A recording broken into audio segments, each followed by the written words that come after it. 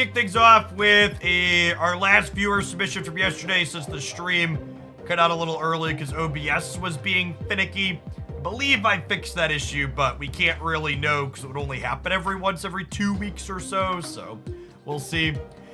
One shout out here is that Kang is probably trash. I've played decks similar to this in the past, and I always end up cutting Kang for Chavez whenever anybody submits Kang here.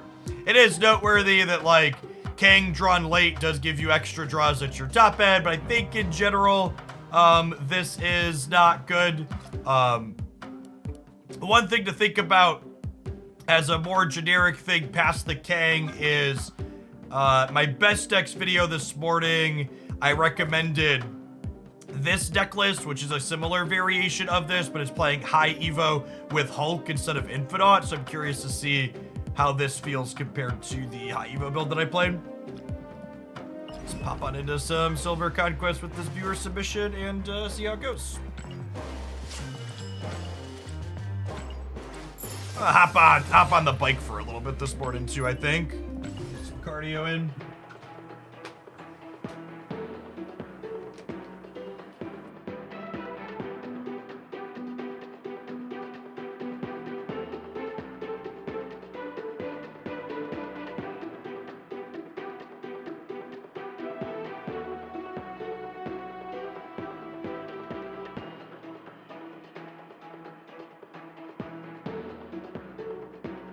You did a viewer submission for Magneto Control yesterday. I think we played that. Can't recall. Did we? I don't remember. I have to go back and check now. I thought we did.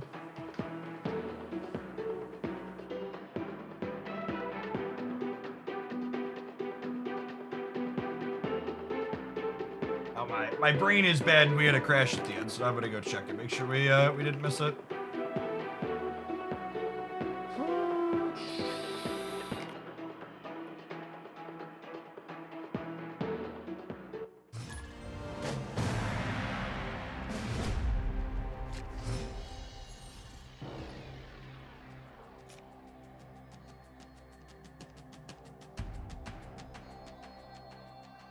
Oh, I think you might be right that I missed it. Looking through here.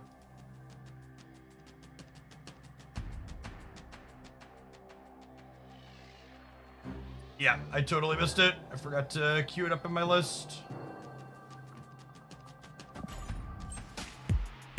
Every time Kang's in my opener, it just feels atrocious.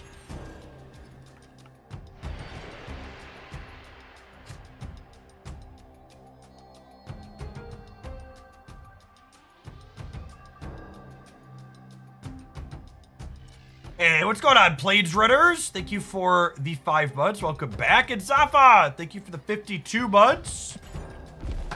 What's going on, John Cena? Thank you for the brand new primer. Good morning, good morning.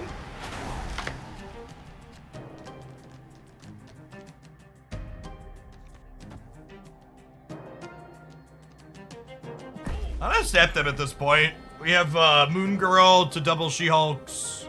I have Sunspot in play. I have Magic.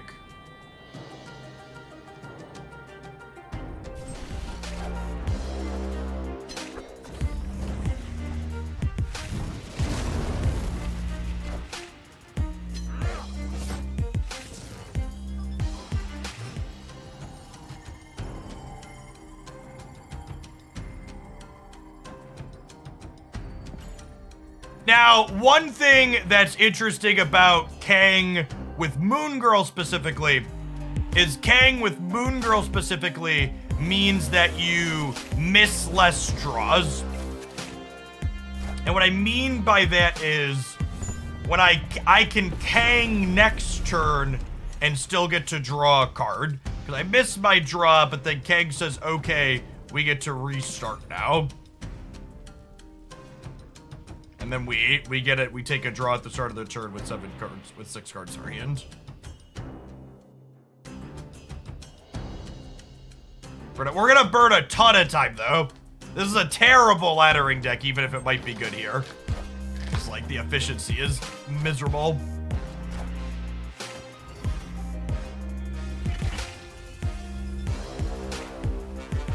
Forge, Maximus, Dakin. Maximus makes me think maybe they're Surfer, but Forge is... I guess Forge is good with Dakin and Brood and Surfer.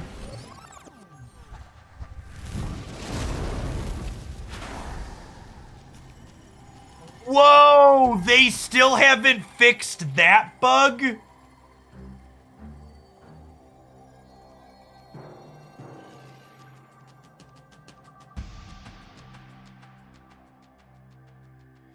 It got rid of both my Kangs.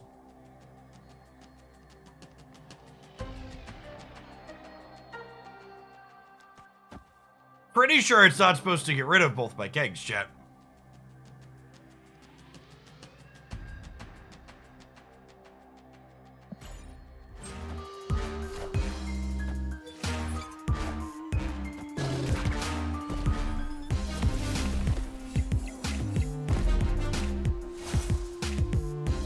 I Cosmo'd the Isle of Silence because I didn't want to Cosmo their Maximus middle if they played it again, and I didn't want to Cosmo Hala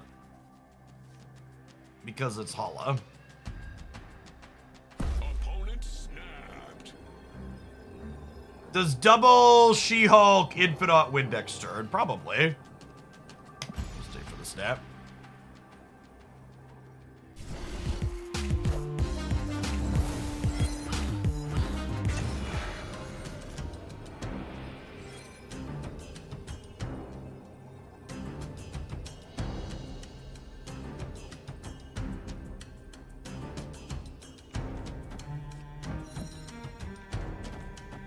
We know they have max, so that's 9.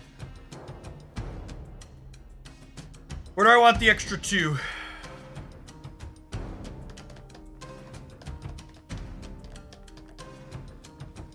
I could also input out right and just assume they think the right is safe.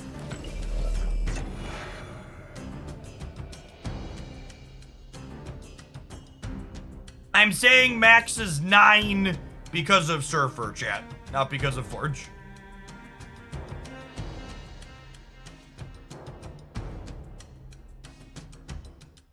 Feels like a giant coin flip.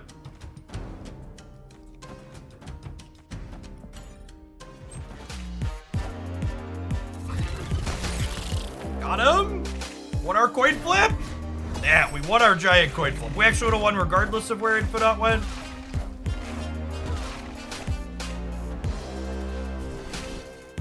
For the cubes. Victory. Think Kang needs a full rework like Spider-Man to be a stronger card. I think Kang isn't a super popular Face of Marvel character, and Kang's not particularly popular. I think if Kang was in as many decks as old Lockout Spider-Man was, it would maybe constitute a rework, but...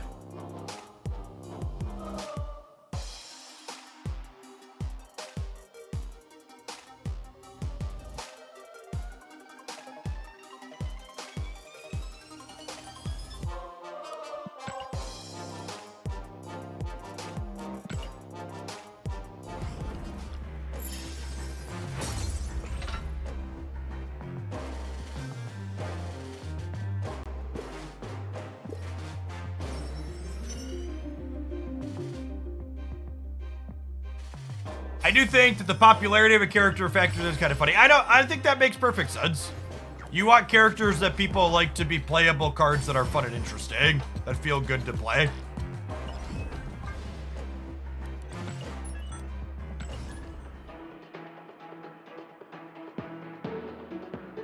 You can't buff Kang's current design. If you wanted Kang to be a better card, you would need a full redesign. I'm not really interested in discussing what kind of full redesigns could work.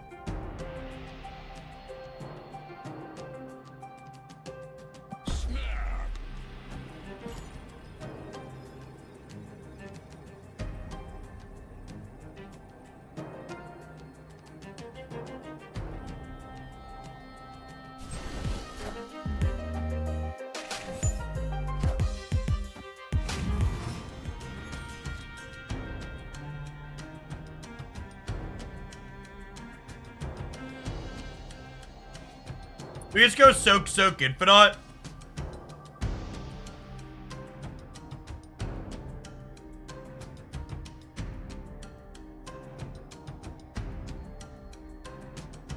I don't think magicking is beneficial to me here.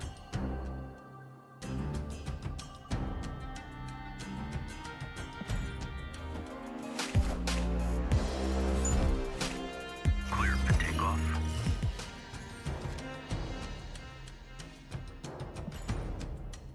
Let's go soak Infinite.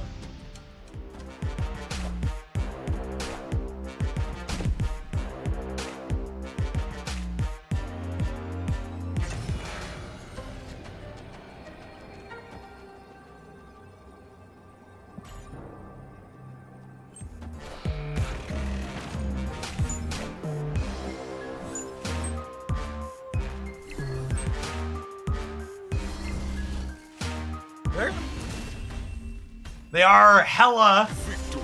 discard lockjaw. The Magneto and the Giganto here. This could have gone either way. Or some like Morbius, Dracula lockjaw discard decks. They are definitely hella.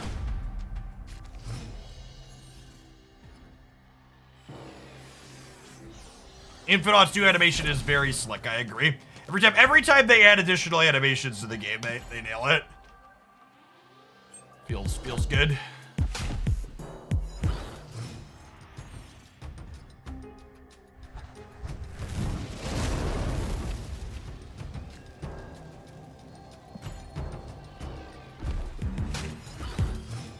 Kang, are we the bad? It's not my fault, chat. Someone paid me to do this. Oh, this hand was so good, and now there's a Mindscape.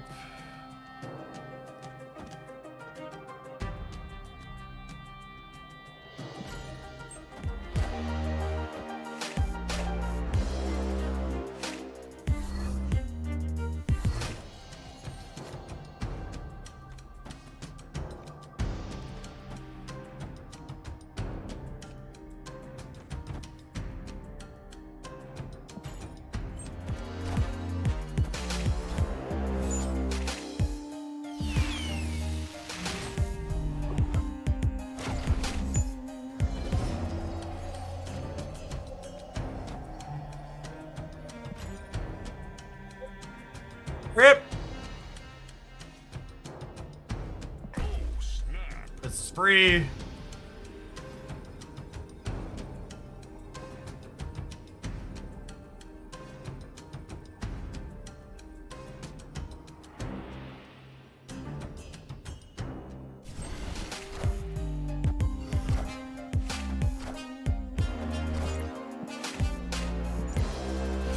Yeah, I get to play out the entire contents of my hand here, which is fun.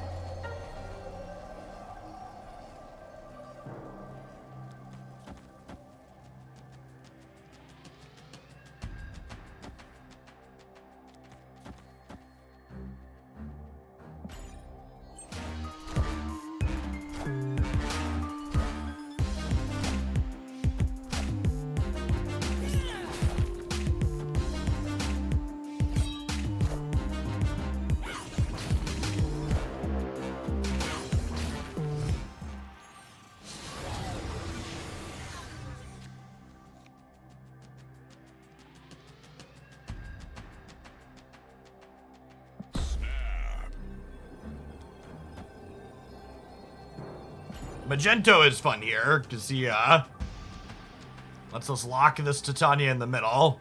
Hopefully we pull Moon Knight from the left, so we're winning there by more.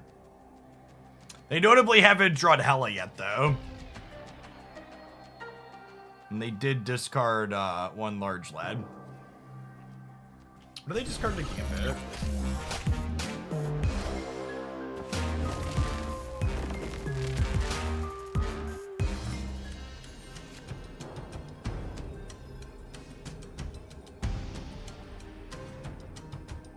have Swarm, Giganto, Dracula.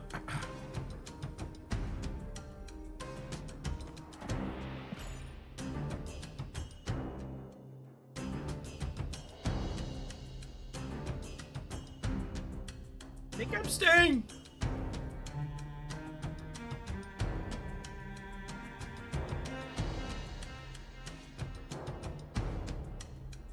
Why is it better to soak an Infinite? And I have like no control over any of the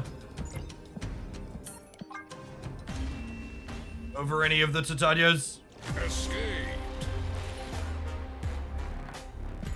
They're 50% to draw the hell of there. We'll give them 2 cubes and a potential bluff.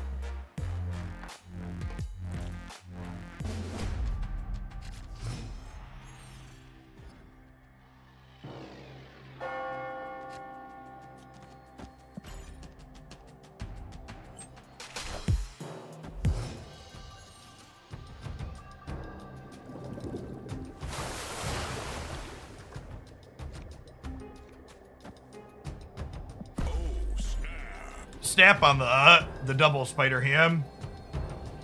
I guess it could be hitting Infinite or Giganto, but it could also be hitting Hella. This is definitely one that cuts both ways, which is like potentially really good, but also potentially very bad.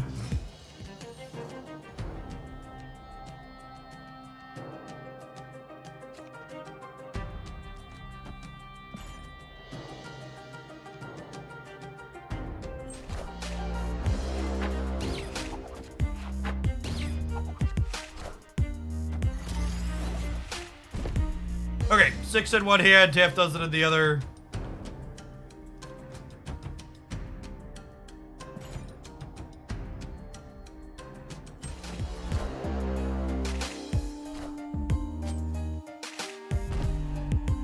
Good night.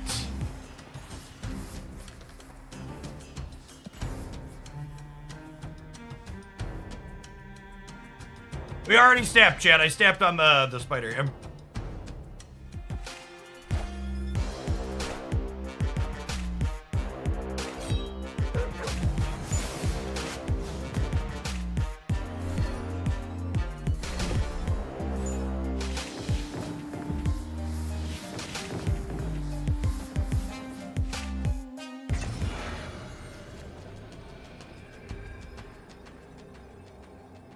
Okay, so we should just like Kang for info here first, right?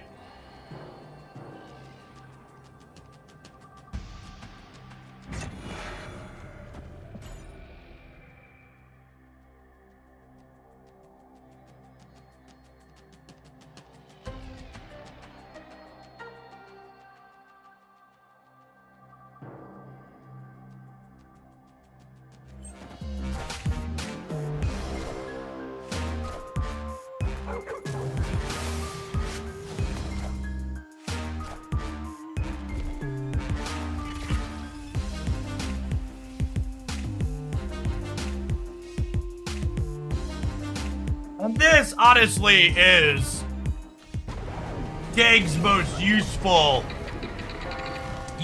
facet, is he wastes 30 seconds of everybody's life and then allows me to hit the retreat button.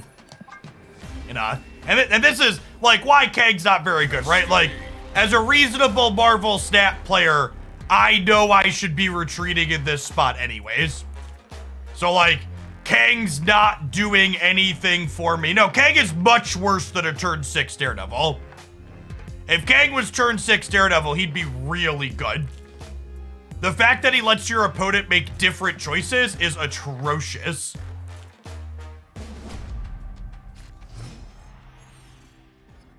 When you Moon Girl Kang and play Kang, it gets rid of both the Kangs.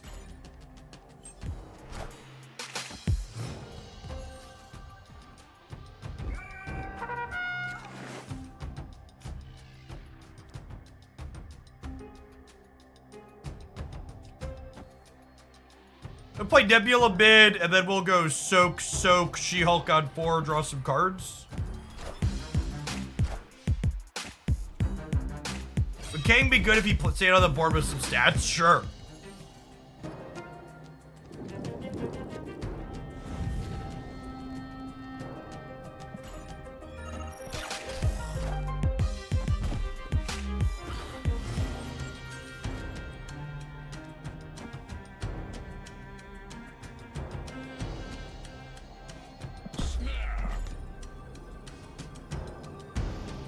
Add 10 here, up to 14, so we're gonna need to add 7, which I don't think they can do on turn 4 here. I guess they could Jubilee. Really? They didn't Jubilee to play for the Asgard. Interesting.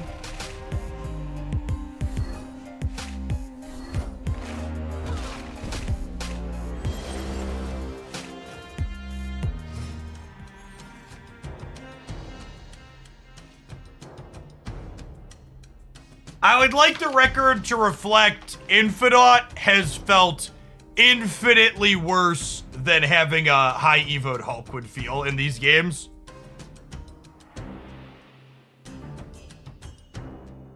Just as a matter of fact.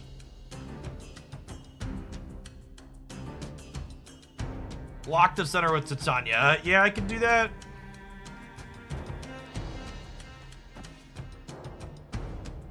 I don't think I want to spider him.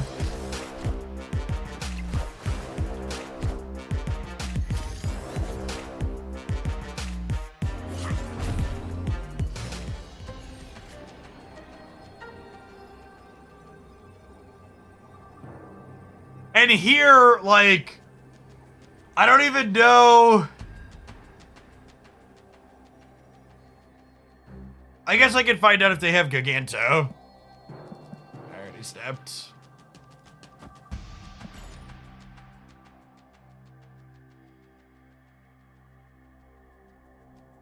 I get to draw an extra card this time through to draw Echo. And drawing Echo is actually not bad because it gives me a 1 energy way to grab Titania back in the center. Victory.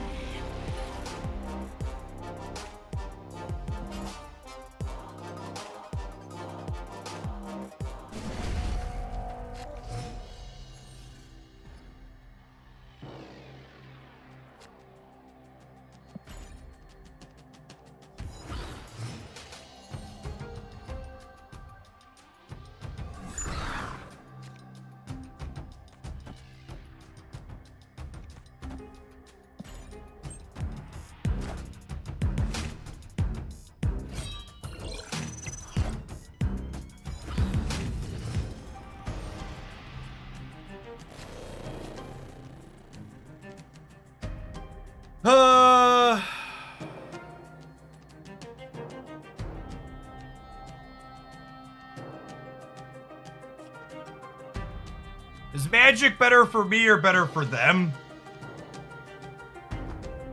I think with the Infinite and the She-Hulk, it's better for me. Hard call though.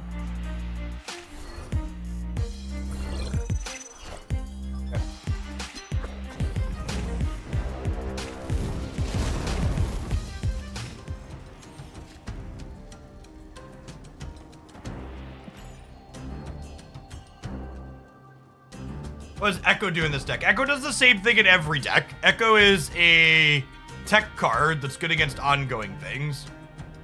The thing in the metagame Echo is most good against is being able to deny Professor X going into a particular lane.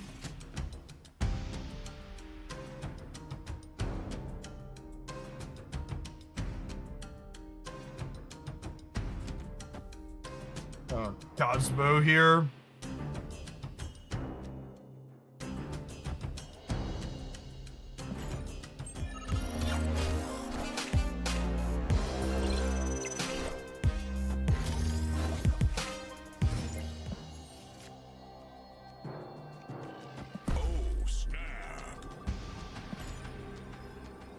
Get a Kang freebie here.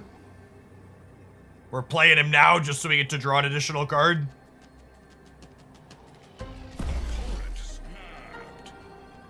Sure, bud.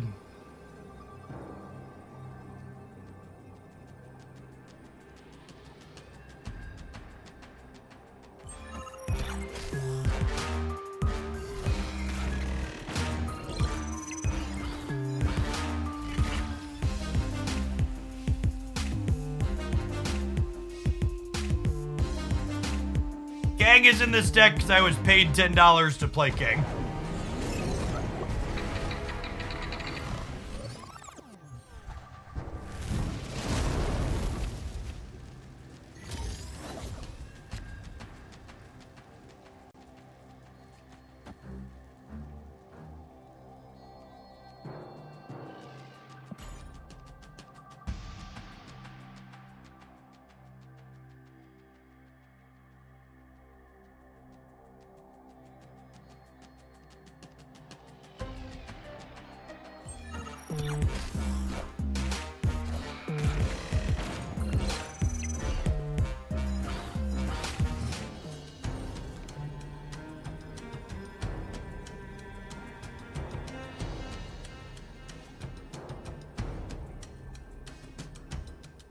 18 enough to win the middle.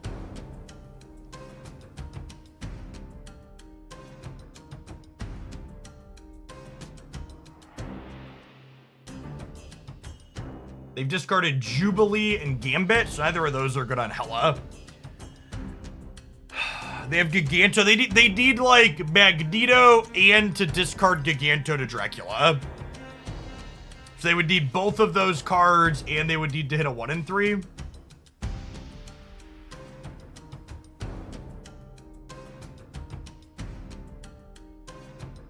Is there any chance they've got Tribunal here? I think that's unlikely. We could still play around that by putting the most points left. Is it worth it to Cosmo, right? Hela doesn't bring anything back that's relevant, so Cosmoing her doesn't matter.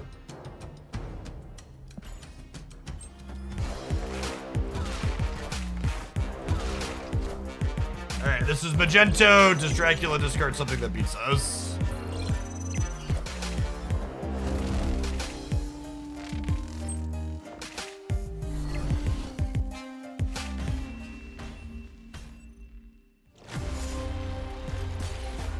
If you message me on Twitch for the Warhammer promo, you'll need to upload the screenshot to, like Google Drive or Imgur or some other image hosting service that you can link.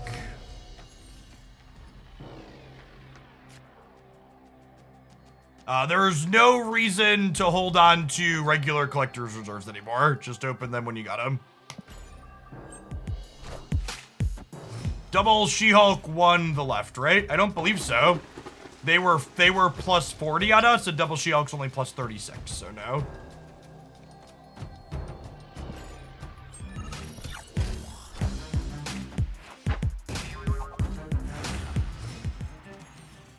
Yeah, picking Magneto when there's a Fist Tower here is not terrible for us. It's not the Cosmo I wanted for Christmas.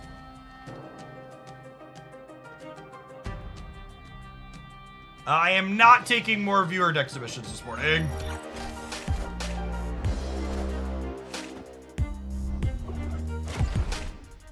I've got one more left over from yesterday, and then I'm going to play some decks that I want to play.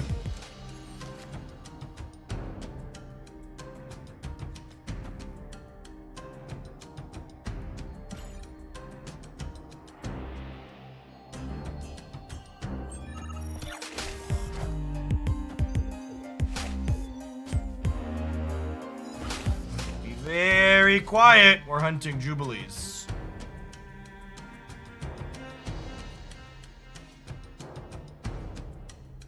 And again, if this was just like the Hulk, we'd be in such a better spot here.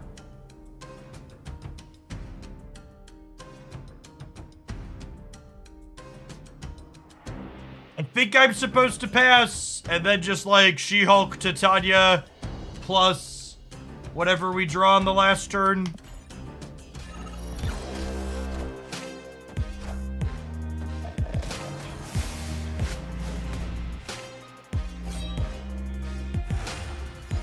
Hela was among the cheapest cards in their hand.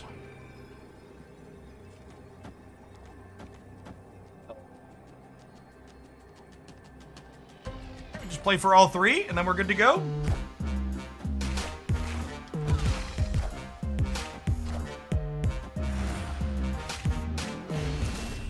Great.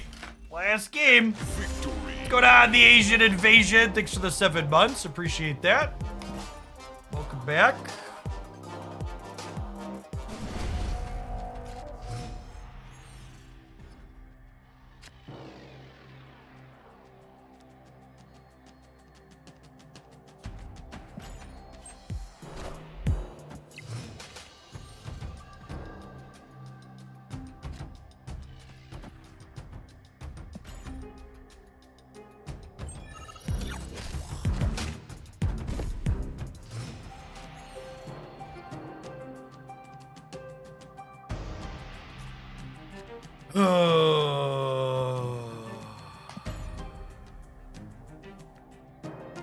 I didn't want to commit both of these to the sewer, but obviously that feels real bad.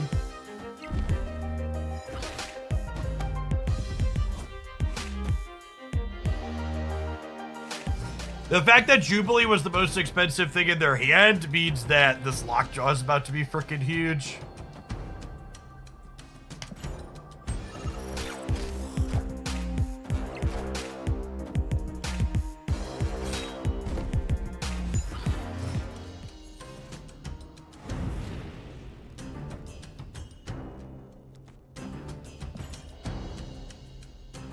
I guess we do this, but I'm not really happy about it. If this Infinite had simply been a high Evo Hulk, we wouldn't have to do this. We just like play She-Hulk and then high Evo Hulk, but because I need to be able to play She-Hulk and Infinite on the same turn, I have to magic here.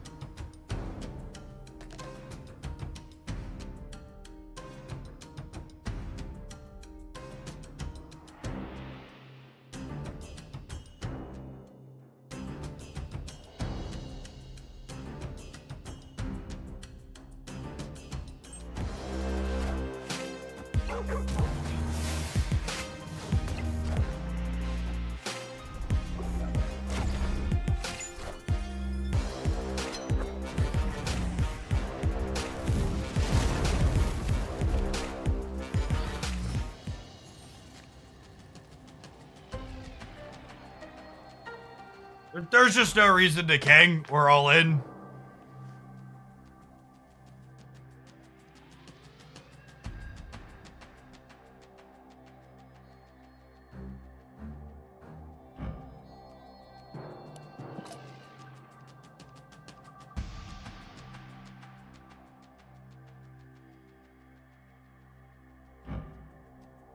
You know what's interesting? Playing a card into Lockjaw means Nebula doesn't trigger for the turn, but playing a card into Lockjaw does not make Titania jump across the board. That's very inconsistent, right? They basically have the same wording.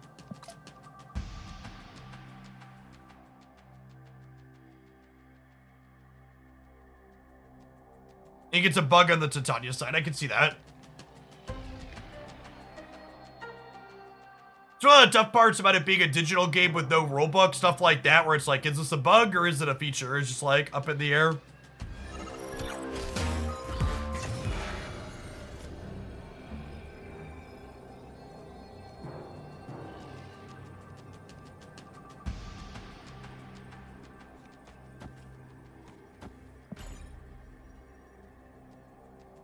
Lockjaw bug, never. I've never heard of those in my Marvel snap.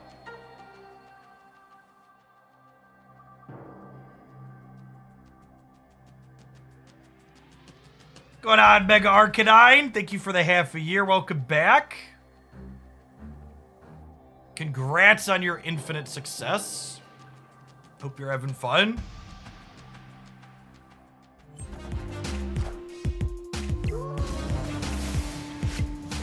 Lockjaw has more bugs than Swarm.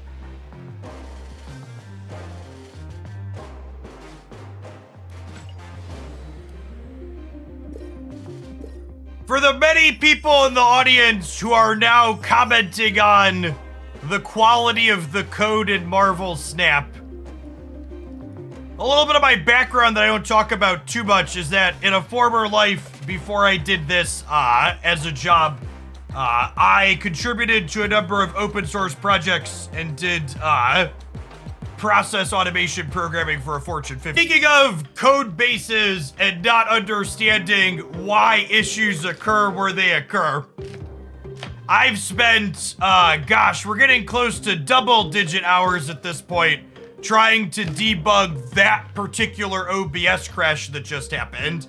And it seems like my latest workaround that I spent almost 2 hours implementing last night actually made the issue worse. because I've never had it lock up and crash that early into a stream like this. So I guess we're gonna have to revert what I did and try something else. But for example, going back and forth and providing debug logs with the OBS folks is the best the OBS folks can figure is something is causing a Windows bug that is triggering OBS's stream encoder to lock up on us. And yes, it is happening when I change scenes. So, yeah. I guess we're just gonna have to change seeds more minimally. Previously, that bug and lockup had only happened when I was several hours into a stream, like 5+ hours. That's the earliest it's ever happened. If I'm gonna be honest, I was gonna pull the deck list up here and talk about it. I think it's just a worse version of the High Evolutionary deck that I highlighted in the best decks video this morning. Like, I don't think there's any compelling reason to play Kang or Infinite or Echo.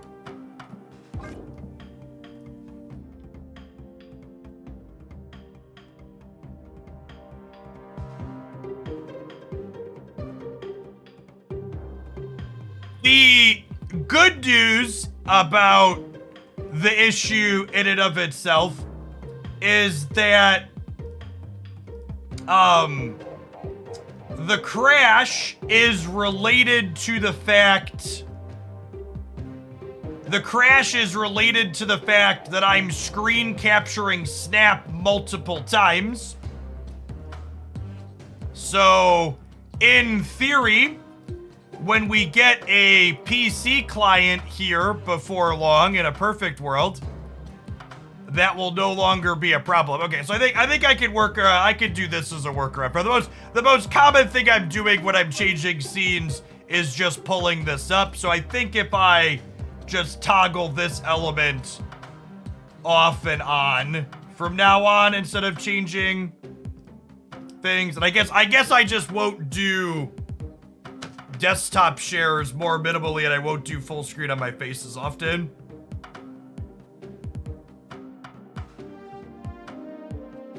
But yeah, I don't think this deck list has any, none of the changes in here really felt redeeming or meaningfully better than what this deck list was doing. I think this is just a better version of this archetype.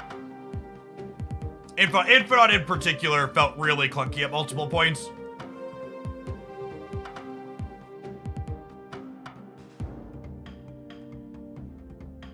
Captain Marvel, end of game effects trigger in the order those cards were put onto the battlefield. Is the TLDR.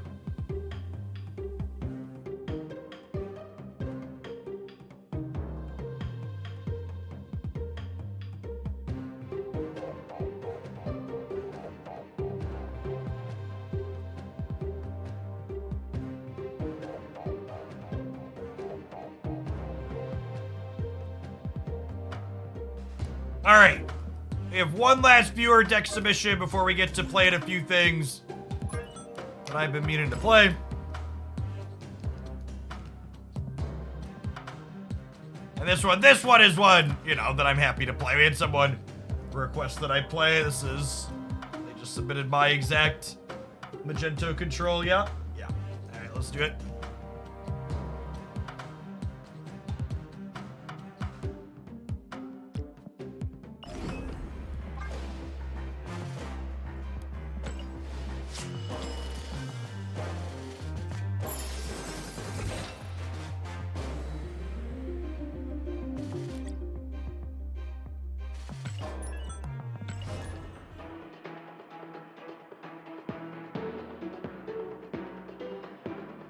Maintains an okay number of viewers through the crash. Apologies for that.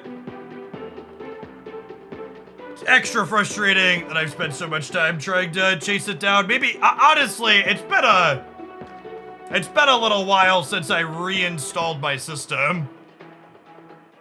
Maybe the next step here is just blow it all away. Typically reinstalling Windows from scratch every couple of years is a good plan.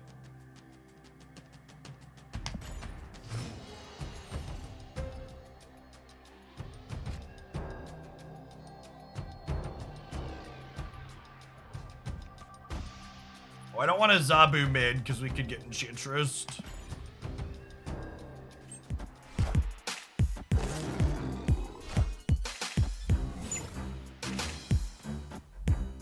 With the bullet in order to standing dash, my company's gonna pay for half of it. That's a good deal. Our Spotlight Cache variant is only available in the shop, in the Spotlight Caches, yes. All that type of stuff is exclusive FOMO.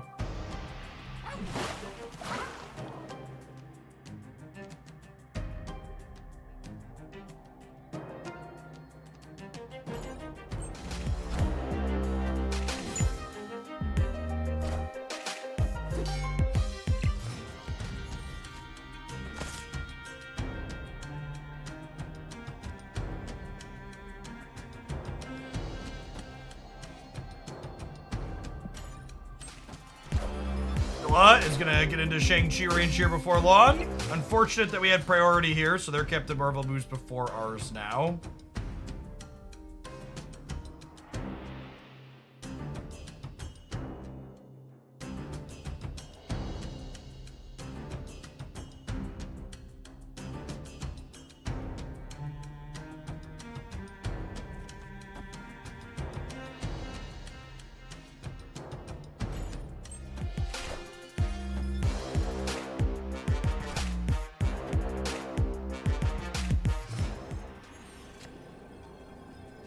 Oh, you know what I should have done? I should have moved our vision so we didn't have priority here.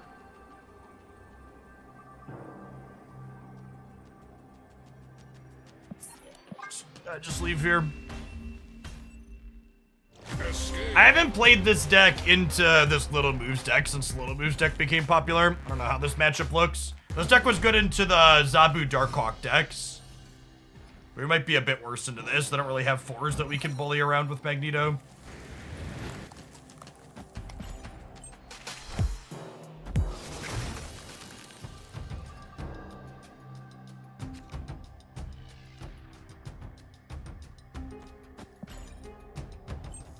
I'll take an extra lizard.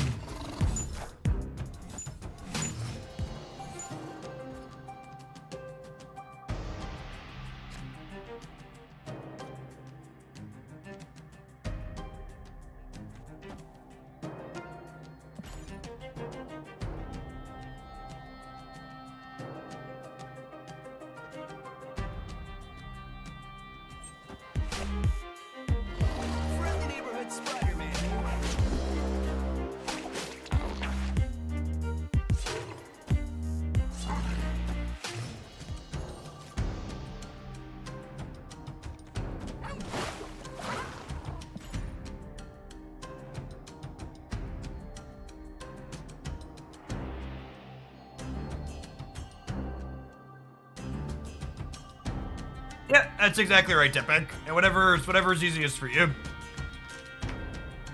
I'll gift the subs for people completing the Tech Use promo at the end of the stream.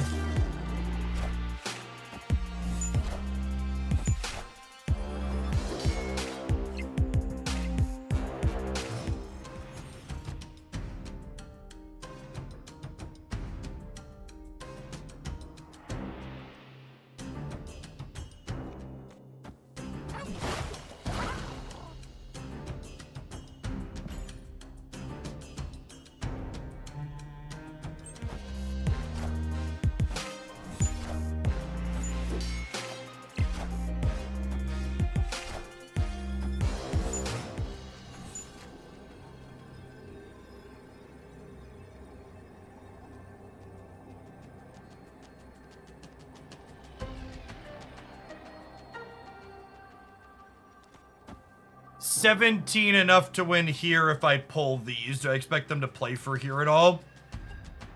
Hey, bud. I like the smell. And the other question is, this is 10, but they're going -5 down to 7, and they're probably moving Jeff also. What do you mean, Jeff? There's a card named Jeff, like your dad in the game, Jeff the Shark. Better possum in the game. I think I expect them not to play for here since they have priority. What do you mean priority? They're -5 because Miles Morales is gonna get pulled into here. My prize? More Miles Morales? Get it? Whatever. I think I expect them to not play for left. Hope they don't destroy. Oh. Hope you don't destroy our plans. Oh, yeah, that gets us. Oh no! Oh no! Oh no! Oh yeah, God no! Rip. What? This matchup seems hard. What? It does not seem like we have the appropriate tools to be successful here. What's going on, my dude? You need something? Looking for the other Nintendo Switch. I do not know. Ask your mother.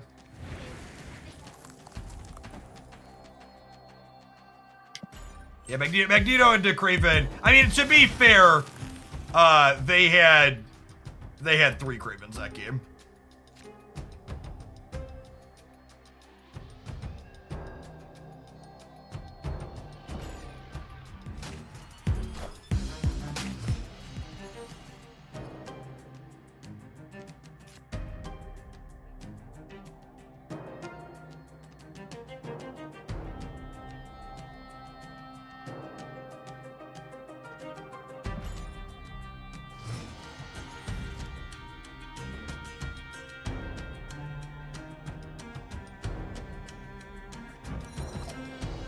Right on time. I mean, at least their hand kind of sucks too, I guess.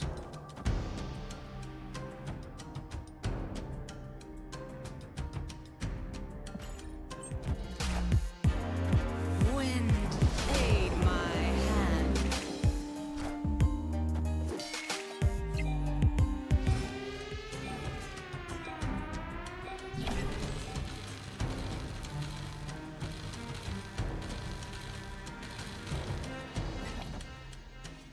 They have Legion. Yeah, that's true. Opponent snapped.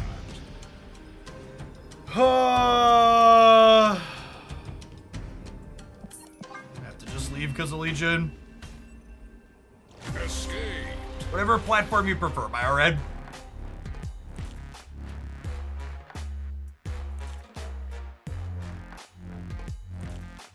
Right on, Sharkinos. Thank you for the brand new primer. Appreciate that.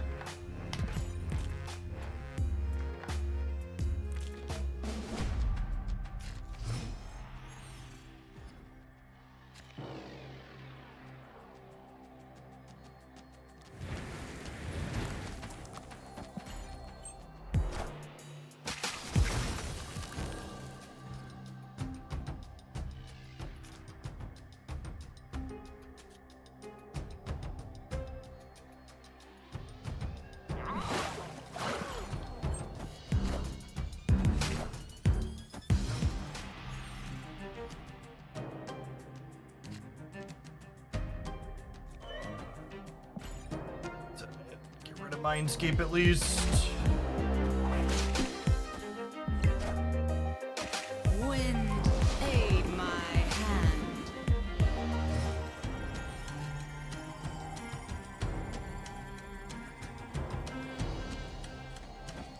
It's a new kind of format with HP bars and we used to fight over some kind of cubes. Yes, this is Marvel Snap's new competitive mode if you've been out for a little bit.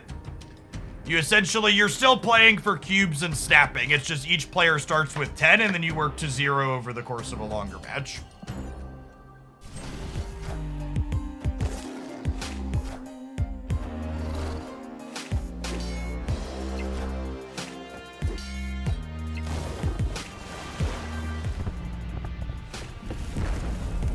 I don't really know that there's a good sub for Luke Cage in this deck. Luke is, he does what you just described he does. It's good with Lizard, it counters high evolutionary, it's randomly good into locations like the sewer system. Luke Cage is a pretty generically powerful card.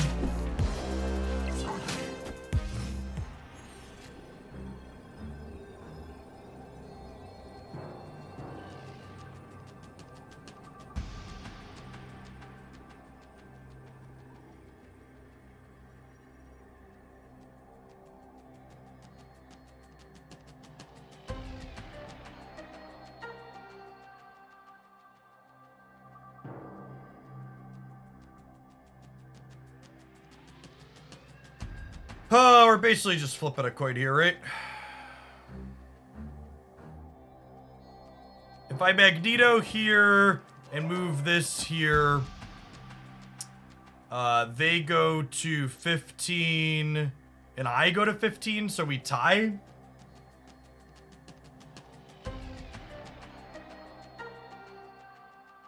Is there any world where that wins the game? I'm down 1. I'm up 7.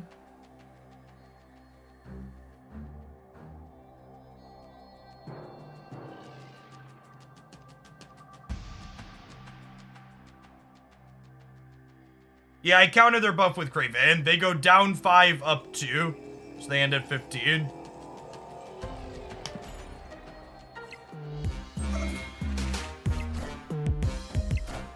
Oh, they're playing Chavez. This loses the breaker. They lose the breaker by 1, right?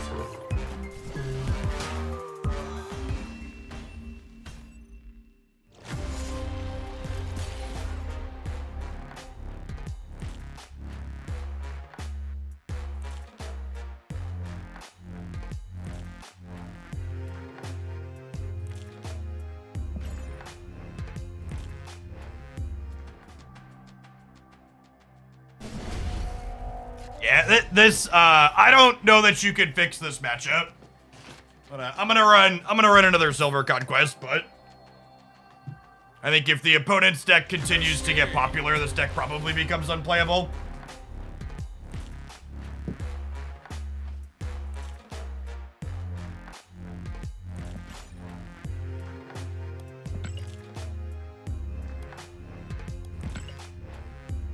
The games where they have Kraven, meaning you could probably eke out wins on the ladder, but over just like a longer match of Conquest, like your opponent's just gonna have Kraven relatively consistently. Luke Cage is a very good Marvel Snap card. It's not about being a metagame card. Luke Cage is generically good with your Lizard, and it's excellent into mitigating a bunch of location variants. The fact that it's also randomly good against things like High Evolutionary is icing on top of that cake, but it's not why you're playing the card.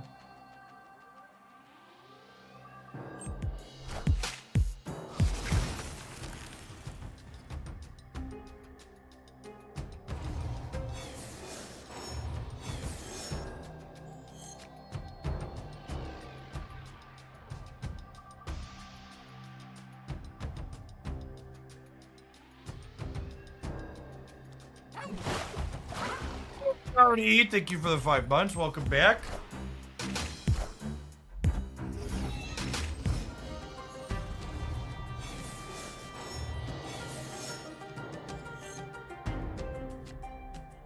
I mean, I didn't replace anything with anything in that deck list that you're asking about. When I played that deck list in Infinity Conquest last season, I played Chavez because she adds consistency to your bottom end.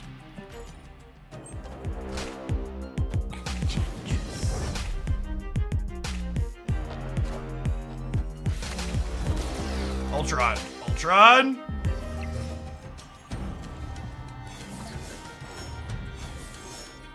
Opponent snapped.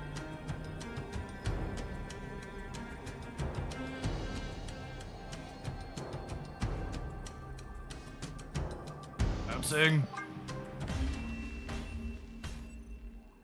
Escaped.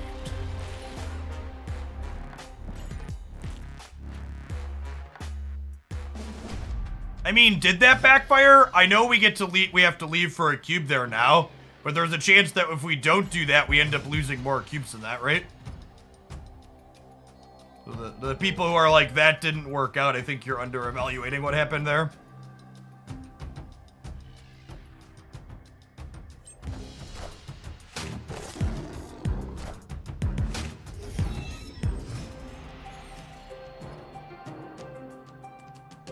Ultron just a guess. No, Invisible Woman plus, what's his name, is almost always Patriot.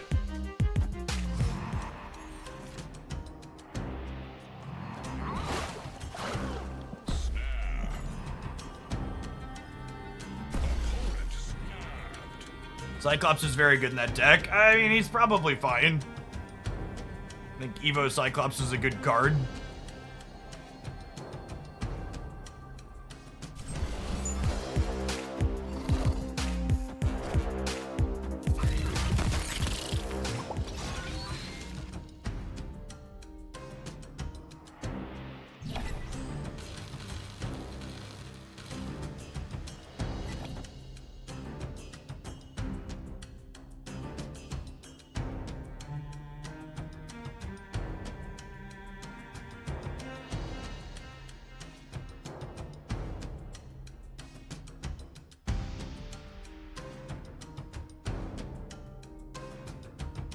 Am I playing out any other cards here?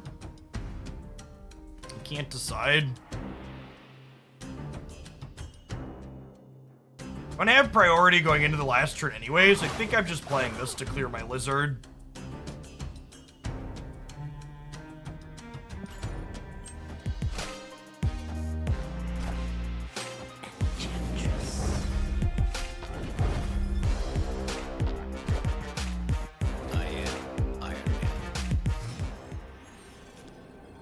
We're an Iron Man build.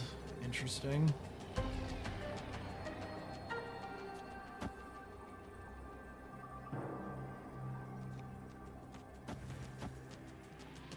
Just for tiebreaker. Mute them before they spam emotes at me.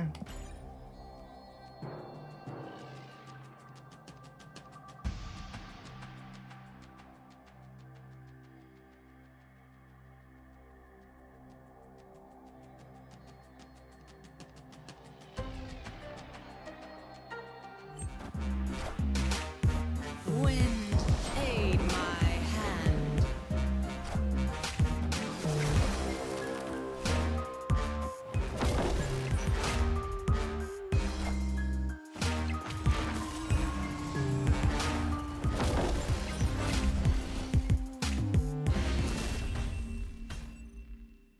Victory.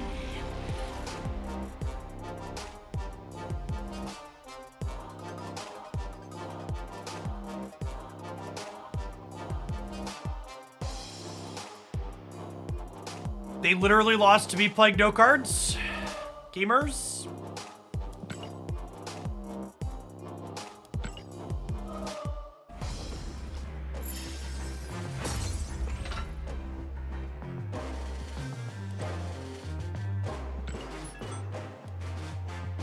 Snap players do hate retreating.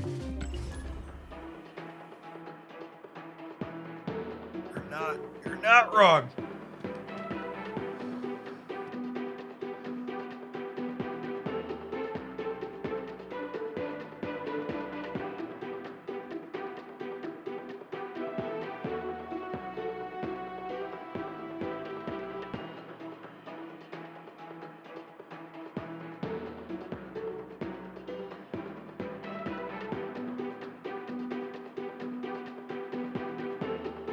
What's going on, Mattwell? Thank you for the 2 months of Prime. Appreciate that.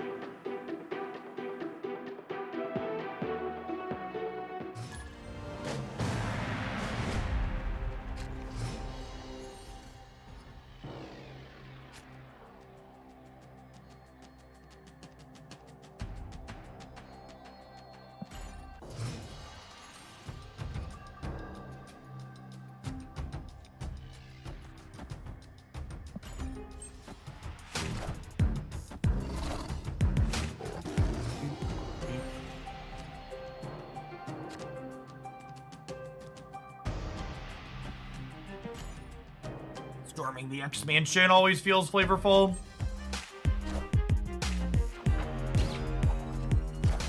Rude. Wind, aid my hand.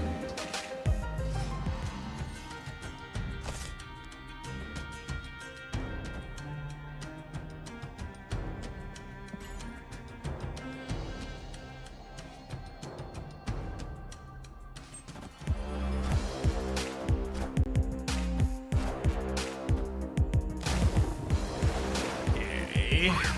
Some type of Shuri deck, it looks like.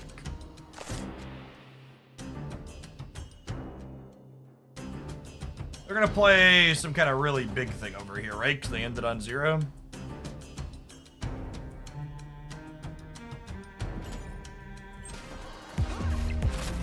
Should have snapped him.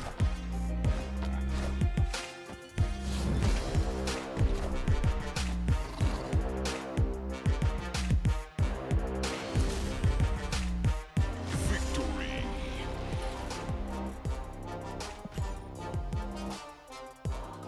Speed a cube there, chap.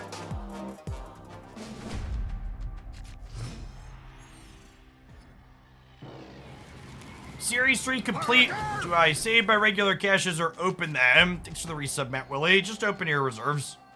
When they do eventually downgrade more cards to Series 3, it takes a trivial amount of reserves to get back to them, so you don't really need to stockpile them if you're playing the game.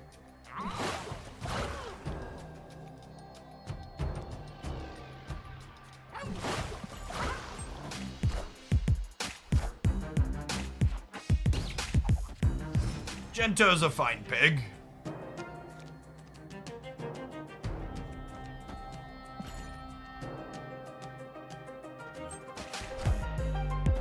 Wind, aid my hand.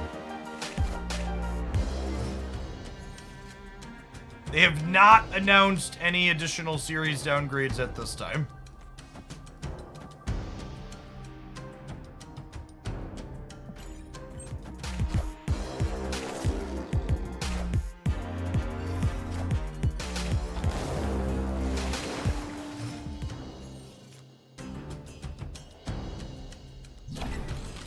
Play Vision to the left, so that way we don't have priority going into the last turn, because we're losing here and here.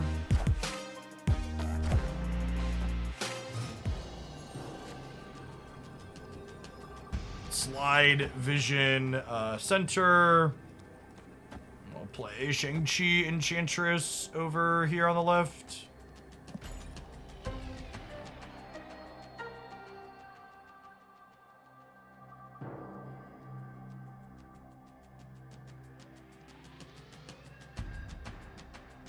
Currently hoarding caches because I get FOMO when they do variant rush events. For what it's worth, they've pointedly said they are not going to do any more variant rushes explicitly. Fuck you, bud.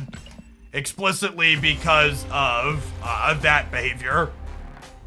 So they realize that those rush type events are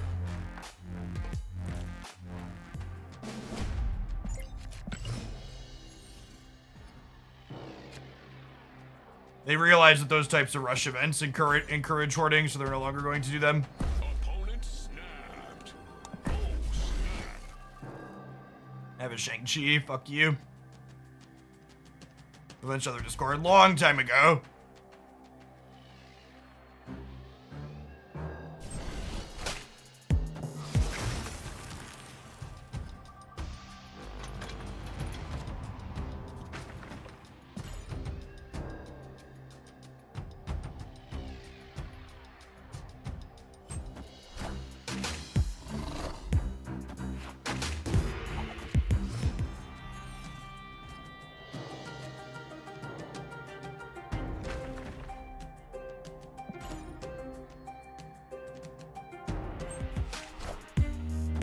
Captain Marvel versus Captain Marvel. All end of game effects resolve in the order they were played to the board.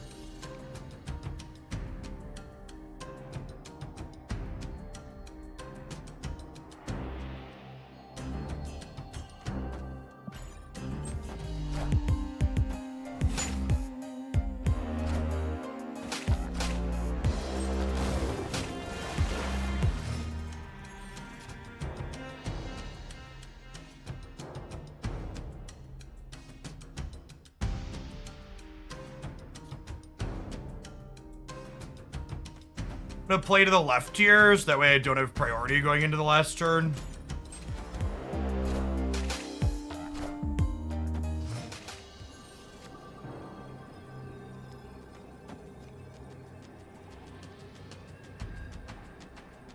Even if they like they can't Taskmaster Titania here even. This is fine. Yeah, they've got the mid covered. What could they play that beats this here reasonably? Cosmo and Armor aren't cards because they Sauroned. Yeah, I need to play it right. Well, the Captain Marvel covers Doctor Doom.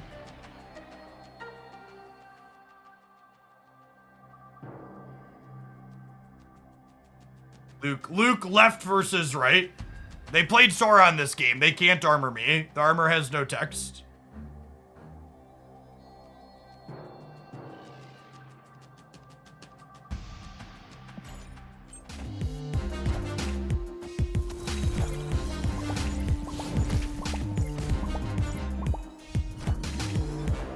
Higher, further, faster, baby.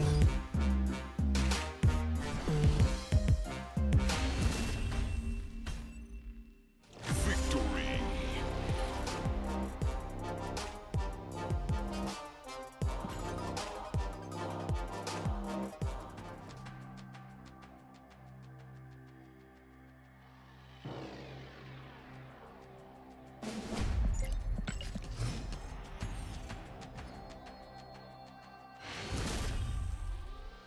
Victory.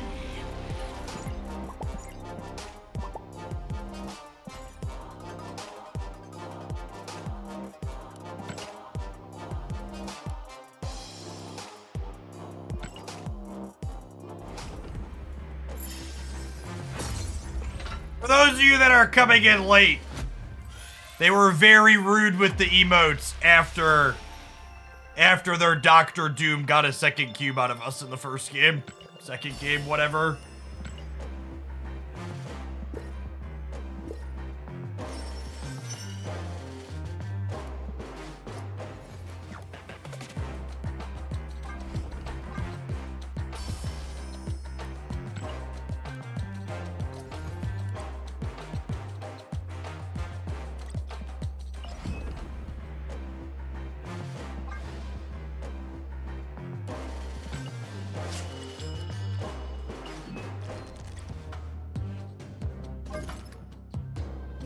To close out thoughts of Magento Control, I included this in my best decks video this morning for a reason.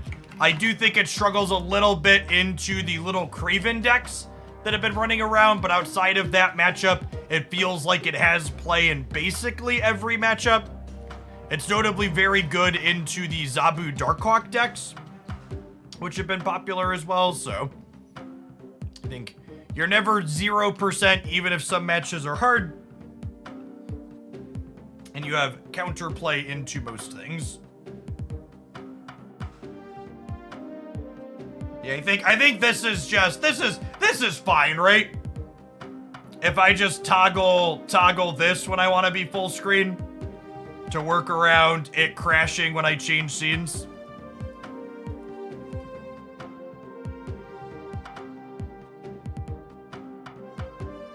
Honestly, maybe that's just the workaround. Maybe I just like put a center screen capture here and I just like never change scenes anymore. Just to work around OBS dumping for the time being. Like, gets the job done. I can even, show transition. Fade, hide transition, swipe. I can even make it fancy.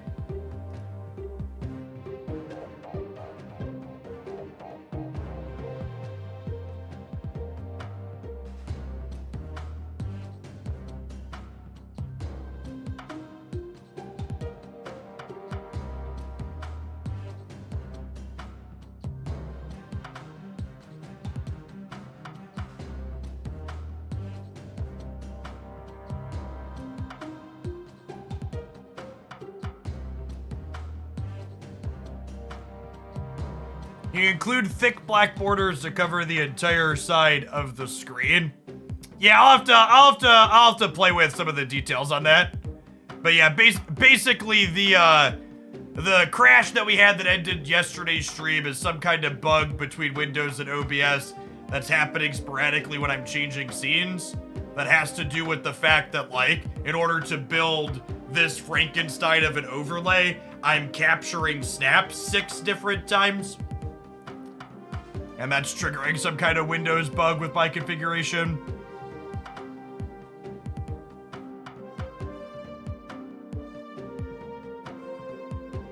Yeah, I think that's just gonna have to be good enough for now. Just the last couple of thoughts. I see people asking questions in chat, like, what is Iceman teching against? This isn't a tech card. This isn't a tech card. This is just a generically good 1 energy card that's fine. So, Threads does not have DMs. You'll need to use Twitch, Twitter, or Discord currently. I don't think you need Nebula for the Storm Lane. I think between Captain Marvel, Vision, Magneto, and Jeff, we just have plenty of ways to cover the Storm Lane. Iceman, one of the things to think about with Iceman in this deck is that Iceman is both a good 1 energy, a good turn 1, and a good turn 3 play. Because frequently you'll just be like 2-drop into 2-drop Iceman when you draw Iceman outside of your opening hand. Like you have other places to fill this in on your curve where it fits nicely.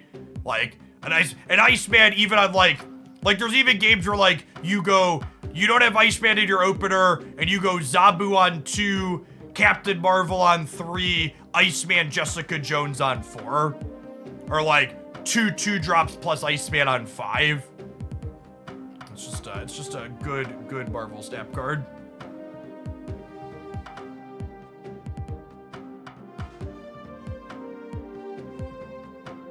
So the problem, Spooter Duder, and this is another thing I could do, but it would make my overlay uglier, is the way the Snap Frankenstein is constructed, you have to capture the same source 6 times because you have to apply 6 different image masks to it to get the 6 different shapes for their portrait, my portrait, the retreat button, the next turn button. So you can't just duplicate the single capture because you can't apply individual image masks in OBS to duplicated captured sources. So I could just duplicate the source and then just have them all be boxes so they're not cut nicely around it. Is an option I could do as well that I might just do. Yeah, it's a lot of... I think I'm just like, if there wasn't a PC UI coming in the next month, I would like work up to, honestly, if there wasn't a PC UI coming in the next month, I'd probably just like set up one of my extra computers I have in the house as a secondary streaming PC and then feed a capture card into it and just run OBS on a separate rig. But with the PC UI coming and all the overlays hopefully no longer needing to be this Frankenstein disaster. This is just clicking this to show it for now sounds fine.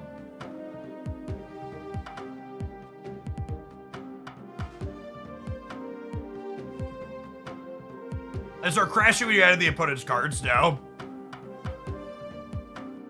Some Windows update or NVIDIA driver update or something or other started triggering a Windows bug. It does not, Spooter Duder. When you mirror the sources and paste them via duplicates, it applies image mask it applies all filters to all of them simultaneously. Again, I have a background in tech from before I did snap stuff and streaming stuff as a job. Like, I'm very much familiar with my pieces of technology.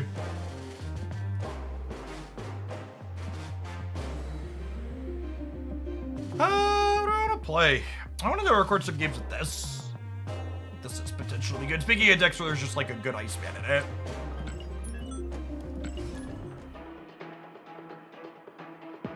Hey, Eric, thank you for the over 3 years. Welcome back.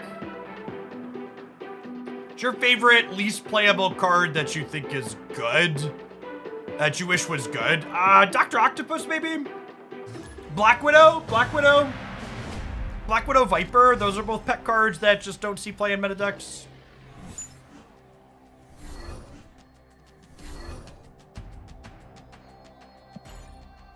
Sentry would be another good one. I've got a banger Sentry variant I would like to split more.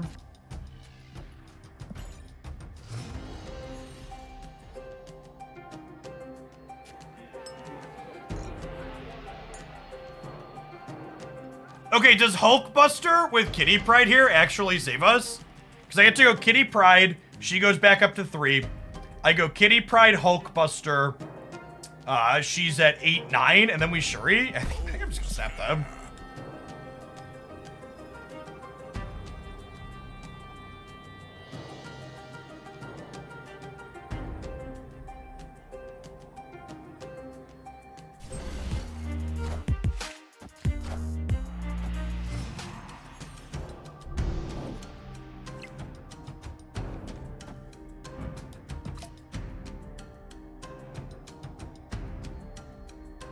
Are they throwing priority intentionally?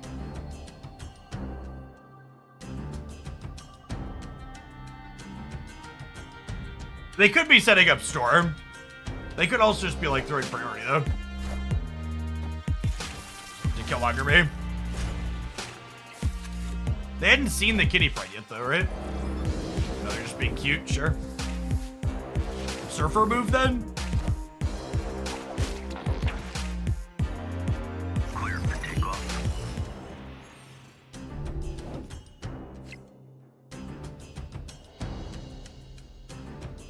And then we'll go Kitty into Shuri here. So that way I can double a 10 power Kitty instead of doubling a 9 power Kitty.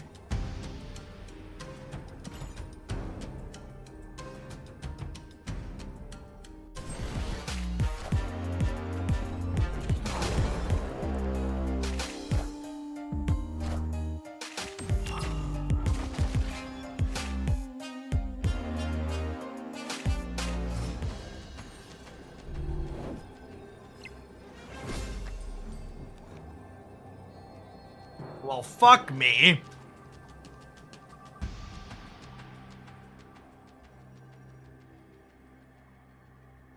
It's like, lose this game because of exactly Avengers Compound and Bar with Dodabe with Juggernaut.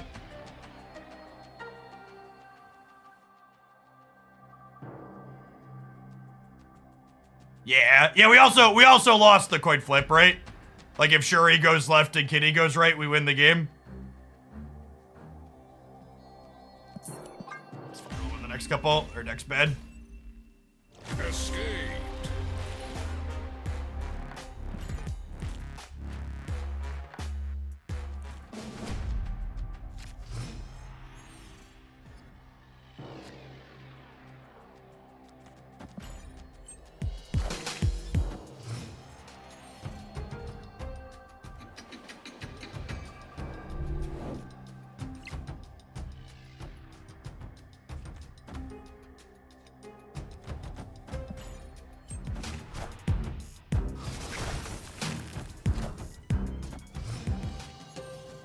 People ask about where Shuri was active.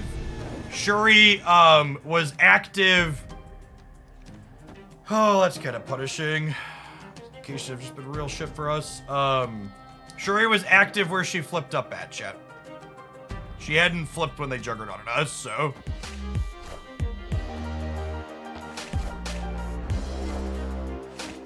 And real hot with location variants.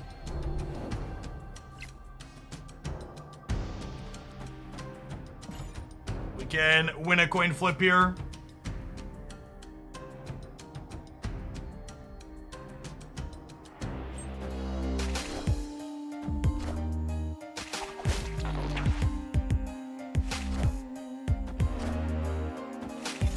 Okay.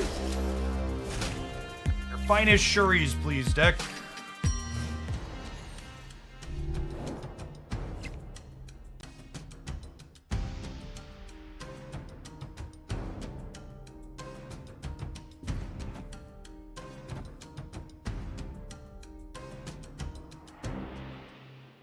Do this, and then if Taskmaster hits, we're in an okay spot.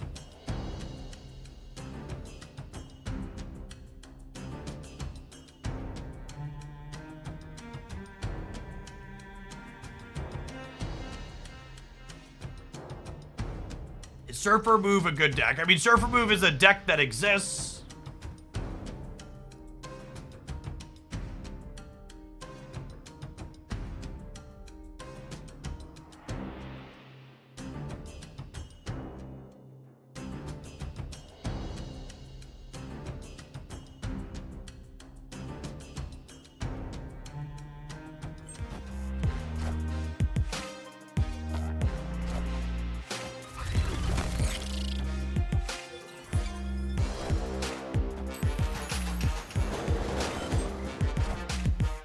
Okay, we want a 1 and 3. Feels good, man.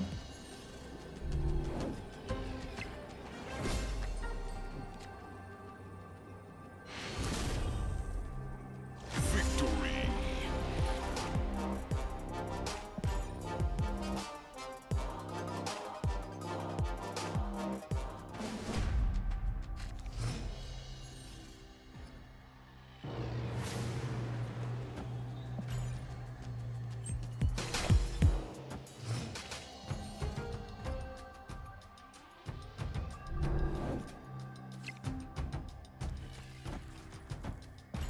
Spelling doesn't really matter here at this point. Adelan's gonna shuffle him back in.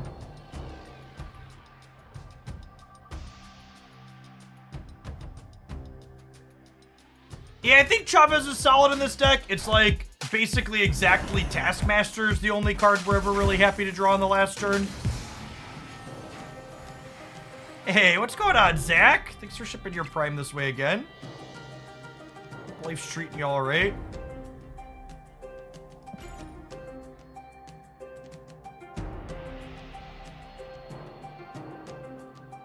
Sub says 63 months, but I know you've been around even longer than that.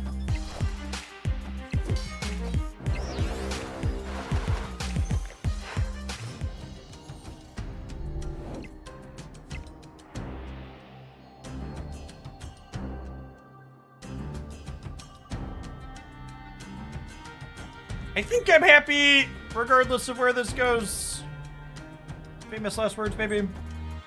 Friendly neighborhood Spider-Man here. Less happy if it goes there. Rip.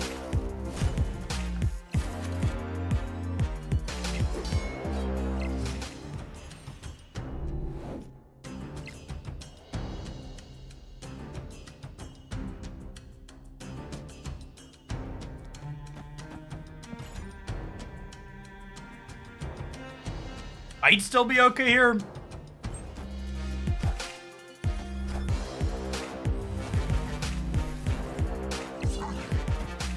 I think that's good for us? Question mark?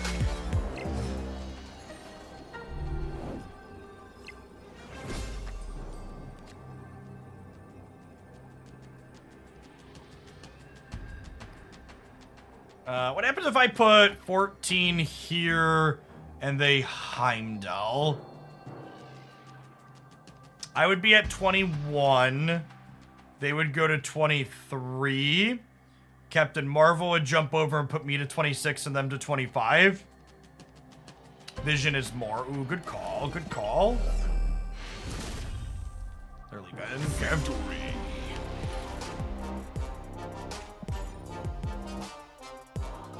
I don't think the move deck usually has room for Shadow King.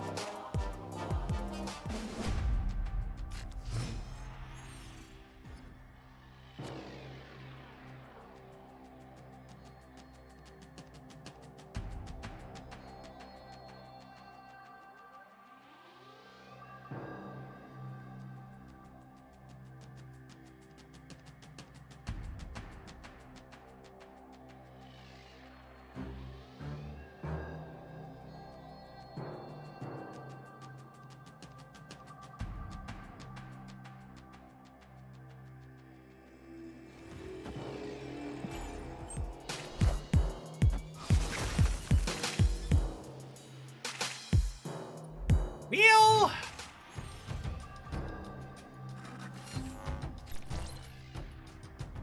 The old saying, fool me once, shame on you, fool me twice, Quantum Tunnel can't miss again.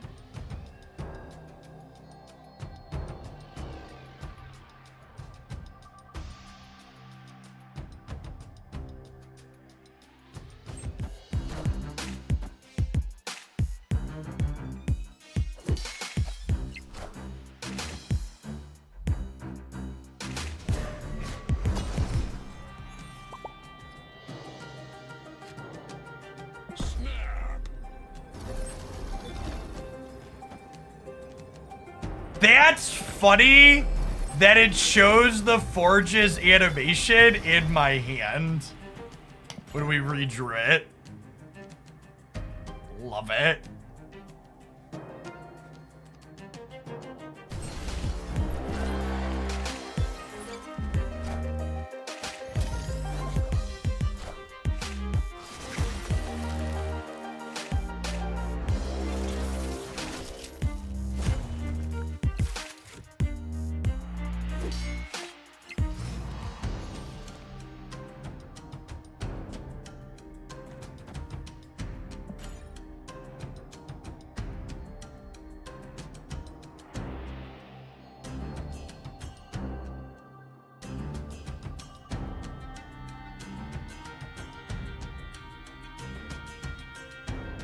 Probably can't compete for Mojo World.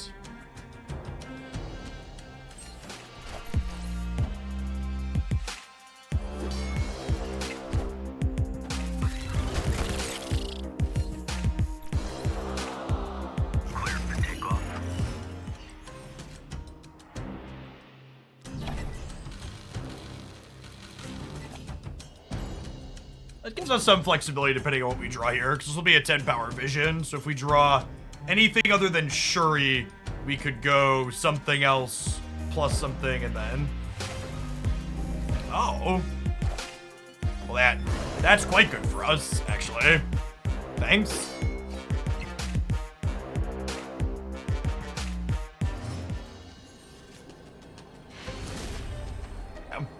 Victory.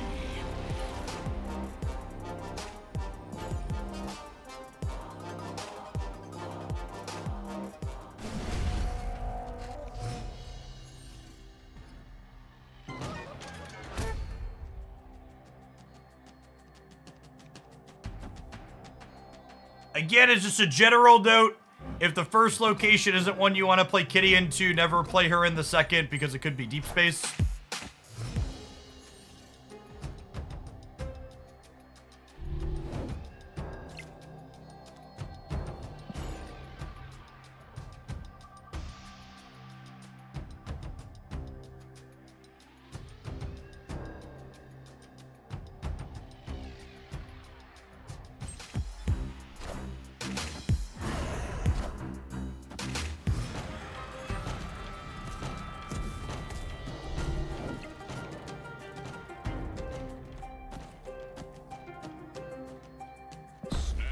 I'm gonna snap them here. We have the Kitty into Kitty Hulkbuster into Shuri Kitty into Taskmaster the Kitty. My cat is large and in charge, Chip.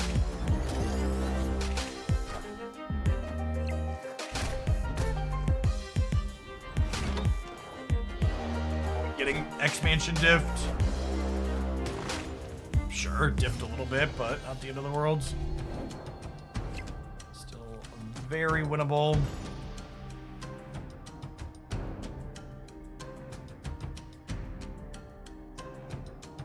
So Kitty's gonna be 11 power here with the Hulkbuster.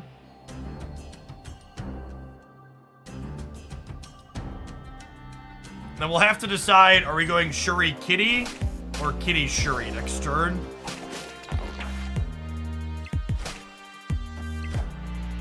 I think probably Kitty Shuri. The benefit to playing Kitty before Shuri is that you end up getting 2 more points of power. So if I do this, I'll get to double a 12 power Kitty instead of doubling an 11 power Kitty, so I get 1 more point of power, I should say. They could also Spider-Man us this turn as a reason to vibe, yeah.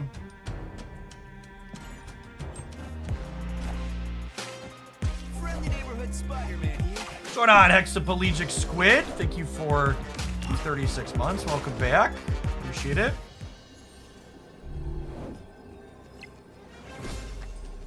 Yeah, this makes the where are we playing out 2 question very, very easy. So we're just crunched here. We're going to 29 here on the left.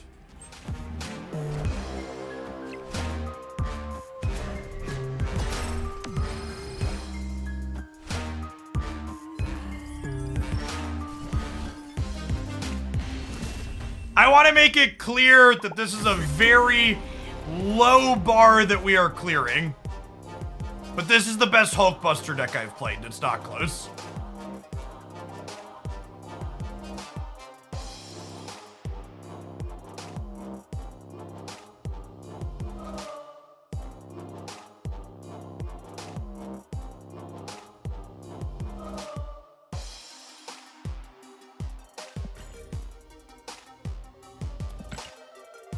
Hulkbuster is great with Kitty. I actually don't really agree with that generically.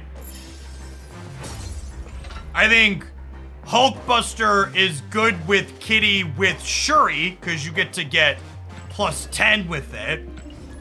But generically, I don't know that Hulkbuster is necessarily amazing with Kitty.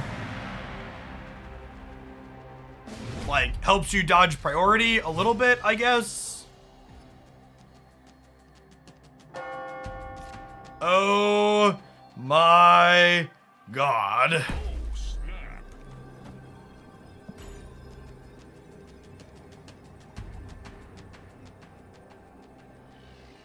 Be a good Jean Grey deck. Jean Grey is excellent in the Little Mover deck from my best decks video today.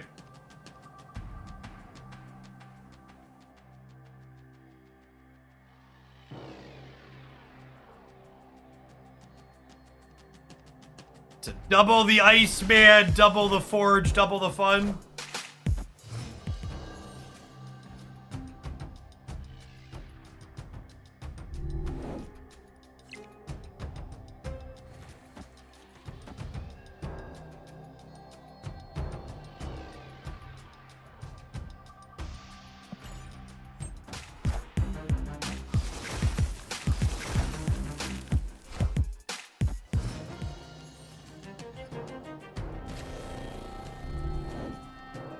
One of the reasons why real innovation doesn't really happen in card games too frequently is because of what the person in chat that I just removed just said. They're like, Jeff, you should cut Polaris and Chavez for She-Hulk and Red Skull here, like the typical Shuri decks play.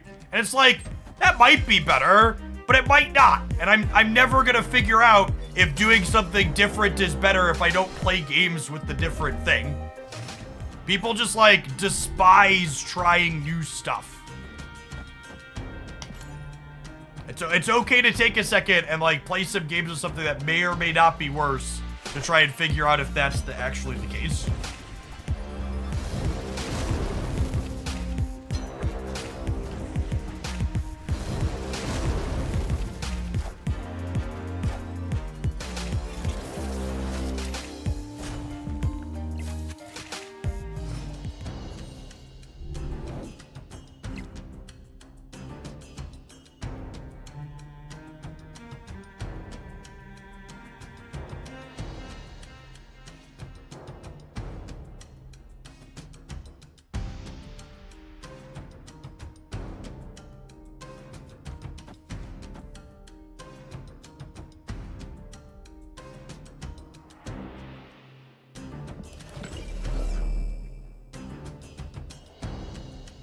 Yeah, I kind of like Polaris Armor Danger Room. Their Nebula might grow as a result. Oh, their Nebula always grows as a result because they changed the timing window on it. That's noteworthy. Under the previous timing window for Nebula, if you Polarised her, she didn't get bigger.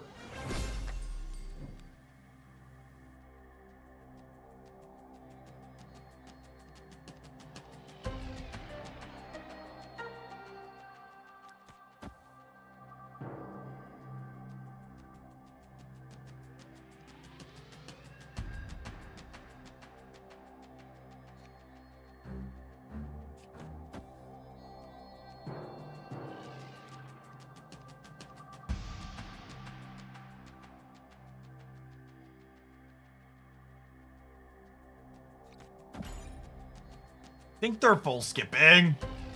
Oh, they're debating what they're doing. Okay.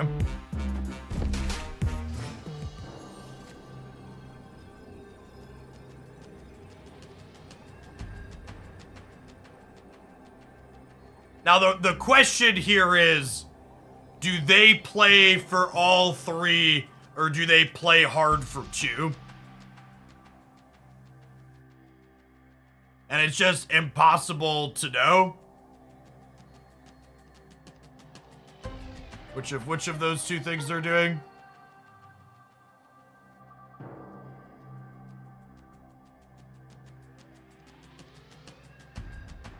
Yeah, I think I'd be inclined to punt the danger room if I was on their side.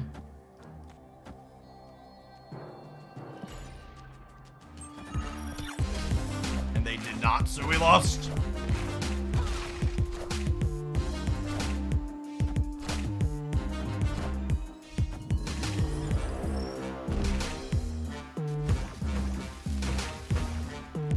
We're basically a coin flip in spots like this.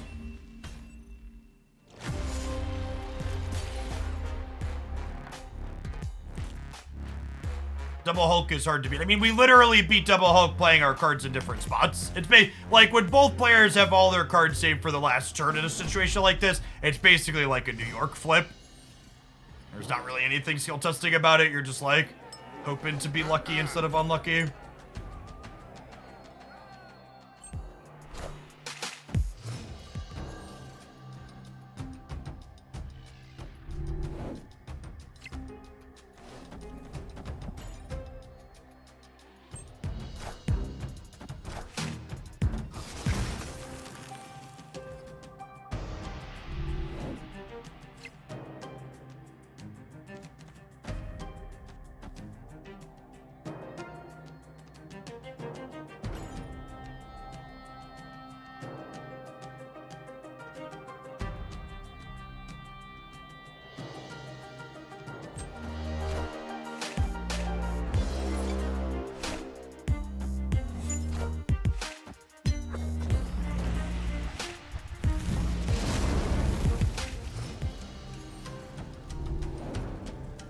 Their deck run Legion watch out. Yeah, what does watch out mean in this instance?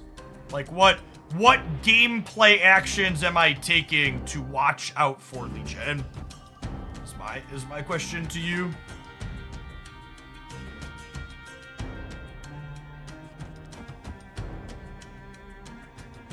Alright, chat. I think we're playing Kitty Prides for the rest of the game.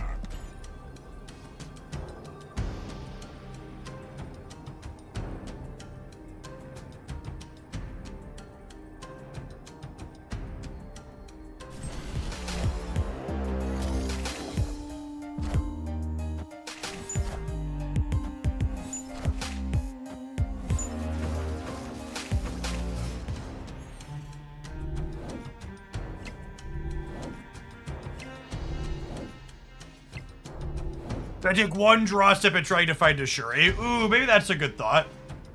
Yeah, I could see that being ideal.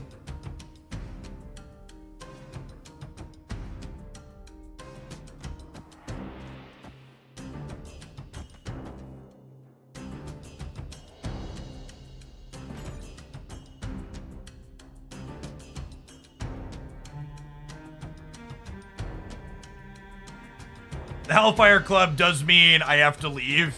Cat's on the board every turn. That's probably fine. The cat's in the limbo and the doo-doo-doo. Doo-doo-doo-doo-doo-doo-doo-doo-doo. If they do run Legion, it's likely to maintain limbo, not ruin it. I mean, it's to do whatever is more profitable for them at the current moment, right? You could do either. You don't like lock yourself in advance to doing only one thing.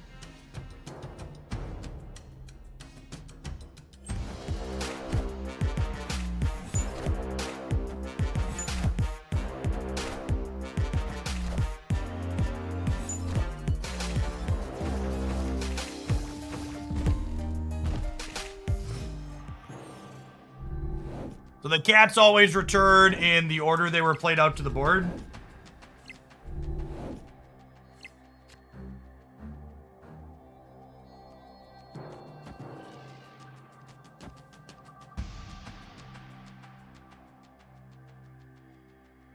Hey, Tempested B, thanks for the sub gifts. Happy Friday to you too. Opponent snapped.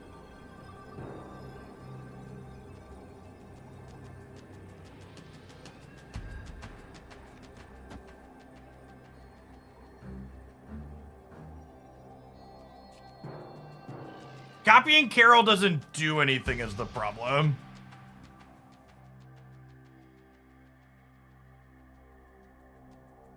What if I do this, and then these two bounce back, and then these Cyclopses only trigger on one thing? I think I do this.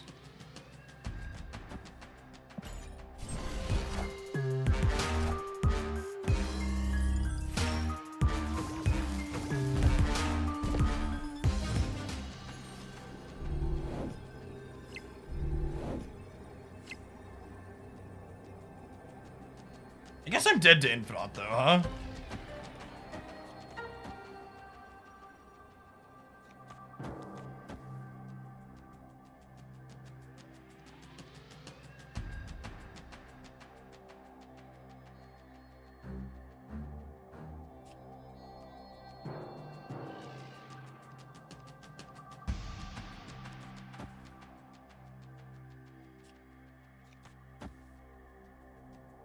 If I pull Sunspot out, and they're at 27 over here, and I'm at 27, 26, nah, I still lose.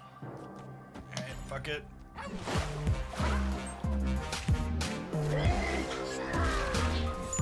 God, it was so much worse for us than Infinite. It's actually just comical how much better their deck is. I can't believe more people don't play their archetype. I definitely messed up. One of the folks in chat called out I could have waited to lock myself out of card draws until turn 6, so that would have had one more chance to draw Shuri, and that would have been a lot better. I should have given myself one more chance to draw Shuri for sure. Their deck is great though. I'm really surprised their deck isn't more popular. Most of the games we played in Infinite Conquest with it did not feel super close last week.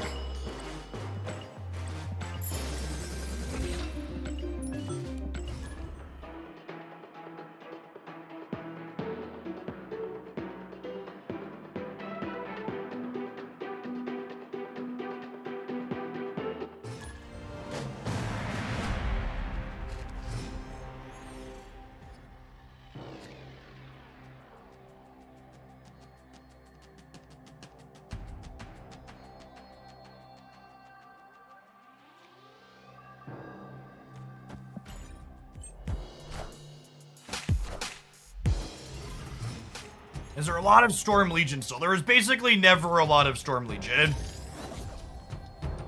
The Storm Legion deck just like looked kind of offensive at first because it was a lockout deck, so it gave people that wanted to complain something to complain about. Oh, snap. Alright, with Kitty into Forge into Shuri into Taskmaster, I think we snap here to leverage our strong draw.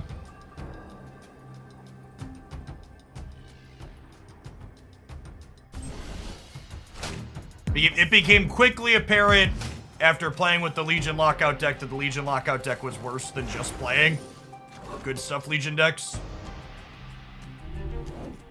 Oh my gosh, and that's a Hulkbuster for next turn too. This is like the biggest Kitty possible. We had Kitty on one, we have Forge and Buster.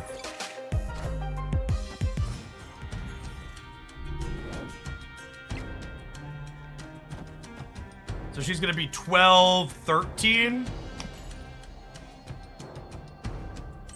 Hey, Schmack, 6 for the 15 bucks. Welcome back, appreciate it.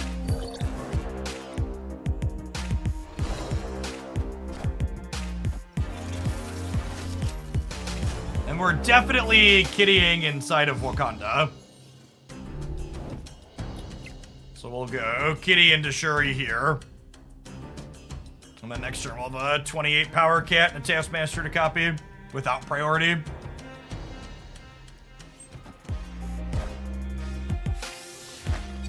Oh, they could know about Taskmaster, but they could have also gotten Vision. They're probably leaving when they see the Shuri regardless without priority, or with them having priority. We'll go Plunk, Plunk, ship it.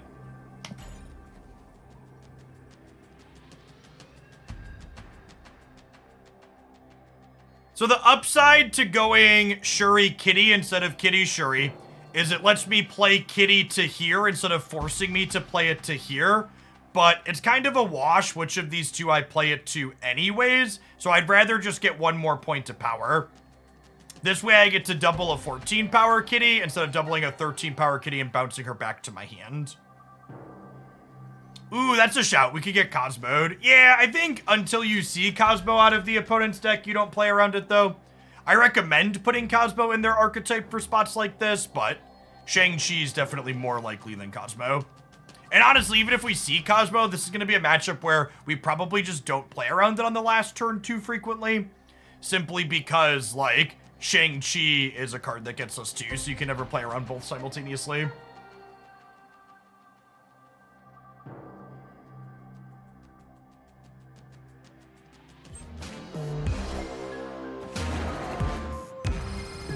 Little itty bitty baby dino, chat. It's so little. Victory.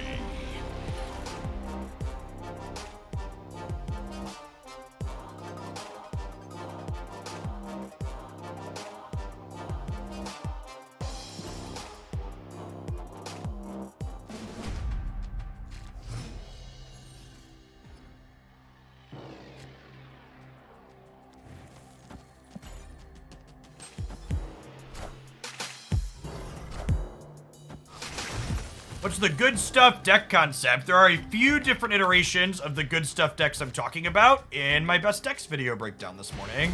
Check it out. Victory. 10 powerful Marvel Snap decks in 10 minutes of your time. What an incredible deal.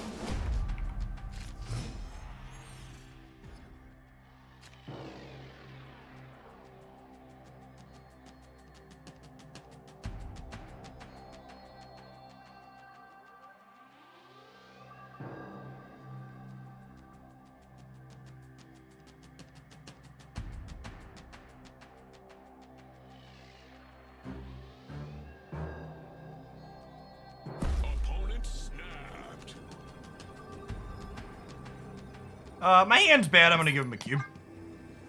No Kitty, no Shuri, no thanks. Escaped.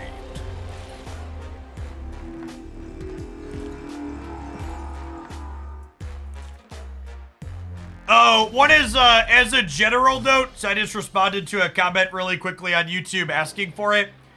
I don't put deck links in my best deck roundup videos anymore because unfortunately the way YouTube viewers behave, if I put links to all 10 of the best decks in the video description, people load the video, pause it, don't watch any of it, and just click the deck links.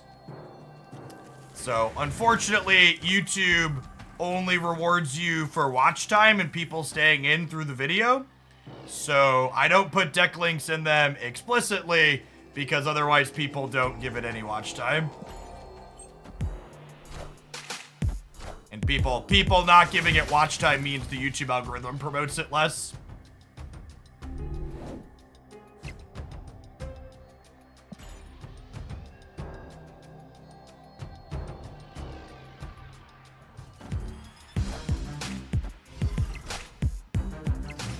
Why does everything need to be a 12-minute video nowadays? Because monetizing, everything is a video nowadays because text is more difficult to create content for and it's harder to monetize. It is both more work and less money.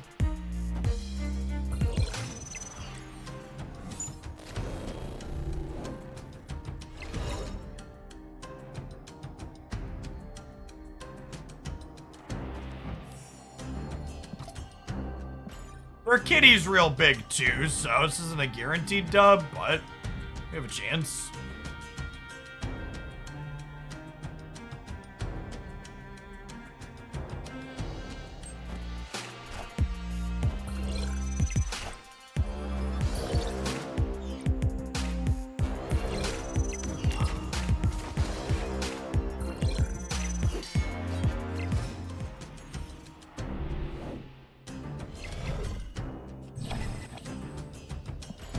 The problem is, I don't think we can beat Kitty plus a Shang-Chi.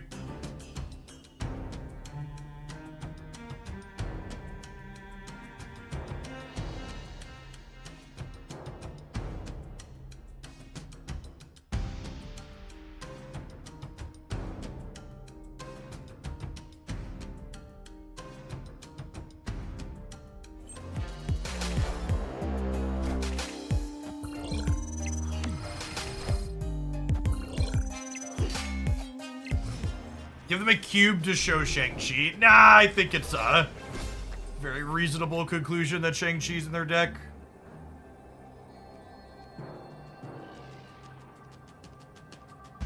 Why didn't they double Jeff? Because they didn't want to have priority going into this turn.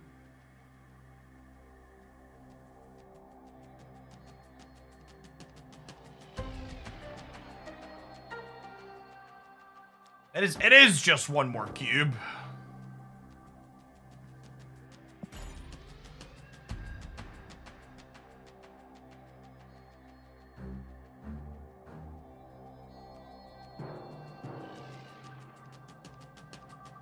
Yeah, when there's a Zabu, there's a Shang.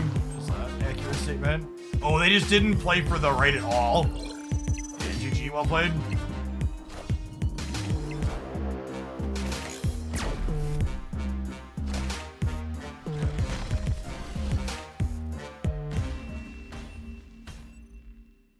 Hey, player 2, thank you for the brand new tier 1. This is my full-time gig, and I'm only able to do that because of folks like you, so thanks for keeping me around. Good afternoon.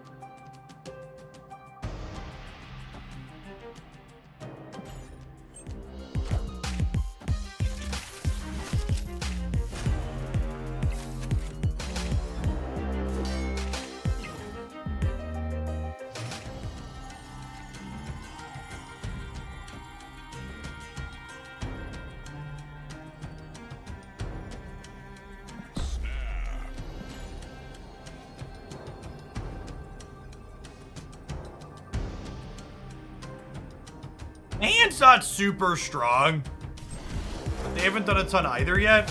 We're just kind of hoping they pull something from Hala and then we get to murder something over here. Will they dig up this time?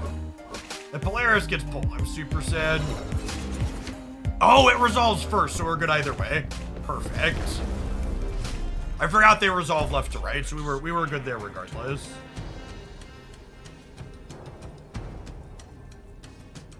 Snapping me back. Well, it's one more cube before between friends, really.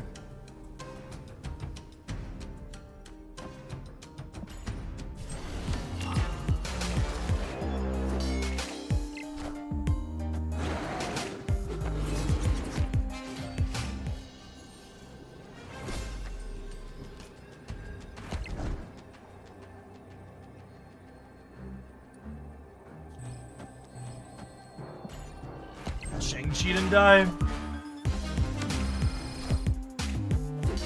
Now, that does not do it for you, friendo. Higher, further, faster, baby. Wait, did that lose it for us?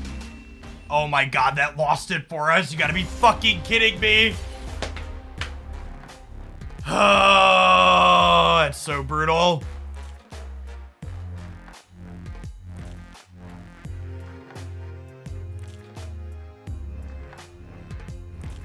The leader gamers feels real fucking bad, man.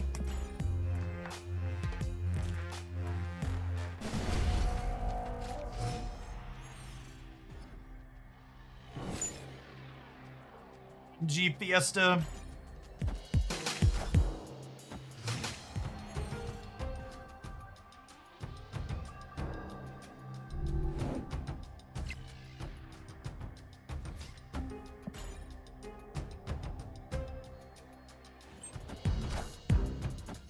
What's going on, Azazel? Thank you for the 7 months of Prime. Appreciate that.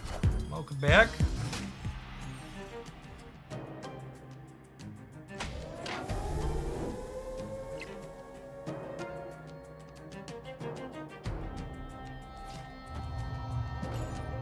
I'm sure they're gonna mess up. Oh, they played Kitty Pride in the middle. Smart. All right, now we need to hopeless Diablos hit spin. All right, want a coin flip for a change.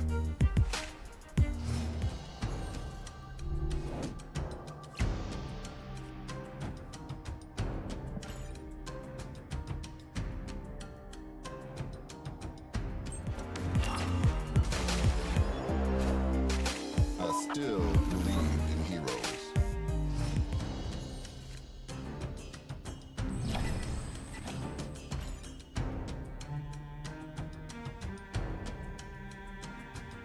So I get to go 6-drop into 6-drop plus Kitty here. If Luke Cage gave him, or if Nick Fury gave him decent ones.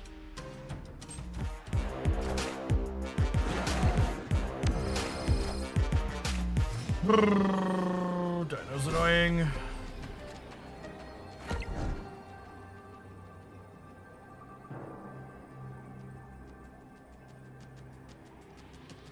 Dead fam.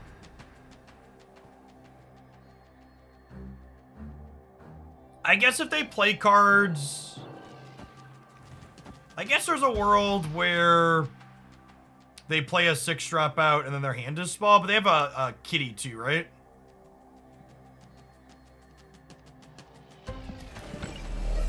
Gotta dodge Shang. I guess I could avoid just punt this path as well though, right? Is that the play? Maybe that's the play.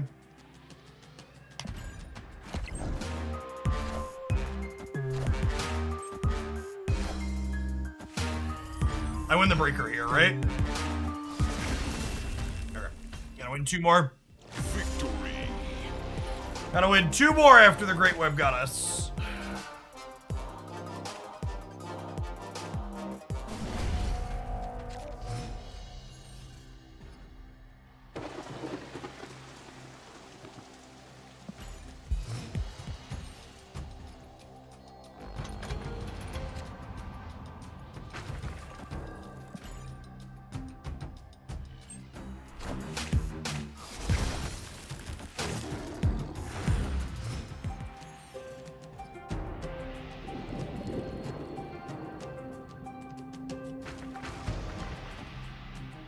I think I'm playing Forge just because it gives me more things on Murray Island.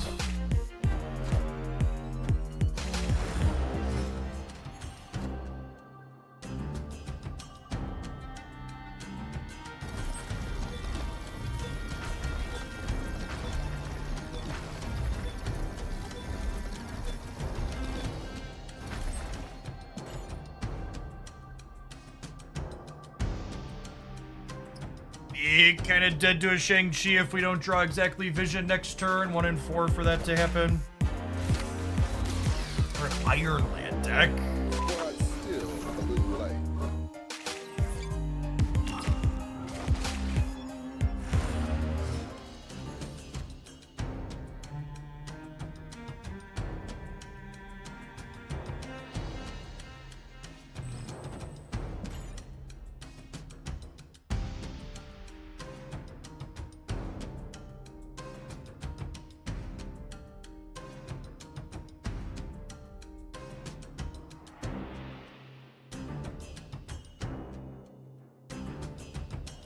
Gonna be an 11 power Marvel, who also gets Shang-Chi'd.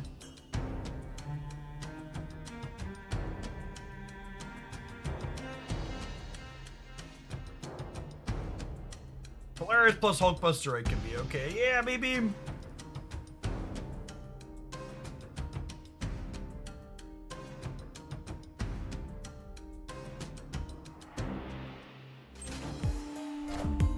Well, they filled. No, Jeff can move. I say they filled Heroes Fit for us, but Jeff can move.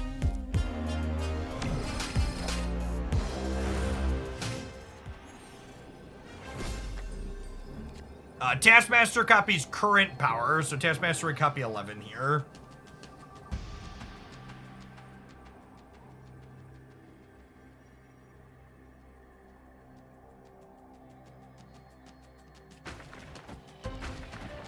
It's just this and hope for the best, but probably did. I guess there's 7 cards in their deck. Oh, 3 of those are vibraniums. There's 4 cards. They missed 1 draw.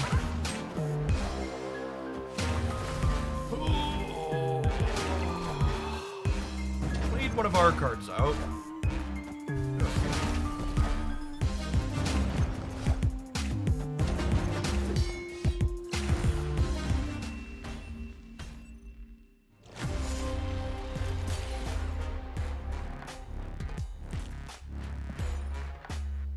Got us.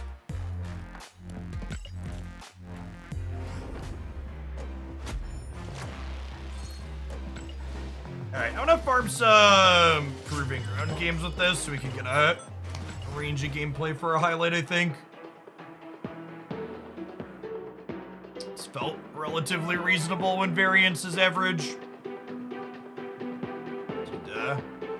The problem with doing a bunch of Silver Conquest, I can only get like 1 game highlight per Silver Conquest, so I want to put a bunch of games against the same deck in a highlight.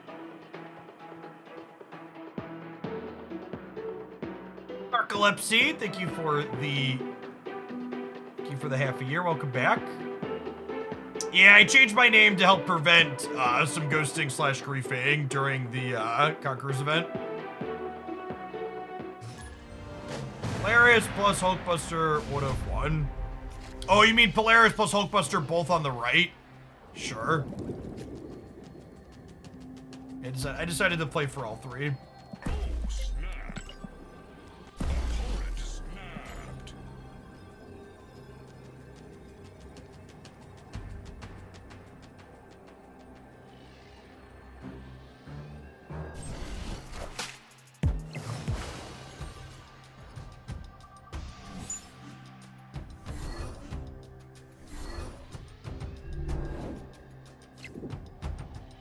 I really like watching full gold and infinite runs. Have you ever thought of doing YouTube videos for those? It is a testament to how poorly those videos do and how little the YouTube algorithm promotes them that you're asking that question like I've never done that type of video content, because I have several times, and those types of videos always perform like shit.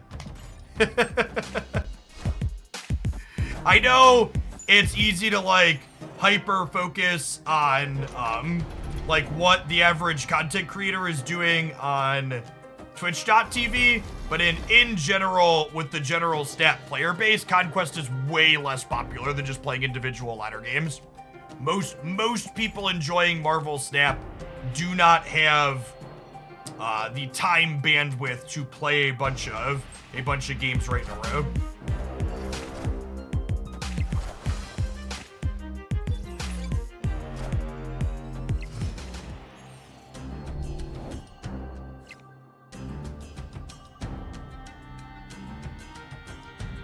That draw makes this actually our best possible hand draw here, which is great.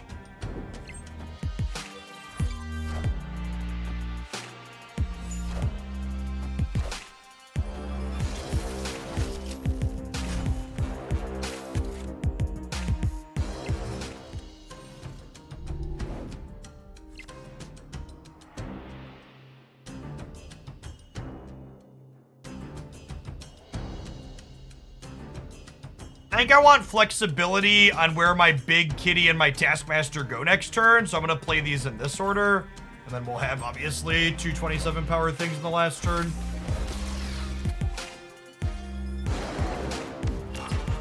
One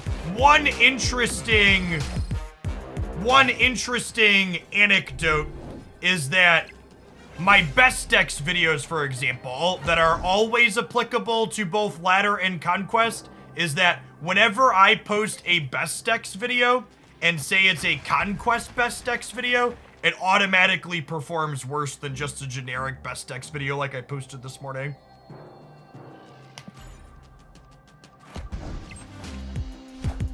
Just how it be. Yeah, they're spreading out and playing for all 3 here, but we got them very much covered.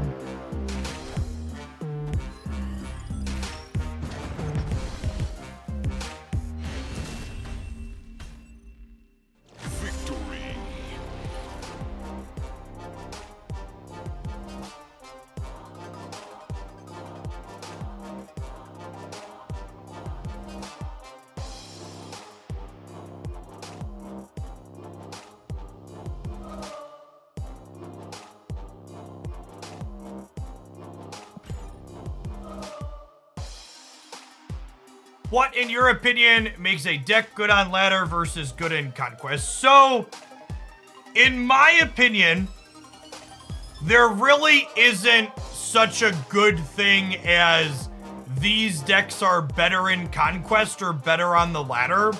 The difference between Conquest and ladder is that the delta between good decks and bad decks is bigger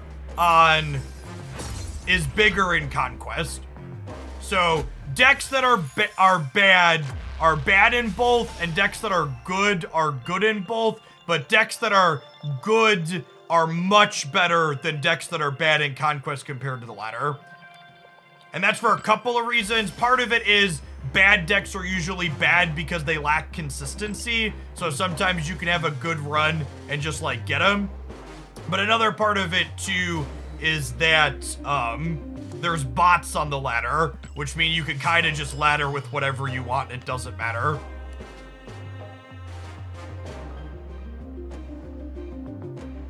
Like, hold on. I'm gonna, let me add a center screen display capture here real quick.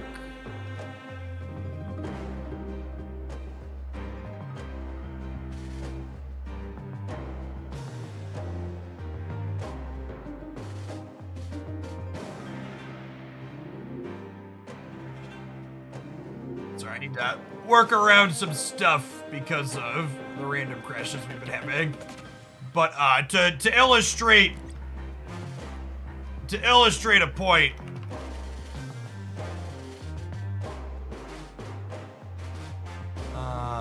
what am I looking for? Meta.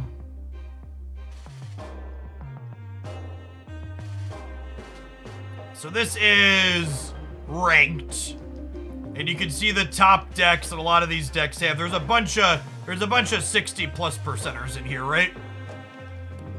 You compare that to Conquest, and there's like 60 percenters here towards the top. But as you get down in here, most of these decks have much worse win rates than that, right? Like there's one at 60, and then there's 4 above 55. But I compare that to the ranked ladder, and I've got 1, 2, 3, 4, 5, 6, 7, 8, 9, 10, 11, 12, 13, 14, 15, 16, 17, 18, 19, 20, 20. Like, there's just like a magnitude more decks that have a 55+% win rate on the ladder because there's just that many bots inflating people's win rates on the ladder.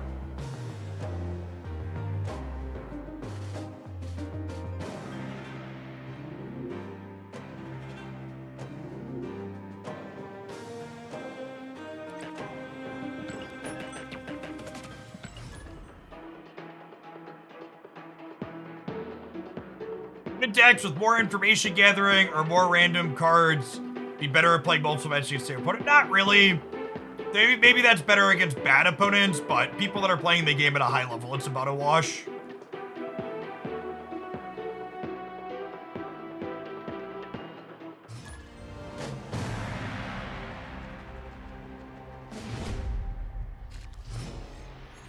The element of surprise is much better on the ladder since you have different opponents every time. I mean, that's just kind of like a fancy way to say you like juking people with something that's bad is better on the ladder, which is another articulation of what I said where bad decks get worse in Conquest because your bad deck can't just like randomly juke people multiple times over a match.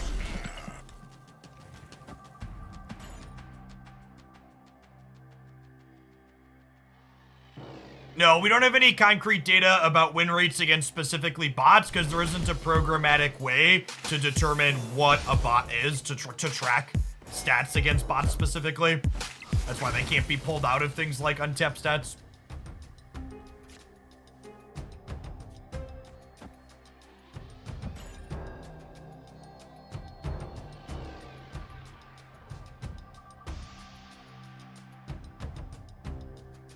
Eight cube decks might be better on the ladder. That's just not true. They're just like, those decks are also bad on the ladder. They're just like worse in Conquest. the bad decks are worse in Conquest than they are on the ladder is covered by exactly what we're talking about here. That's interesting and awkward.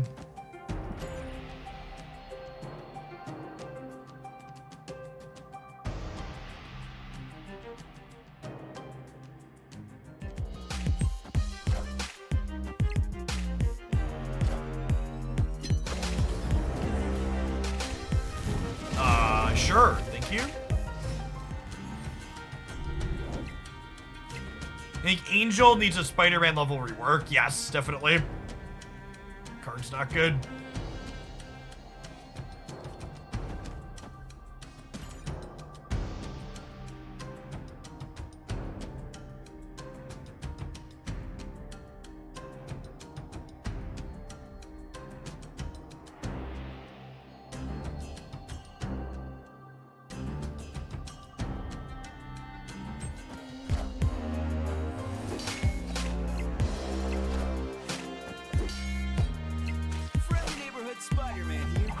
Is poor Conquest video performance unique to your audience, or is it across all content creators? I wonder how you would expect me to know the answer to that question.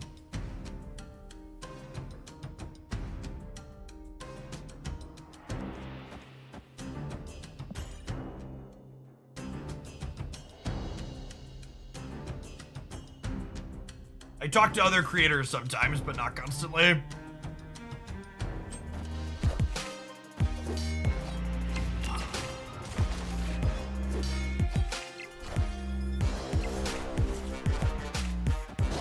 I would assume that it's probably a pretty generic thing.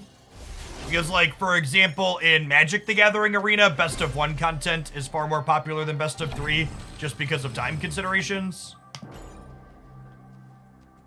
In general, people playing these games have favor short more than anything.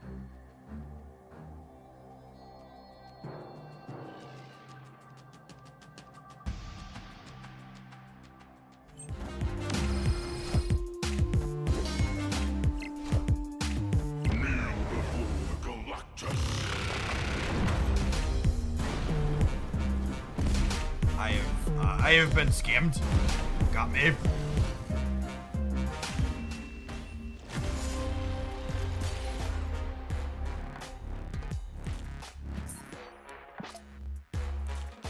I think Angel should fly out of your deck and stop your card from being destroyed.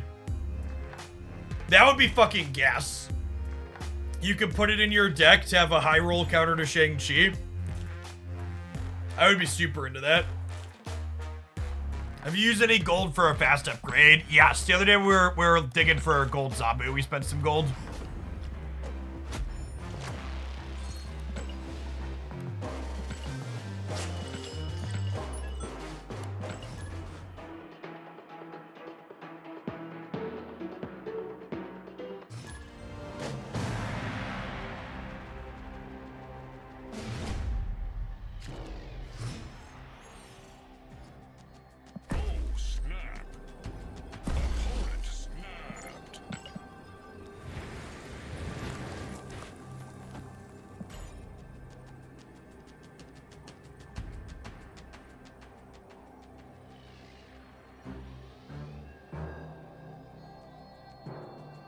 No, you still need credits to upgrade your cards.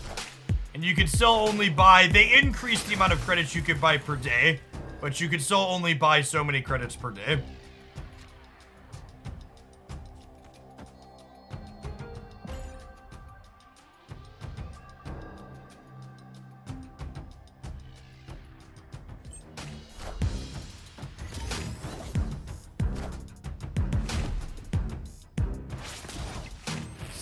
Evo start here for them.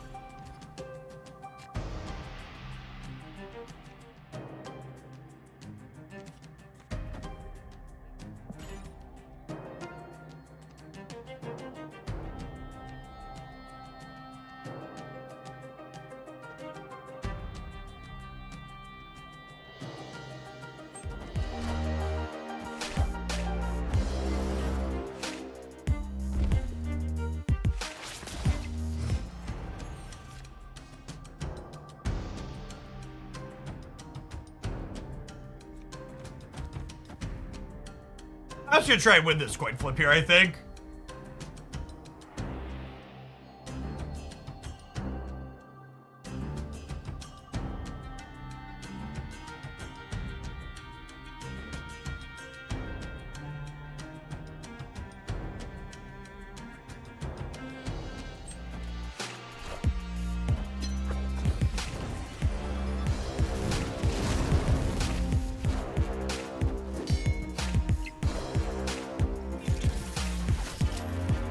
Rubber ducky.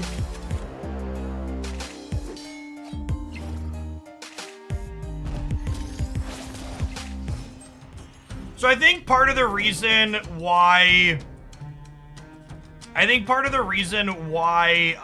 Hulkbuster doesn't give invulnerability is because a lot of the cards that combo with Hulkbuster, a lot of the cards that target with Hulkbuster,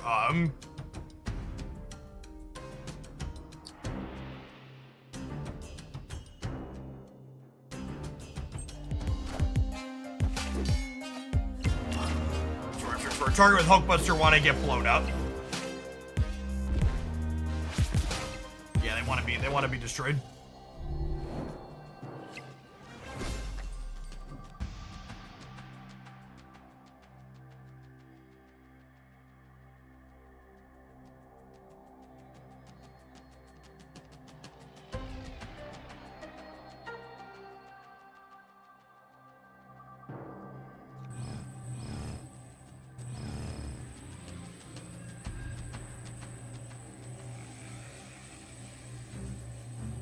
Is this enough? They might be passing here, and then their magic gets pulled in.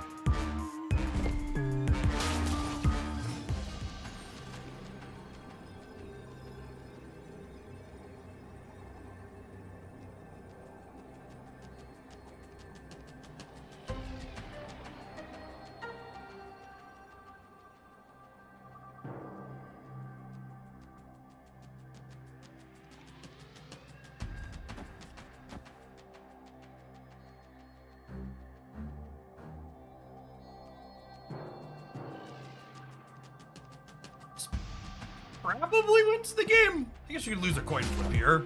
No, we're just playing for both. You just think I couldn't play to both? It is the proving ground, so. Well, their Hulk's only 14, chat. What a little baby Hulk. This is the Hulk nerf I've heard so much about.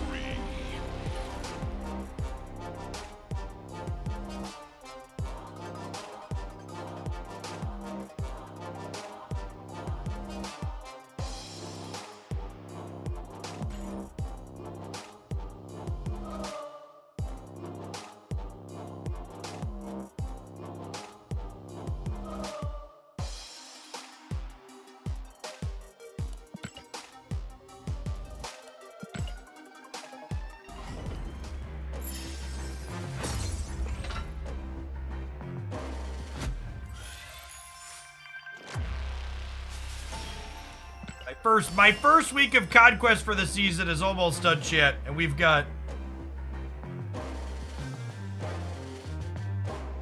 Hey, my headset does this fancy thing where it connects to multiple Bluetooth devices at the same time, and sometimes I forget to turn the Bluetooth off on my phone before I go live, and then it randomly tries to connect.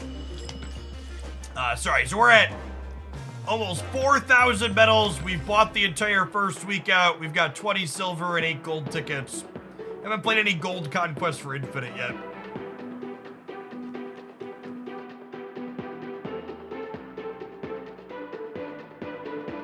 Hey, nice sack. Yeah, I think the little collections deck is real solid.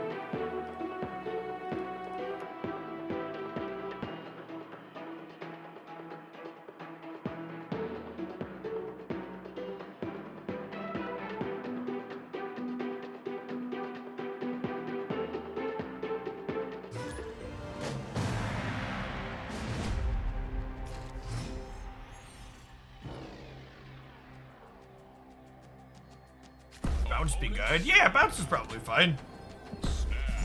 Bounce is on my list of things to play at some point.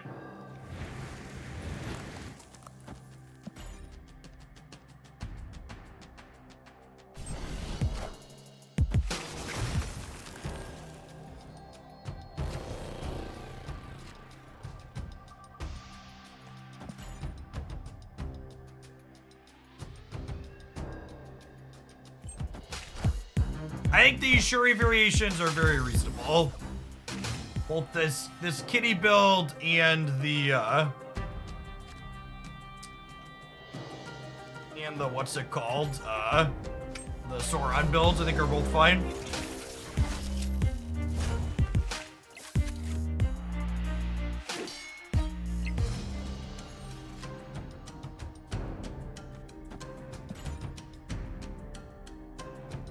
So we'll get us up to 11 on the right.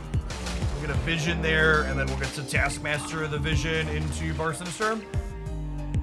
Speaking of...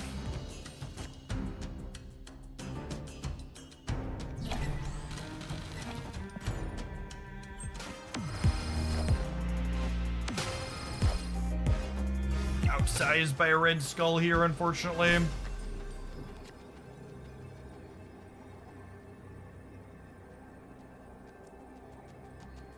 What if we assume they play for Bar Sinister and leave Clintar alone and I just do this? Yeah, outplayed him.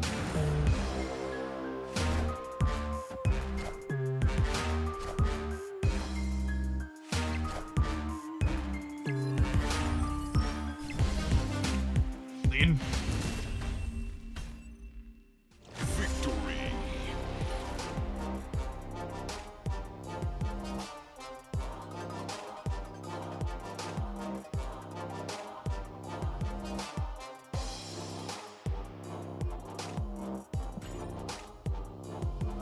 Yeah, I think something Forge is probably fine. It brings the ceiling down on how big your kitty pride can get in some spots, but... I think if I were to articulate the difference between this deck and, like, the Sauron Red Skull Shuri deck we just played against, I think the big difference is that this build gets to duck priority with kitty pride dicely, making it better into Shang-Chi. Whereas, like, it's a little bit worse into the other bigger point slam decks because its ceiling tends to be a little bit lower.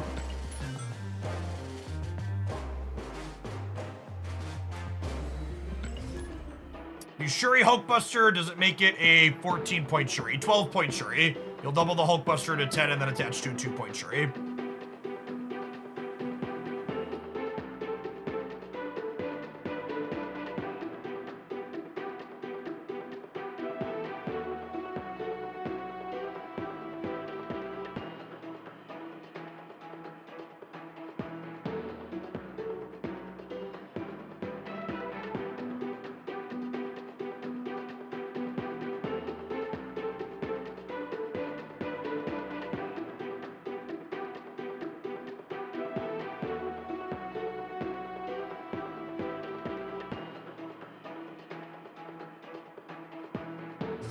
Funny how just a single point to Buster made people think to play it with Kitty. Well, to be fair, I think this deck picking up Hulkbuster wasn't just about its addition to Kitty so much as Kitty got nerfed to no longer give +2.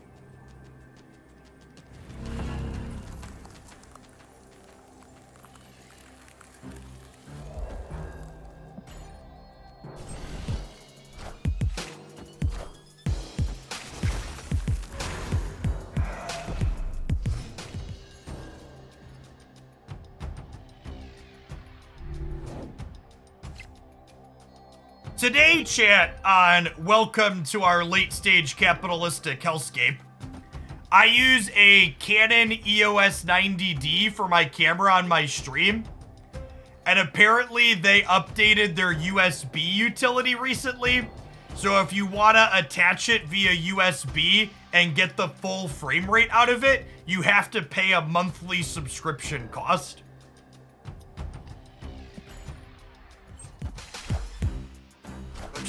Don't you love having to pay for features on hardware you already bought? So conveniently, I have an old version of their utility installer that didn't force itself to update that lets me get the full resolution.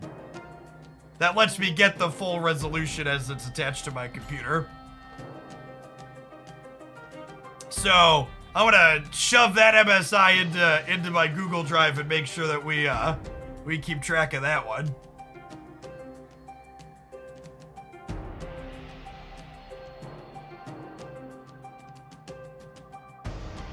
One of my buddies just messaged me and asked if I was paying monthly to get 1080, and I was like, no, I don't have that. Hey, Daddy. What's up, my dude?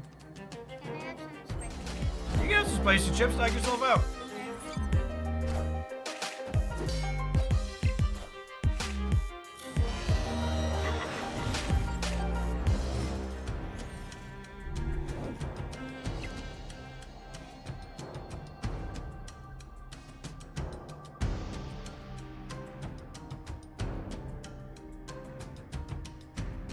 I would say that should be illegal, but capitalism. Yeah, exactly.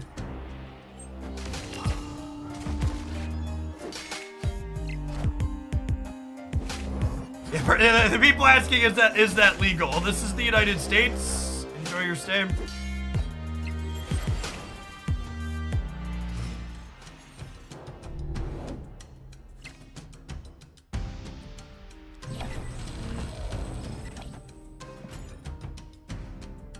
Yeah, it's the Canon EOS webcam utility.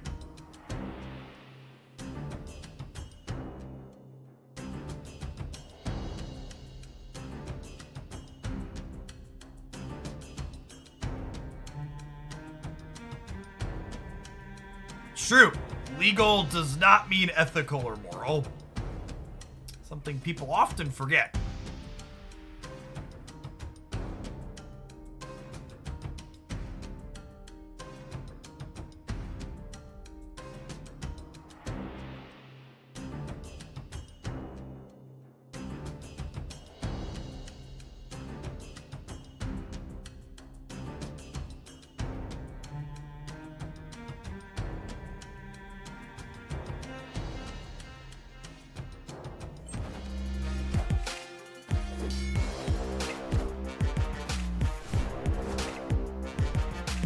Opponent's bouncing.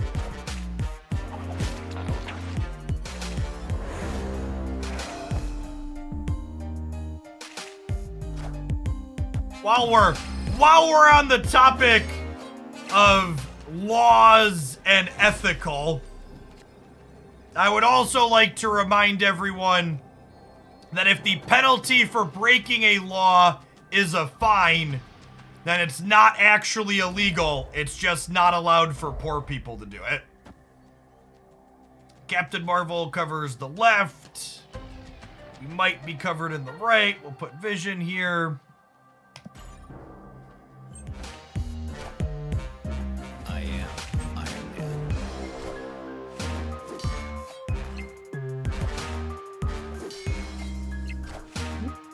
We're gonna lose the breaker? No, we're good, right? Faster, baby. Is it full tie? It's a full tie, chat. It's funny.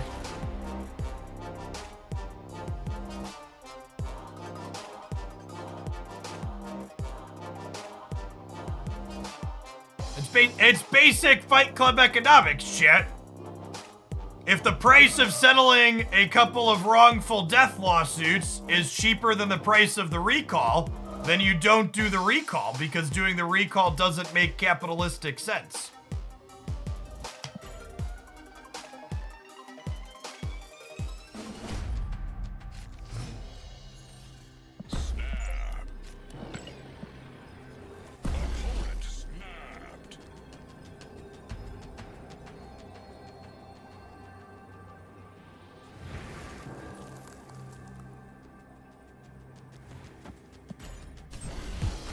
Finest Iceman.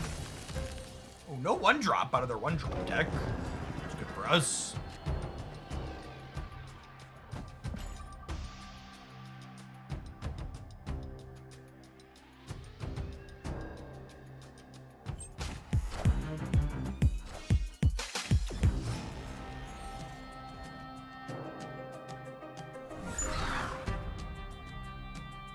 I would love to pull a raptor into the middle. Thank you for asking.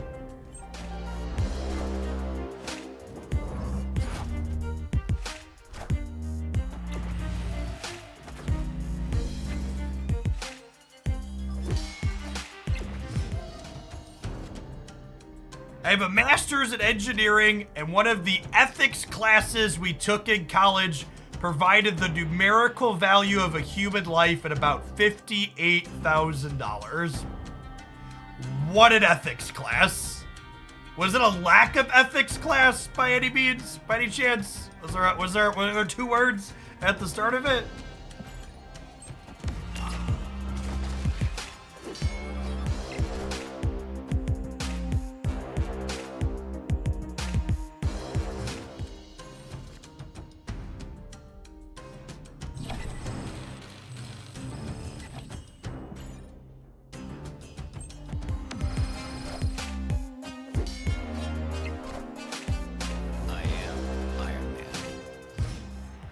It is truly a cursed beast variant, chat.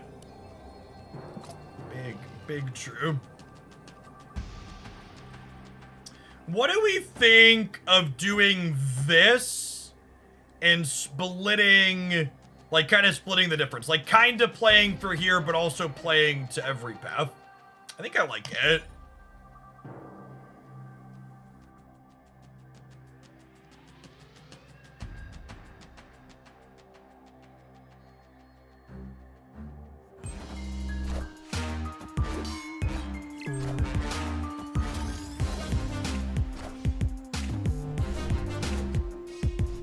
Interesting. Yeah, they kind of split the difference too here, huh? Oh no, they're just kicking someone in the middle. Got it.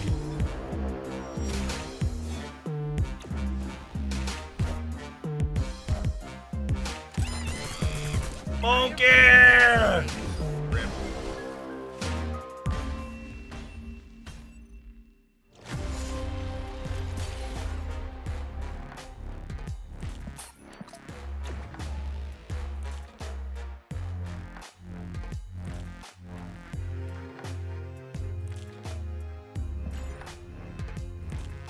What a bad return on investment. The average raising of a kid costs about $288,000.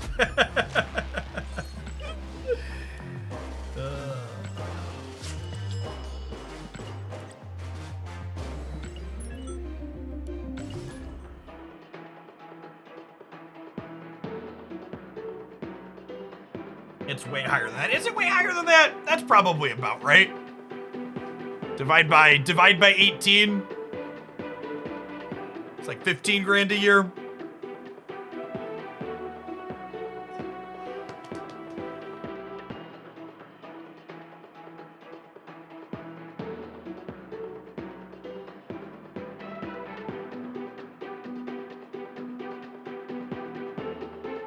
Daycare for 2 kids was only 40 grand this year. Oof. Sometimes I feel grateful to live in the cornfields where my childcare, actually it might be close to that now. I gotta think, it keeps going up. What's 1,400 times 12? Now we're only at 17 grand a kid here in the cornfields. What a steal.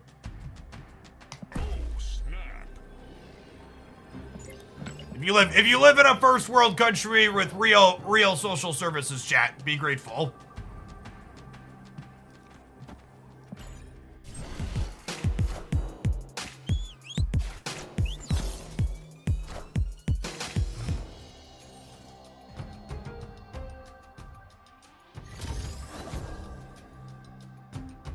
I think because we're a Shuri deck, we typically want to be focusing on Kitty Pride, although I don't have Shuri in my hand right now, so maybe that's wrong.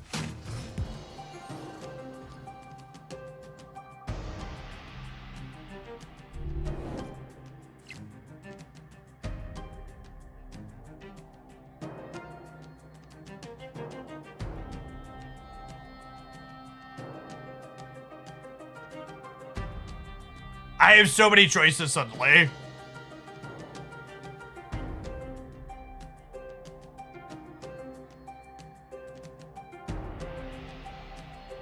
I think it's just build a monster cat. And then we copy the monster cat on turn 5.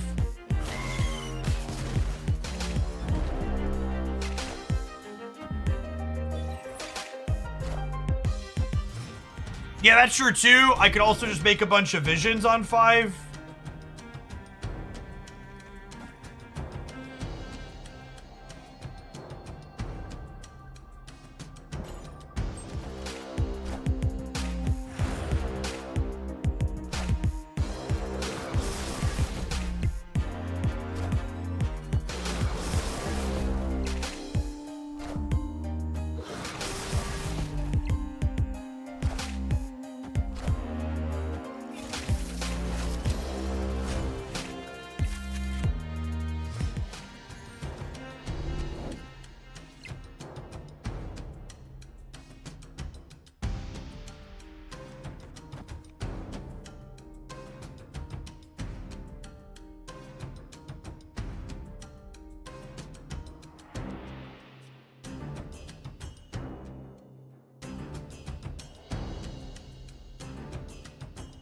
Vision into Kitty Taskmaster. Yeah, that's probably the line, actually.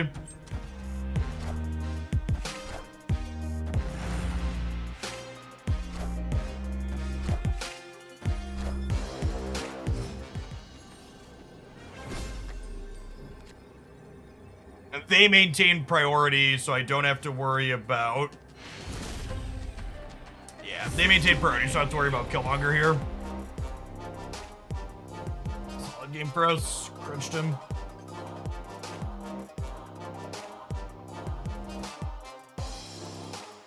Someone tryharding here. We'll give them their silver ticket. They need it real bad. I got a highlight game out of it. Hey, Alex.Smith. Thank you for the 5 months. Appreciate that. Welcome back. Are you aware that the game is blurry? Is it?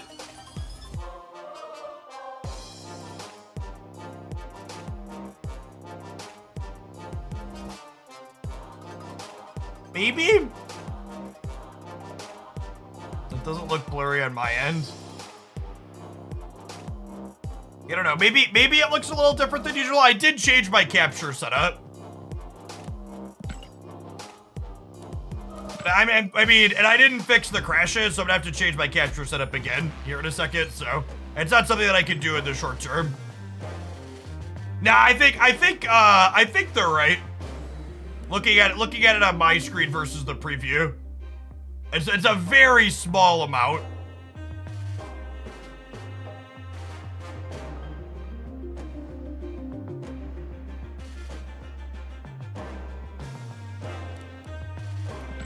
So, like, there's nothing I can do about it in the short term. It's gonna change again tonight when I do some adjustments.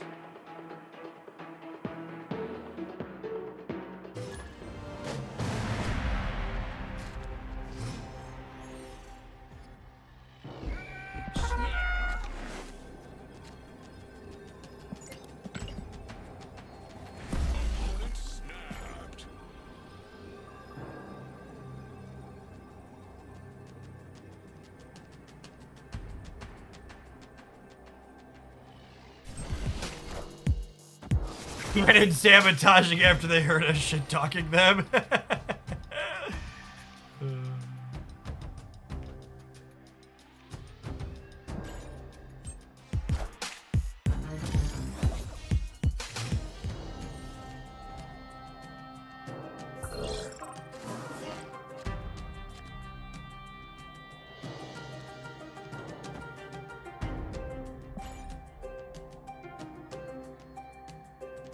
This Shuri build, especially the games where we don't draw Kitty, is definitely a bit worse than the other point slam decks. We don't go quite as big as the Red Skull builds.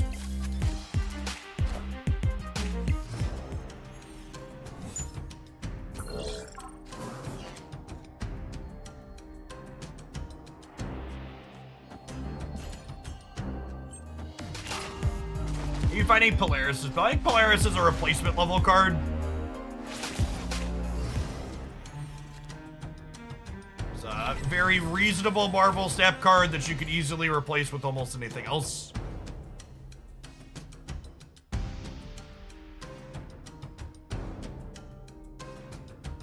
It's hard for Polaris to ever be bad in a deck.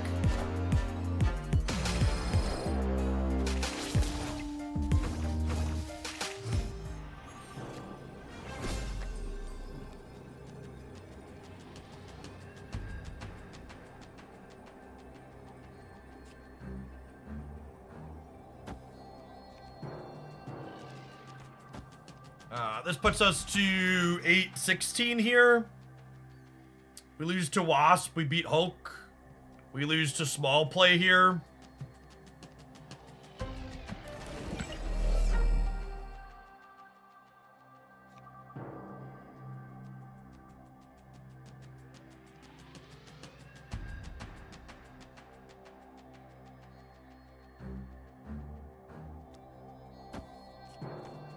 Could forge into Brood, that's funny. Let's beat some size Hulks. Sure.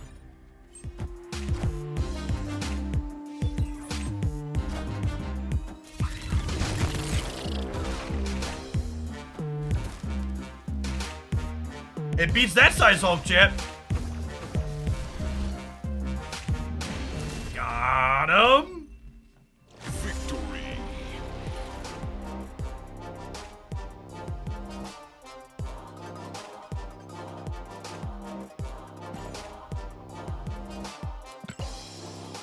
We need like 2 more games with this one, and then we'll slide along to something else. I think I wanna play a little bit of Bounce. It's been a while since we played that. Has Bounce been bad for long enough that I can be a hipster instead of an asshole when I play it? How far removed are we from Bounce being the definitive best deck? Have we hit that point yet?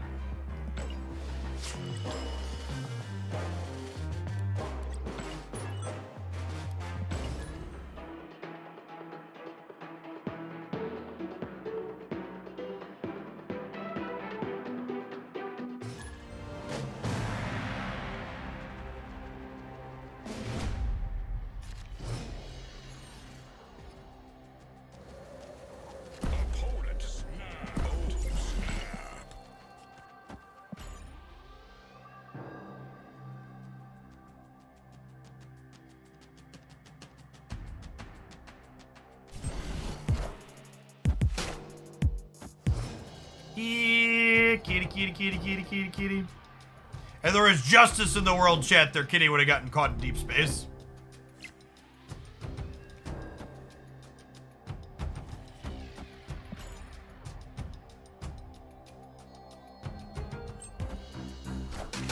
Don't play your kitty center.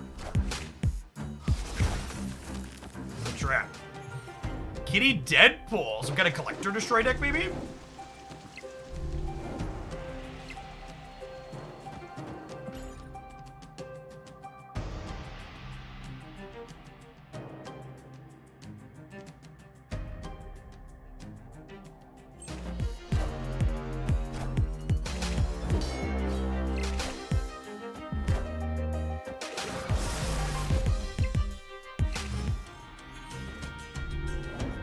Not want to grow Kitty because of Mindscape. Mindscape happens after Kitty goes back to your hand.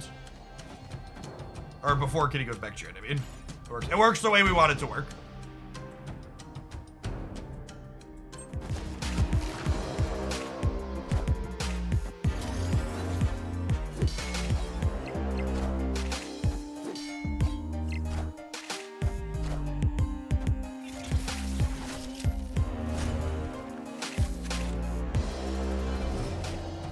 Also, Hulkbusting gamers.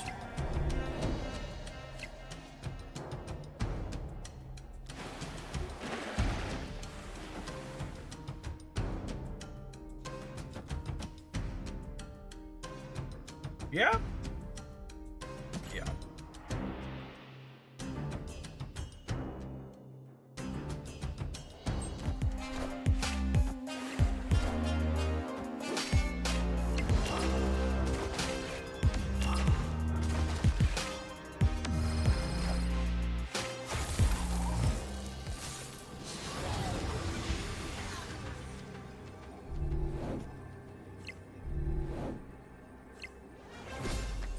Their kitty's much bigger than our kitty, but we have the Taskmaster, which I think means we could play for. Which I think means we just play for all three, and they can't. Speaking of Taskmaster, has anybody ever watched the British, reality TV show by that name? My wife and I have been watching it together recently, and it's kind of funny.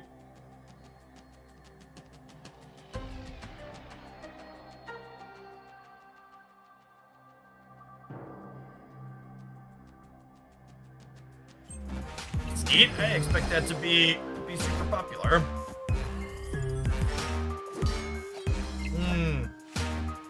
Oh, this is just a proving ground state then, huh? Oh, I guess if they would have yoinked Kitty Pride Middle, they would have gotten us. Fair. Still just a proving ground state, I imagine.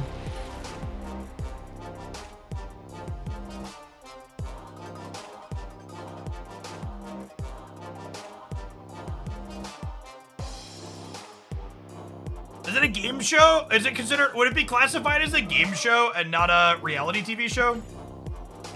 Yeah, I guess maybe that would be a better distinction of it.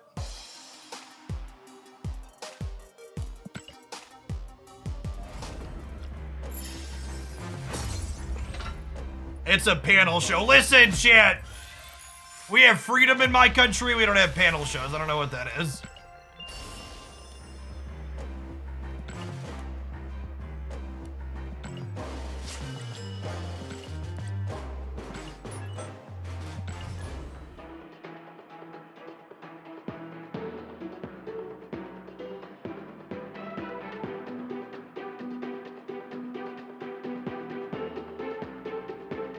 Oh, what platform do you watch it? It's on YouTube, actually.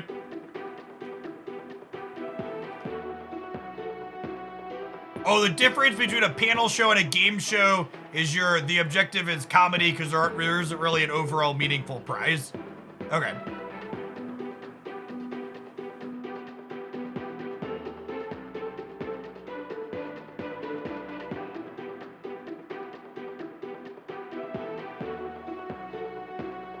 We don't have freedom in Britain. The new king keeps us locked up.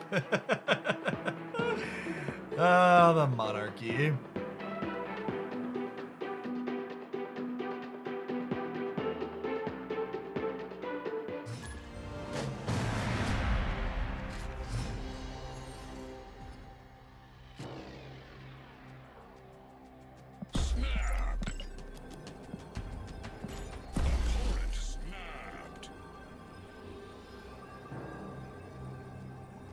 Yeah, I don't think it's really comparable to whose line is it anyways.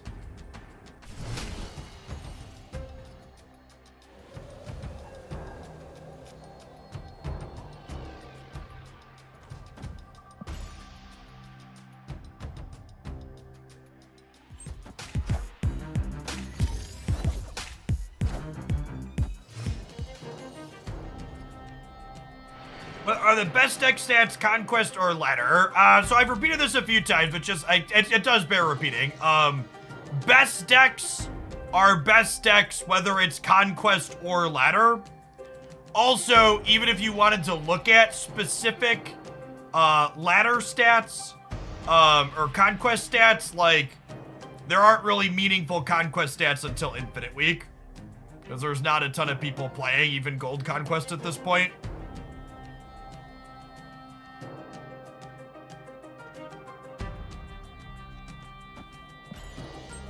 Do this. A couple people have been asking about Polaris versus Spider-Man in this deck. At this point, the cards are both good cards that offer different types of disruption. So I don't think Spider-Man Polaris is a strictly better, strictly worse topic. They're a situationally better, situationally worse topic.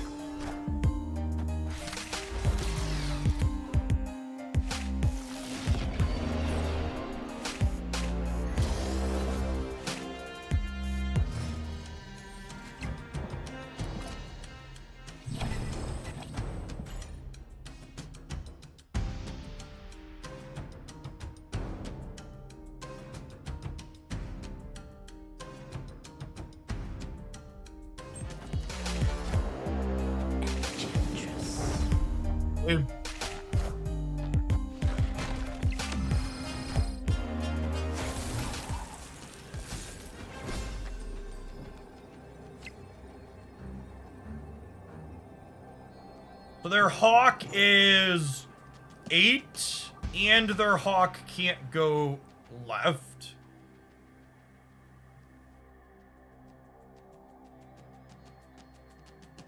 I'll play a little bit of a shell game with the Shang-Chi. Okay, I think I just do this.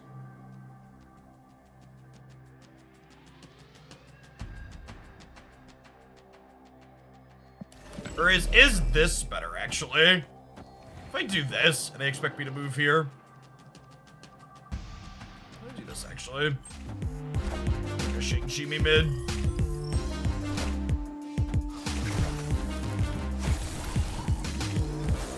Inside of their brain, chat. I mean, let me close their Twitch stream really quick.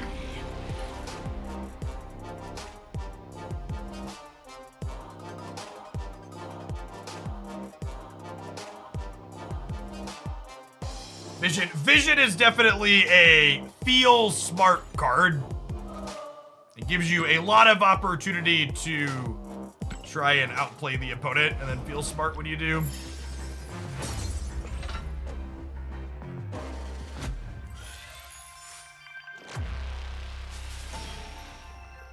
Paid for the snap content, stayed for the stream sniping. LOL.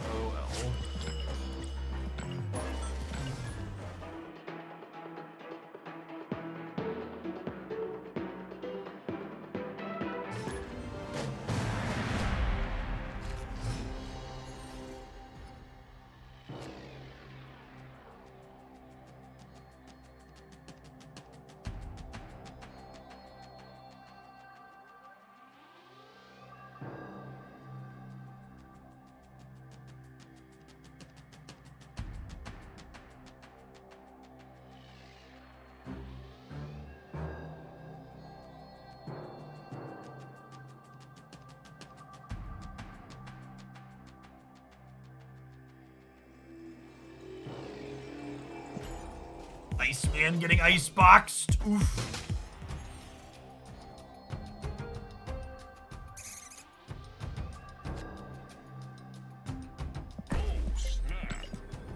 This is a Proving Labs opponent. You can snap if you wanna. Doodle-doo-doo-doo-doo-doo. Doodle-doo-doo-doo-doo-doo-doo-doo-doo-doo.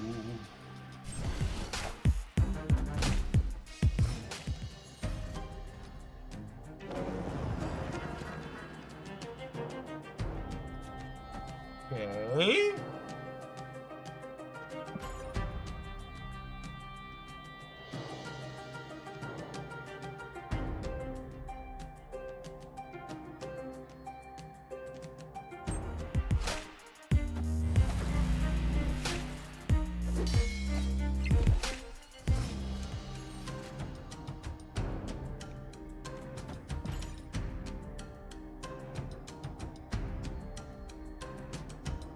Shuri Vision left.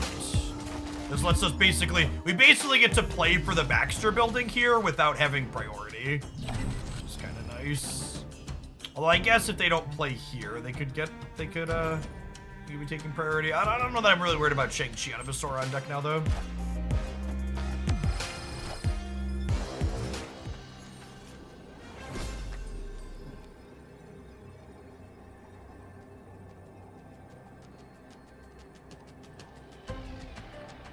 Huh?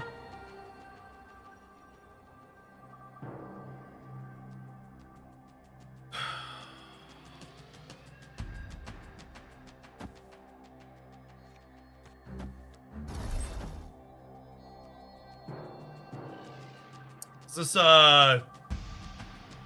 we do this, and we kind of cover our bases where Marvel can jump here if they don't play for here, and Marvel can jump here if they do play for here. Yeah, I think so.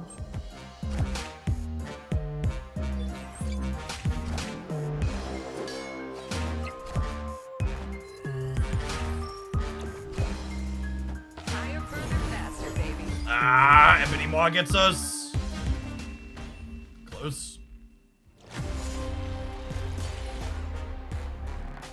Vision lets you level yourself in spots. I think my play is right usually. Oh, that's a tough one.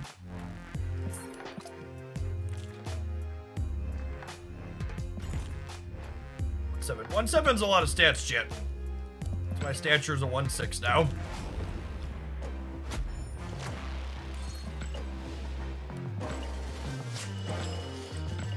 You think Silver Samurai is going to be the most impactful card out of the new releases this month? Feels like it has the possibility to be.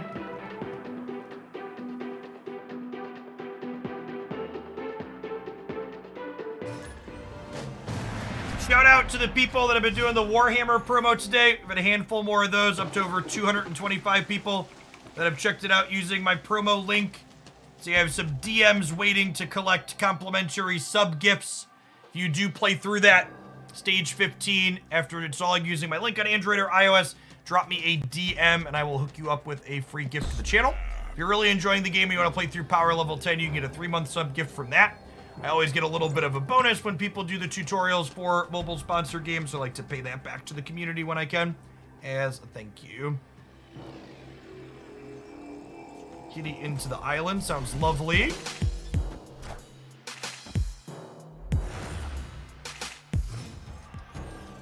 Get to go Kitty Iceman here. Iceman, obviously not amazing into Thanos, but feels good to get more cards going on the island.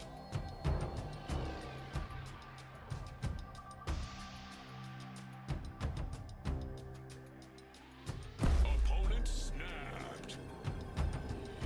Yes, if you complete the promo and you've got a Prime sub or you're happy just letting your paid sub run, that just gets me a little bit extra. The gift sub promo is something that I do manually. So like when the subs go out, that's me like gifting subs at the end of the stream. That's not something the company does auto-magically. You can DM me on Twitch, Twitter, or Discord, whichever is easier for you for that promo.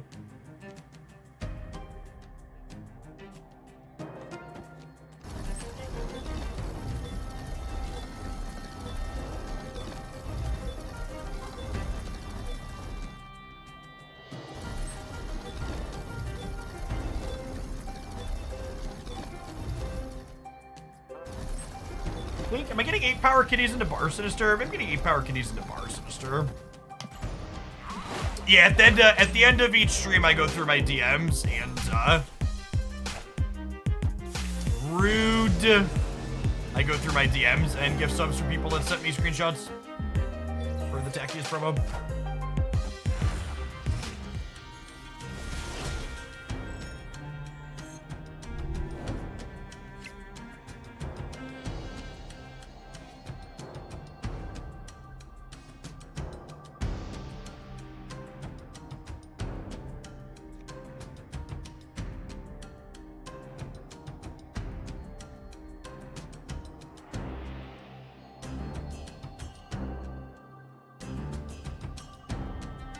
What are we doing here? I want to get points in Murray Island, but also like, I think I'm gonna go... I think I'm gonna do this. Marvel and then Shuri Kitty. That could be good too.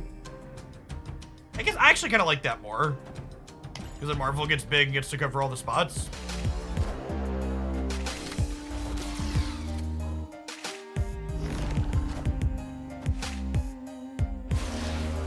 Immediately punished. Thanks, Twitch chat.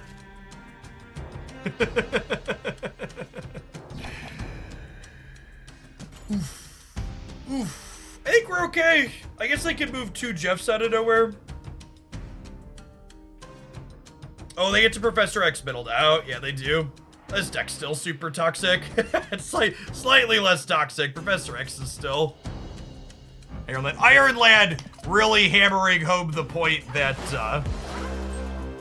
yeah, I should have played around Professor X mid. I could have gone Angela. This is on me. I wasn't thinking about the fact we were talking about other stuff, but I wasn't thinking about the fact they were gonna get to Professor X here.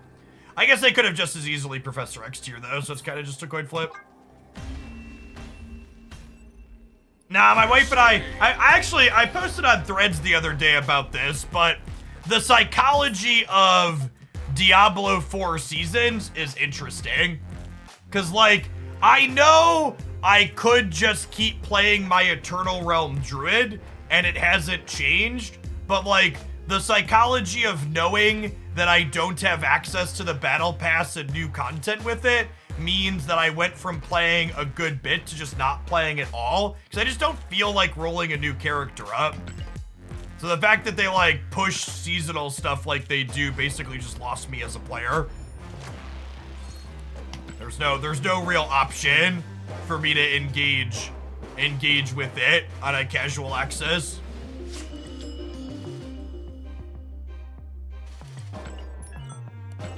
I know that other people are super into it, so like more power to them, but the result of their seasonal system basically means I just don't play.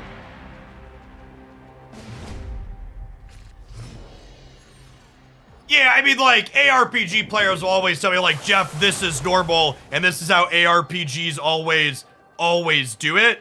And it's like, yeah, I get it, but like I don't play other ARPGs and this is part of the reason why, right? And I think Diablo 4 did a good job of bringing in a lot of people like me that wouldn't typically play an ARPG, and now they lost me by just like doing what they always do. I don't know, maybe it's better for them in the long run and I'm like not their target player base, but I don't know, it feels weird.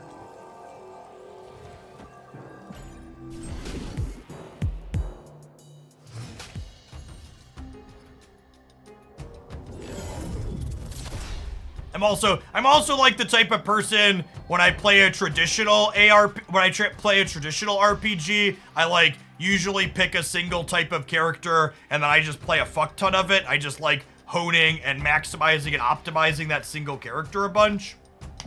And it feels like seasonal type stuff punishes me for wanting to play that way.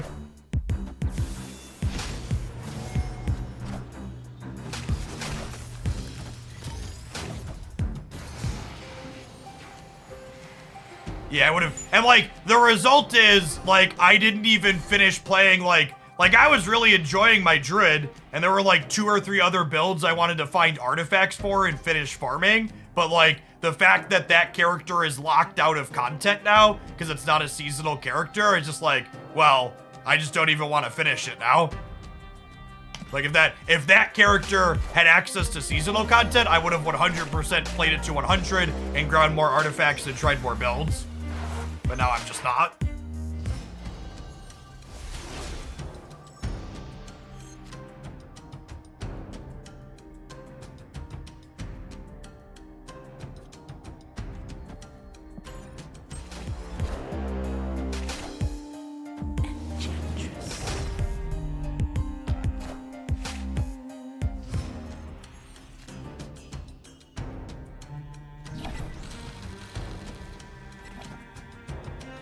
It's not even just so much the speed mod, so much as it was I was enjoying the Druid character, and I don't really feel compelled to build a non-Druid.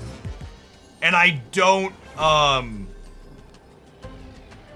feel compelled to build a non-Druid, basically. And I don't want to re-roll the same thing, because that feels like a waste.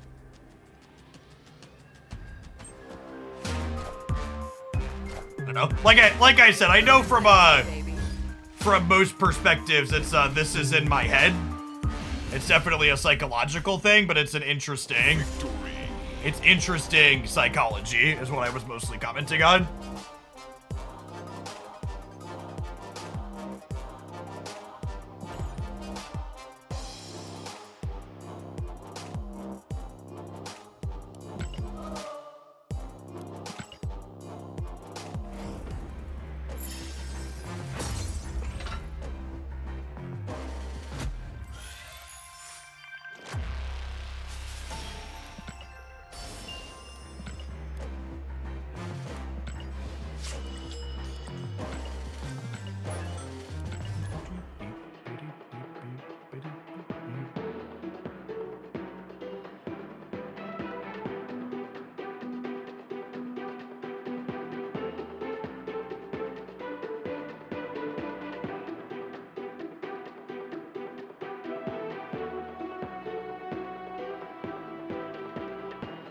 I think Diablo seasons are like 3 months. They're long.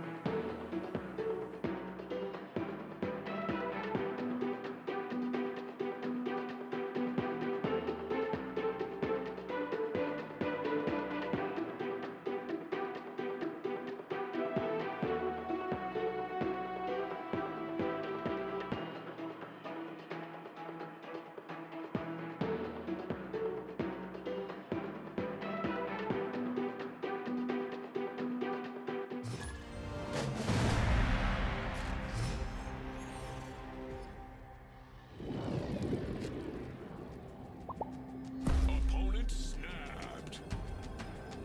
Snap.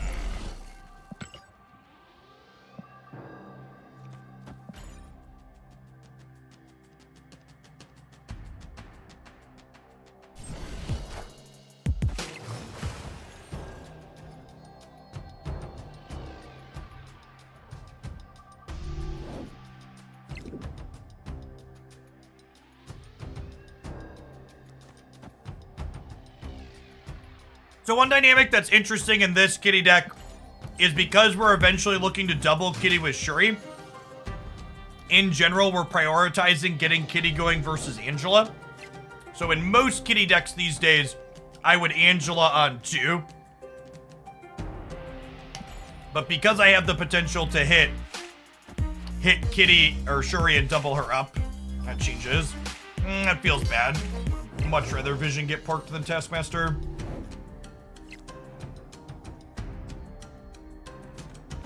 Alright, with no Shuri in sight and the Taskmaster porked, I think we take the gamble on the Hulkbuster here.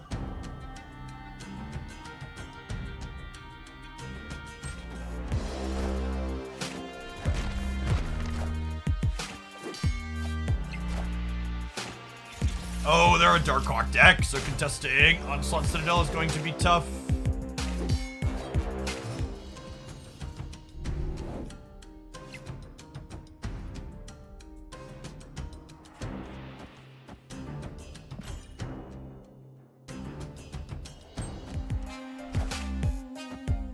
Will there be a series drop in August? No, anytime there is a series drop, they'll tell us 2 weeks in advance. We already had our patch for August, so there won't be another patch till September. So that's the soonest cards can drop series.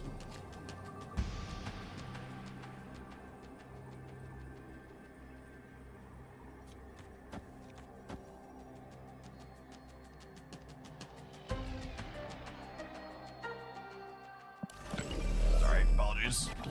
Brain bed, etc.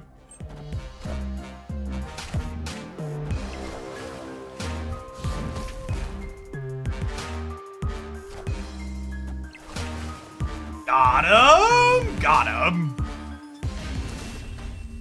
Captain Marvel letting you spread out and play for all 3 paths in spot like this feels real good.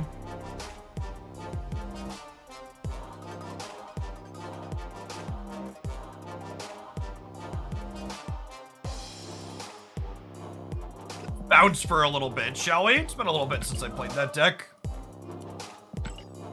Does that mean Jeff stays Series 5 until at least the Spotlight cash? That would be my assumption.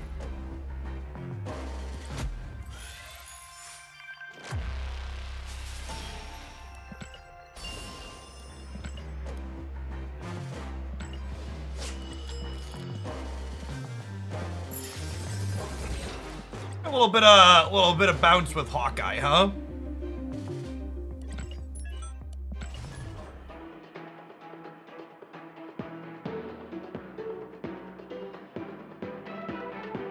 I'm not sure if I still like Hitmonkey and Bounce or not. And if I put Hitmonkey in the deck, I'll have to answer the question, what can I replace Hitmonkey with 8,000 times on the YouTube video? So, from an EV perspective, if I'm not confident I want it, I'm gonna not include it. All right, Elizabeth, are you a human being? Must be. I'm pretty sure there aren't bot decks with Kitty Pride.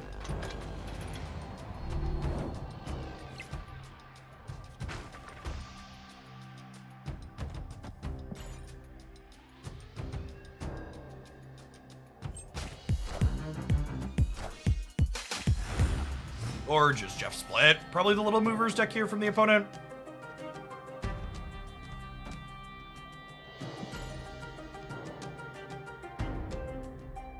We can dance around Shang-Chi's. This matchup probably isn't too bad for us.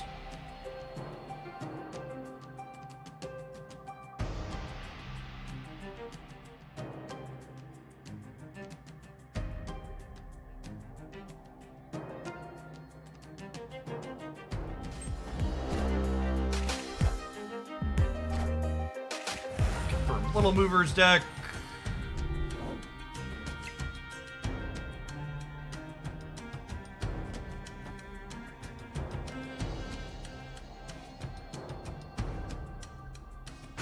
Low key, don't mind drawing Vibranium here.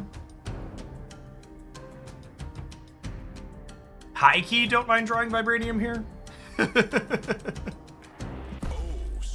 Snap him. I think we're in a good spot.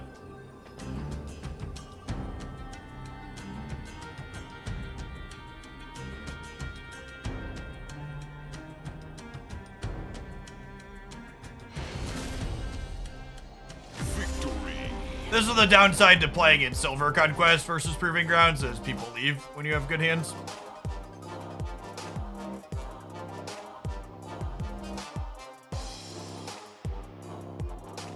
You know what the next character you're gonna wail on in Genshin is? I don't know. I'm pretty happy with my teams in Genshin.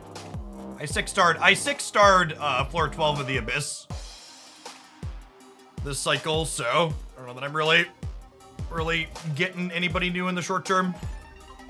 My squads are pretty well built.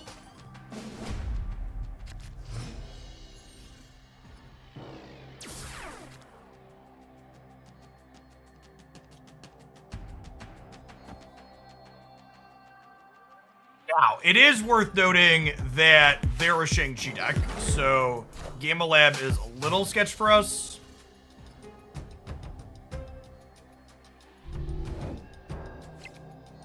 As someone who enjoyed playing in the Hooglandia Opens for Magic, any chance that you do those for Snap? Unfortunately, without a spectator client, it's just way too much work to try and run an event like that and produce a reasonable quality.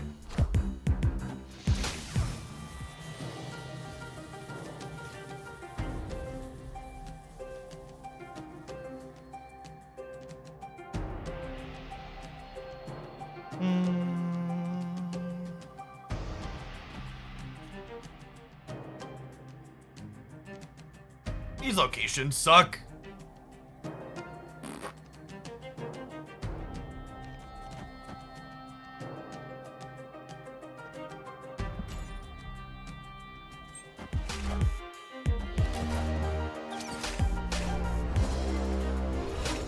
Oh, this bounces my thing over here too. Yeah, it's probably fine.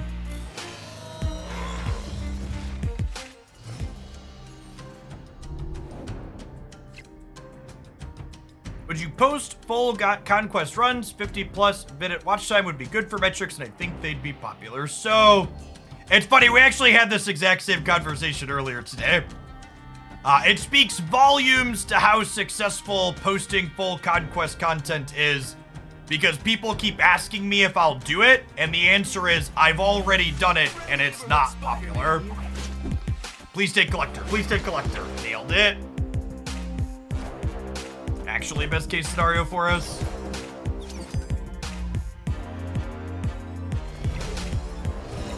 It's also worth noting that the reason why my videos on YouTube are on the shorter side is I've tried posting longer videos before, and the longer videos do not perform well.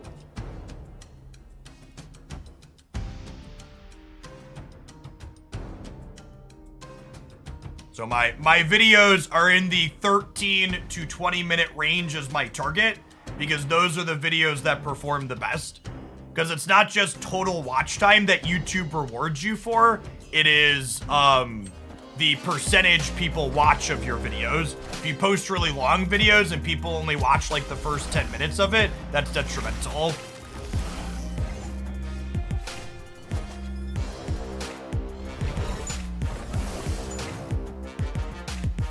No! No! They're playing the Black Bolt version? What a fucking monster. Brutal. Ugh.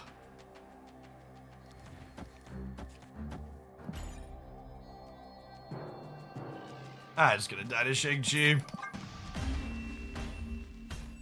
That's fine. These locations were shit for us from the start.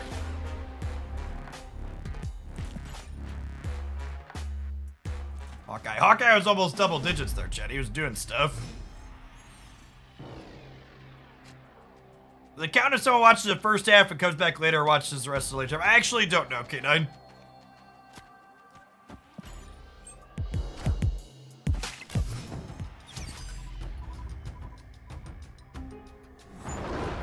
Ooh, that's a piece of candy.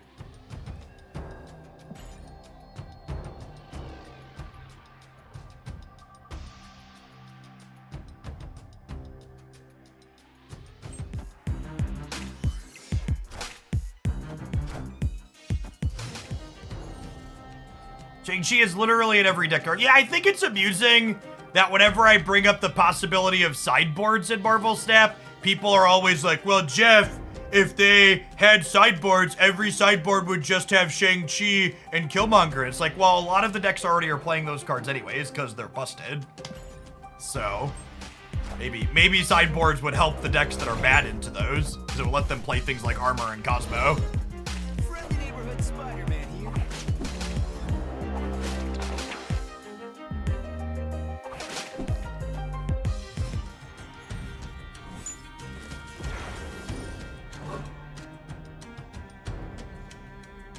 Nova was actually kind of mediocre for us. Am I just doing this?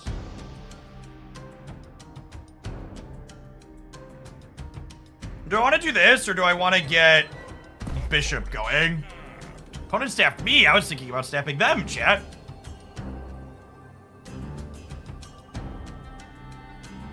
The upside to doing this is I get to Falcon next turn. I think I'd do this. I'll put 4 cubes in here. I don't get to draw a card next turn, but my hand is kind of stacked, so I think that's fine.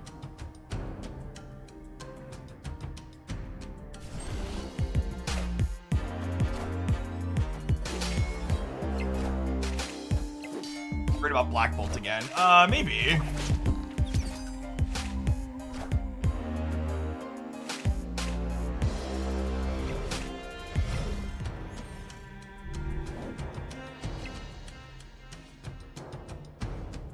Maybe I leave Hawkeye in play this time around to play around that.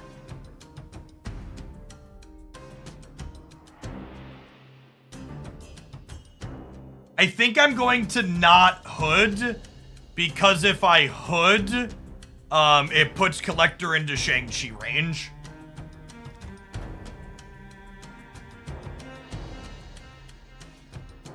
Oh, they have priority. Hawkeye's safe. Yeah, that's a great call, actually. Yeah.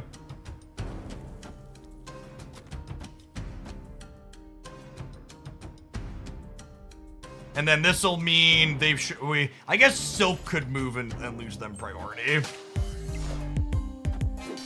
Ideally, they're gonna have priority.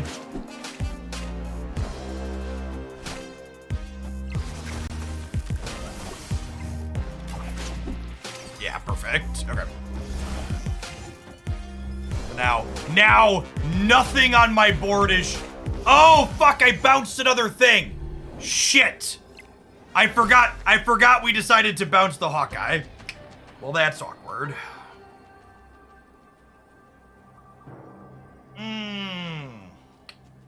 Man, I played so well up until that point. You punting right? No, I think we have to play for all 3 because of the Captain Marvel. I also think we're very capable of playing for all 3.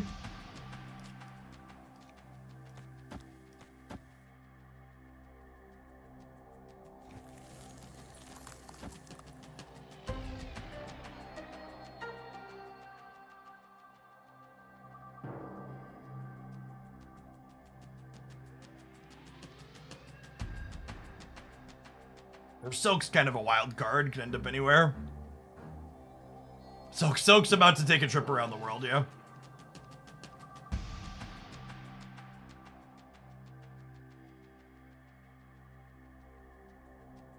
And maybe I am supposed to punt the collector.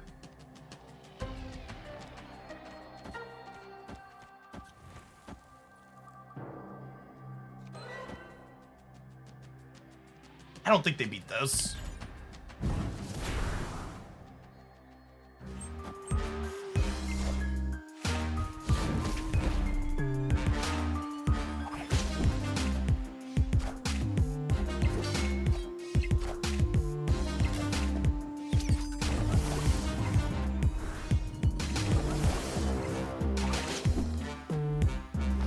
We're good, right? This is 2, so we're gonna end up at 25 here.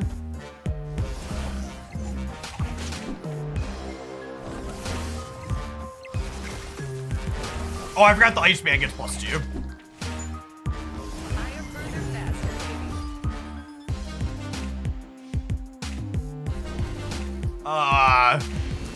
So I mean, obviously Hawkeye here is getting +2 from the Lake Hellas, but it was a 10 power Hawk, chat.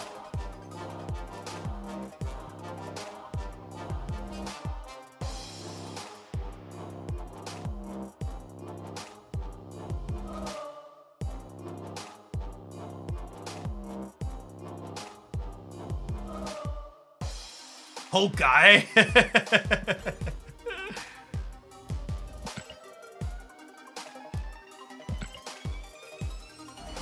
I've played a lot of the bounce deck, obviously, and it's probably pretty good into this little moves deck.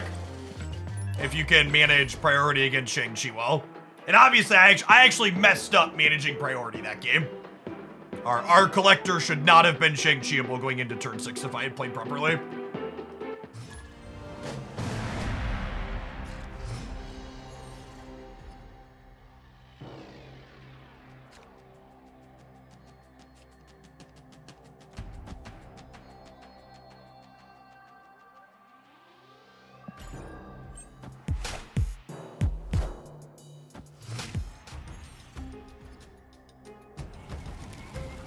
Breaking news.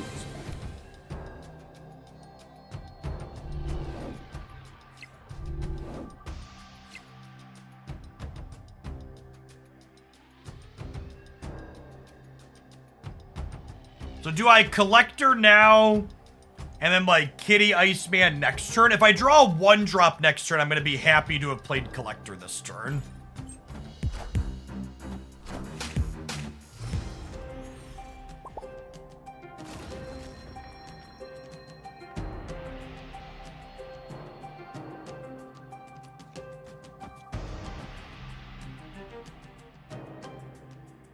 I think we do this, and then we Kitty Beast next turn on the left.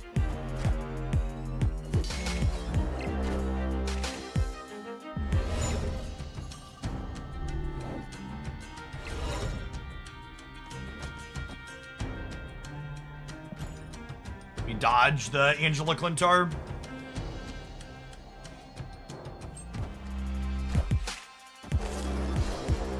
They are definitely a Shang-Chi deck. Narrator, every deck was a Shang-Chi deck.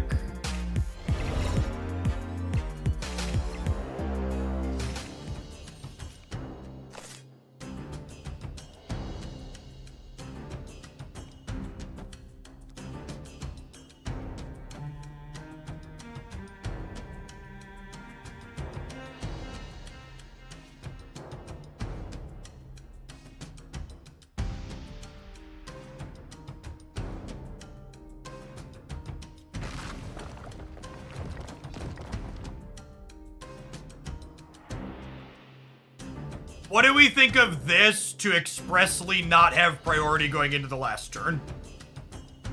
I'll have a Demon, a Mysterio, a Jeff, and an Iceman to play, plus a free Kitty.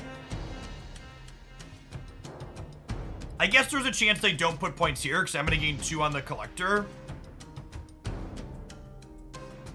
Hood first, then Bass. Damn it, Twitch chat. Not today, Twitch chat.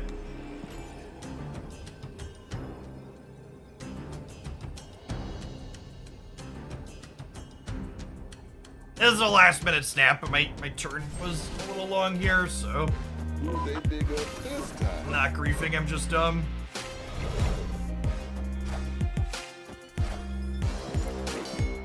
Okay, so their kitty's staying in play. So I'm guaranteed to not have priority going into the end tier.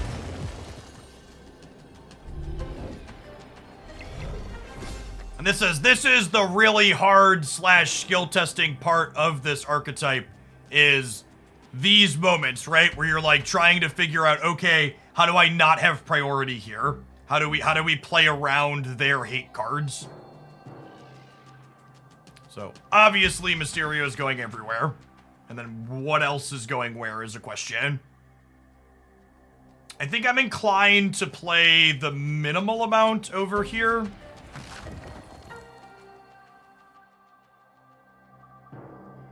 I think I want to stack the center the most, or not. So this kind of like splits the difference, because remember, there's going to be a Mysterio here and here.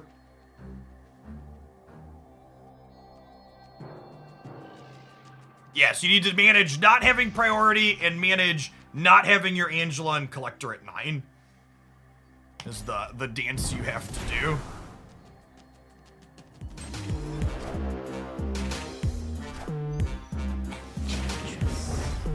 Yeah, we got that covered by a lot. Actually, just get the casserole here.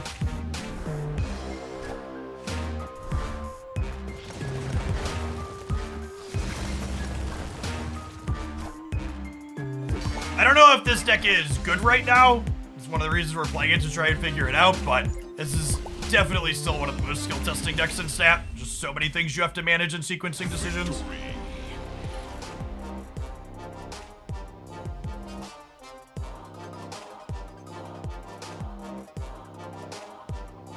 For the 5 months, J Money, appreciate it. USC, thank you for the 28 months.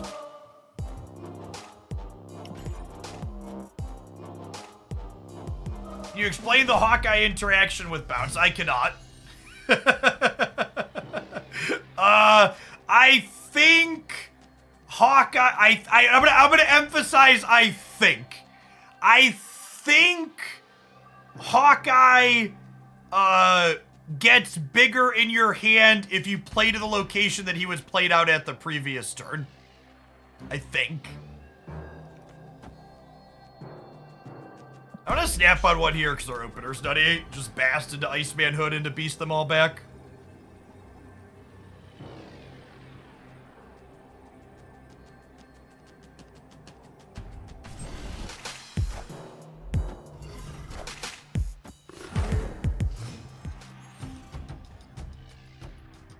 The bast here even means that I get to have priority going into turn 3, so we can't get Cosmoed. Yes, Hawkeye today works differently than he worked originally. Is accurate. Damn it, Pet Mansion. And this could be a Pet Mansion here in a second, too. God, that's so unlucky.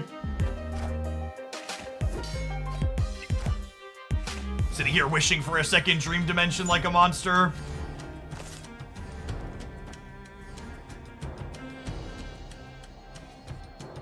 God, what even is this?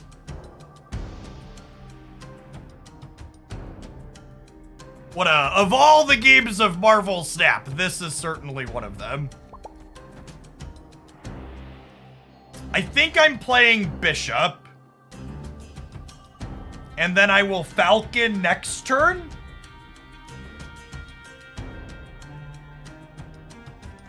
I think I'm playing Bishop, and then I will Falcon next turn.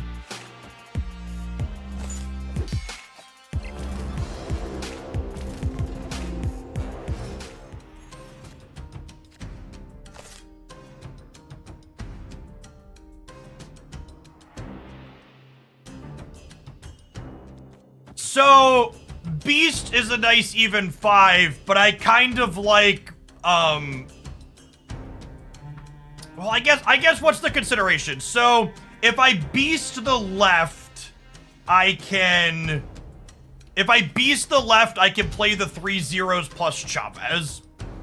If I Falcon, I can play 5 cards out and get another trigger on Angela and 1 extra trigger on Bishop. Is it better to play Chavez, or is it better to get an extra trigger on Angela and Bishop? It's probably just better to play Chavez, huh?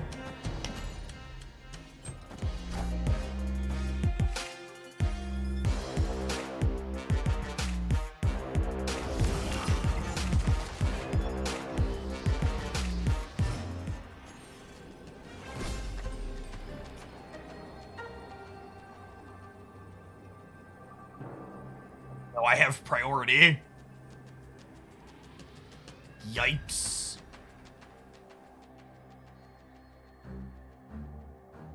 I wouldn't have had priority if I played Falcon.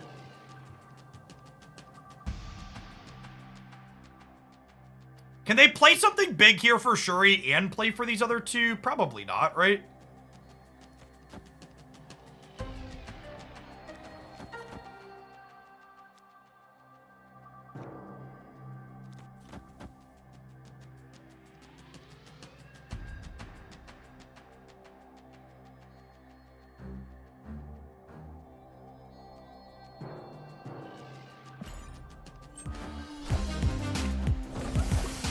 Bunt in the middle.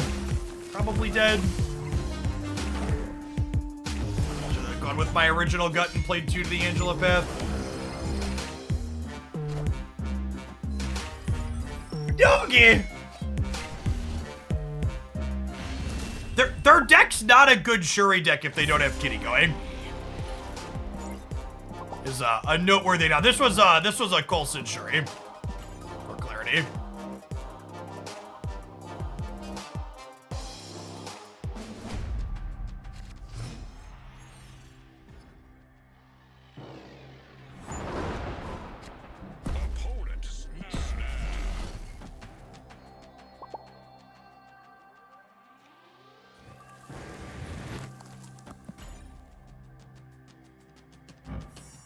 These cards are so gorgeous in gold, chat. Just 1, 2, 3 right next to each other.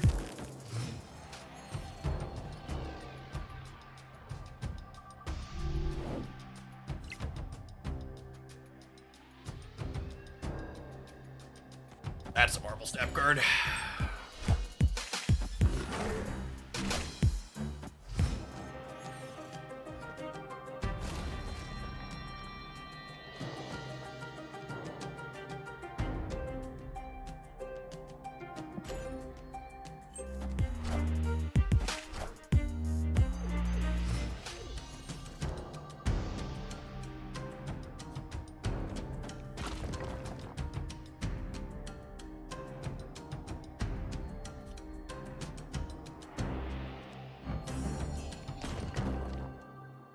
Get some rocks going here.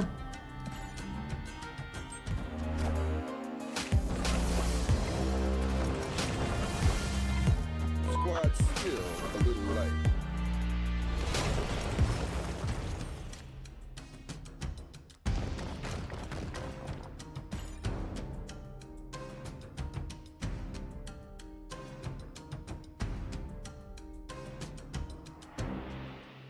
No Zabu out of them makes the last turn less scary, because it means if they Shang-Chi, it takes most of their energy.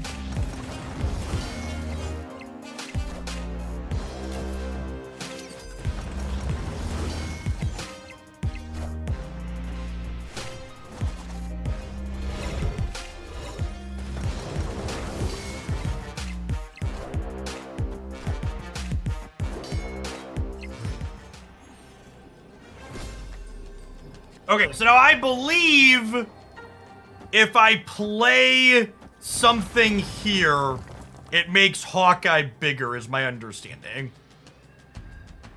So I believe this should be 9 over here, because I played the Hawkeye here last turn.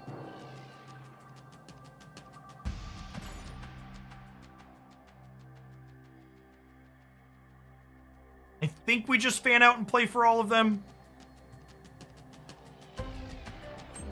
Oh, 10. Yeah, I forgot. Hawkeye's bigger now. Yeah, and you saw him get bigger there, actually, when this played down.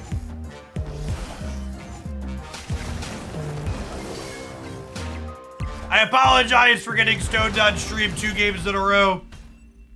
But I would also like the record to reflect I live in a state run by Democrats, so that's legal here. Don't judge me.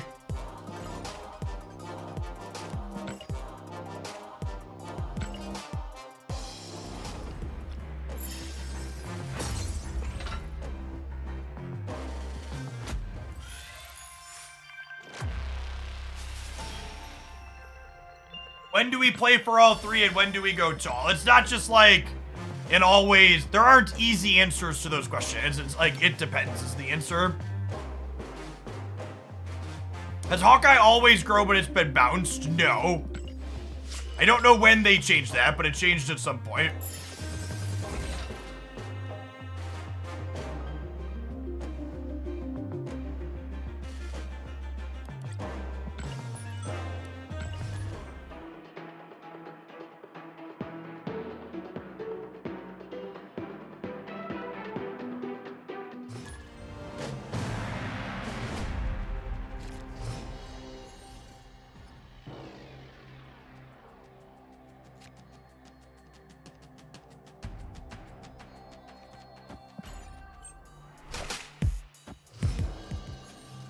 It changed in the patch with this buff. Okay, sweet. Noted. God, that location sucks for us.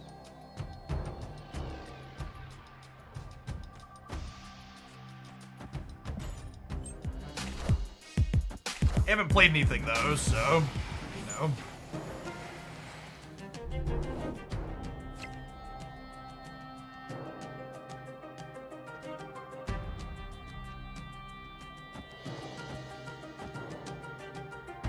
Can I snap them in the dark here?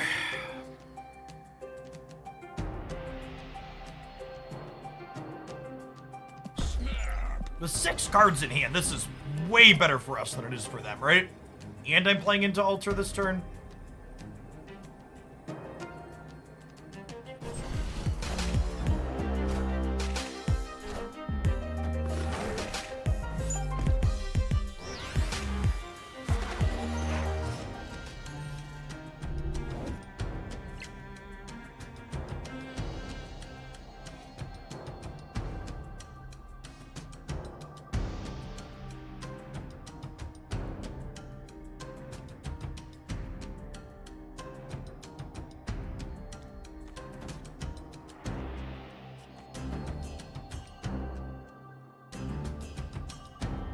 I think I want the collector to be face up when I trigger Sacred Timeline.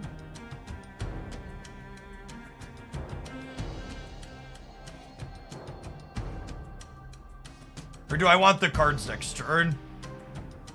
I might want the cards next turn, honestly. Because there was a beast in my opening hand.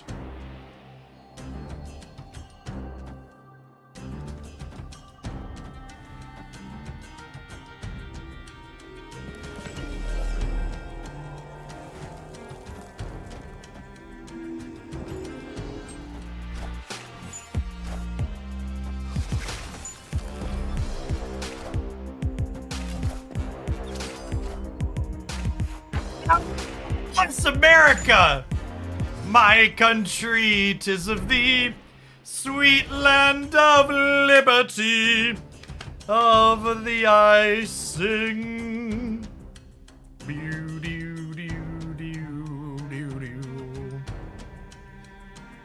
My opponents played exactly 1 card this game. Fuck this guy. For that 1 card they played, chat, it was horrible for me. Hated every minute of it.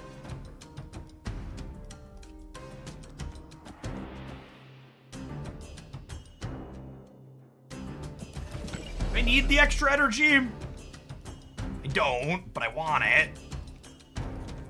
It's probably just this, right? I think 6 is plenty for next turn.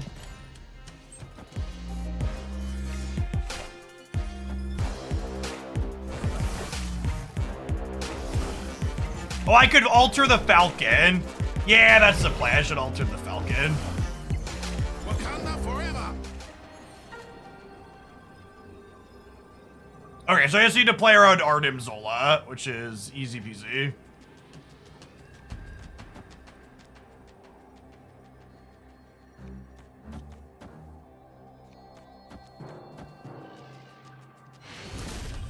Okay. Victory. Now, the thing that's not easy peasy here is there is a good chance that they're a Sandman deck. Which I'm gonna be honest with you, chat. If they're a Sandman deck, this is the first match of a Silver Conquest. I'm just gonna go next.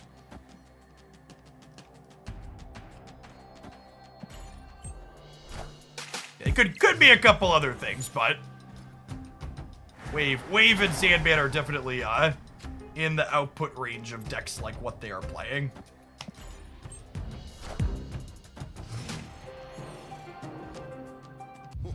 This land is always changing.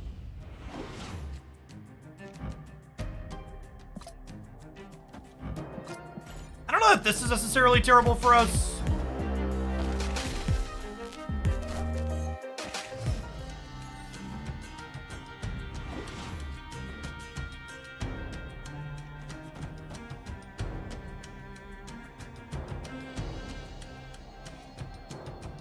Oh, snap.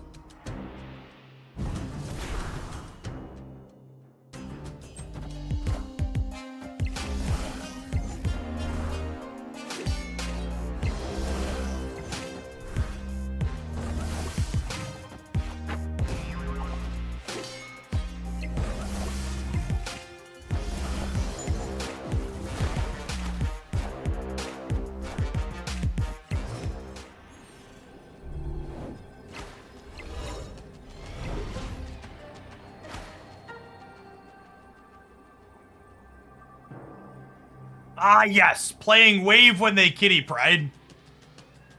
It hurt itself in confusion, chat.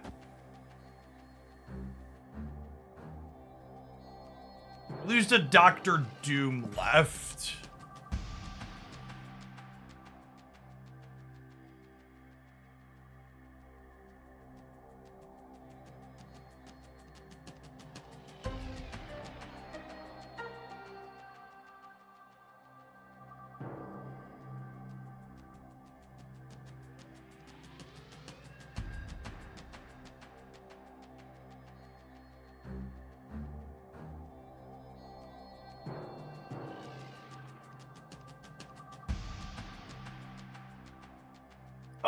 Oh, I forgot. The Mysterio is the real Mysterio there. No, yeah, you're right. We're beating Dr. Doom left. We're winning in all three here, so that they don't have like a single play that beats us, I don't think. Opponent snap. You playing on PC? I thought it was only on mobile. No, there's an early access release on PC, on Steam. I mean, I'm definitely staying in here. This is a bad matchup, and if we win, it's great, and if we lose, we'll just leave and go next. Wakanda forever.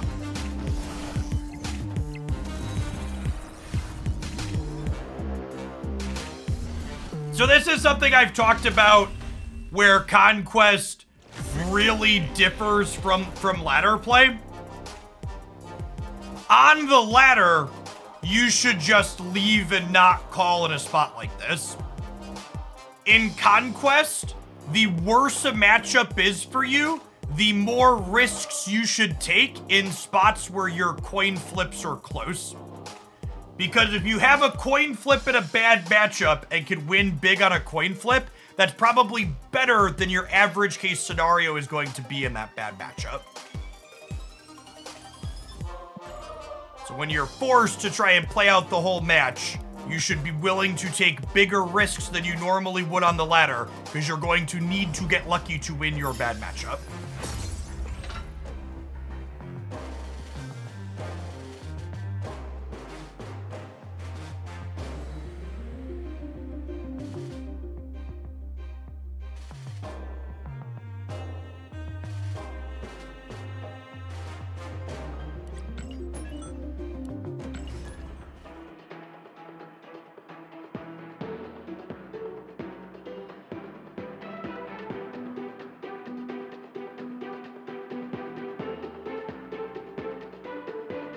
I have not queued into any other Hoaglandia Rises, no.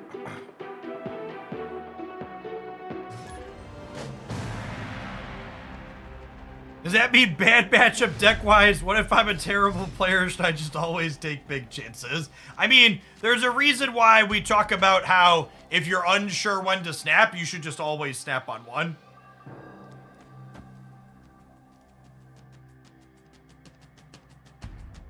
Hey, Derbeppo, you just hit a Hoaglandia Rise? Nice.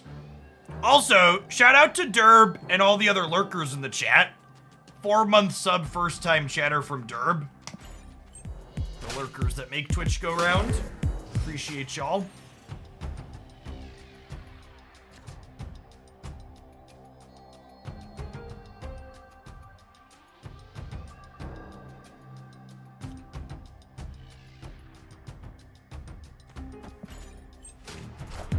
This could punish us if we don't draw a Falcon or a Beast, but I think I like playing Avengers Compound to the left here.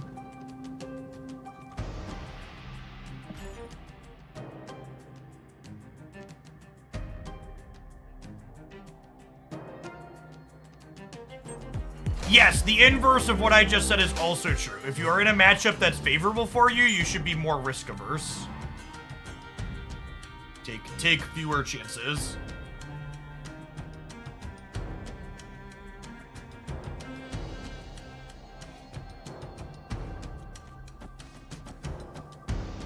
Do I do this, and then we, like, Kitty Beast here next turn? I think get Professor X somewhere. This could be Professor X on the right, but I think that's, like, not a big deal. We're on a Thanos deck. I do this. There's some value in taking Angela off the board on turn 5, because taking Angela off the board removes a lot of power and helps us duck priority. Wakanda forever! Clear for takeoff. Love to draw a Hood here. Definitely the best draw, so we can play all our cards out. I think it's still just this. It's just this.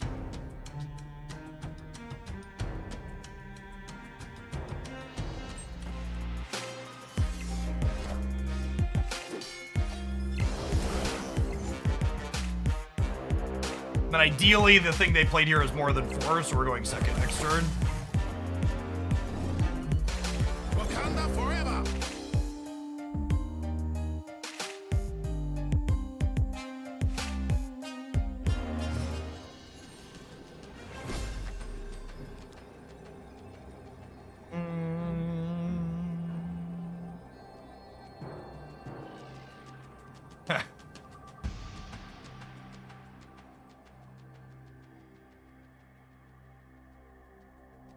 This is currently the optimal bounce deck in my opinion. I don't play any decks enough to know what optimal variations of them look like until they get more popular, and bounce isn't very popular for us to have data to look at. Yeah, they're decking Zola stuff, it looks like. This is like a coin flip. We play around them putting like 20 power into here.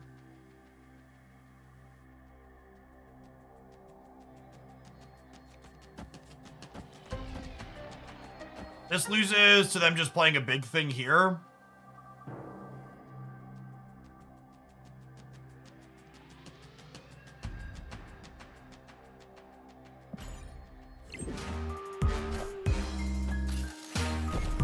Wait, what? Bud. I didn't count that one because it's terrible. Friendo.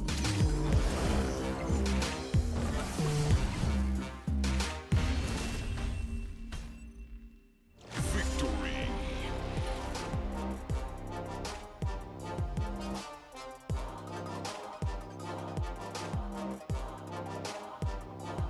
Iceman is a lot like Chavez in that people like to cut Iceman from decks when they shouldn't, because Iceman is an emotionally unsatisfying card to play because you don't see what you're hitting with it, so you don't get to know when Iceman wins you the game.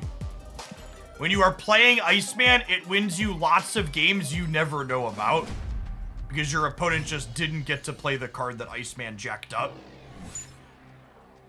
Holy crap. Oh, snap.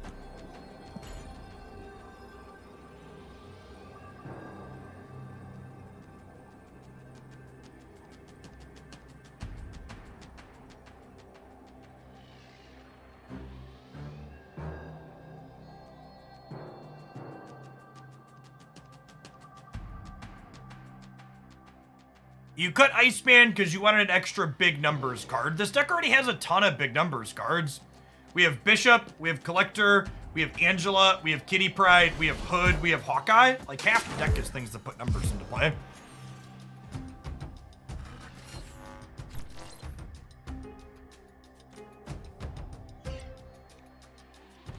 And I put Collector here because this is a clean path we can play 4 things out to and then beast them back.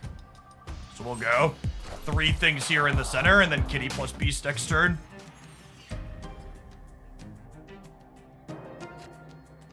Oh my god. Oh my god. Oh, baby.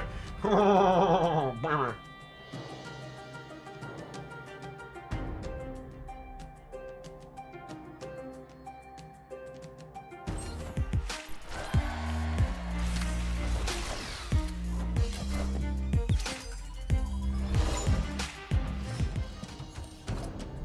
They have Nova in their deck, so definitely decking stuff.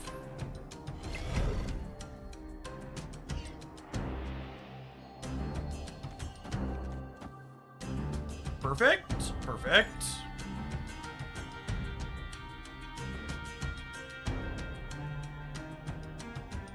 I'll do it again, I swear.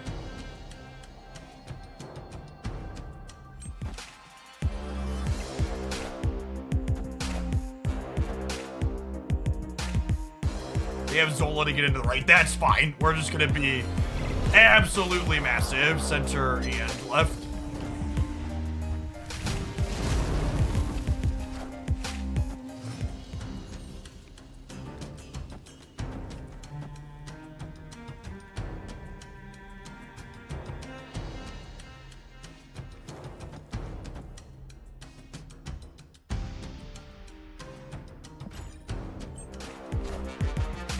They're a Killmonger deck, potentially, yeah. Likely because of the Nova.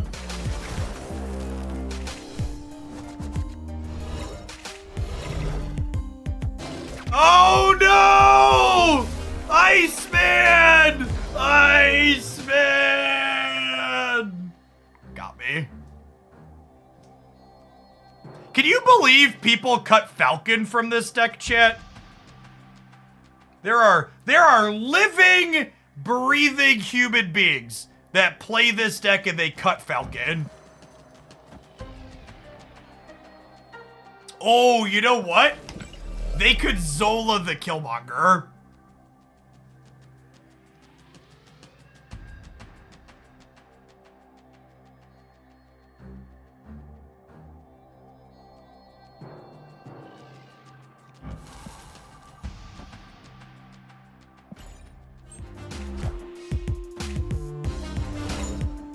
Brain! How does it fit in my head, chat? How does it fit? How do you, it's so huge. Ah, yeah. Played them like a fiddle. We gotta worry about Shang. Okay, can I play around Shang? That's a good question. I think we can play around Shang, right? This beats Shang-Chi. They could Odin. Okay, you know what? If they Odin the Zola and then Odin the Killmonger, they got me. And so I can only do so much, chat, okay? Oh no! Oh no! GG opponent. No wait, they have priority. No, this is fine. This is fine. We ducked priority. Chat had me worried. Had me sweating for nothing. Come on now. It would be just wrong if we lost this game and I wasn't able to post it to YouTube. Come on.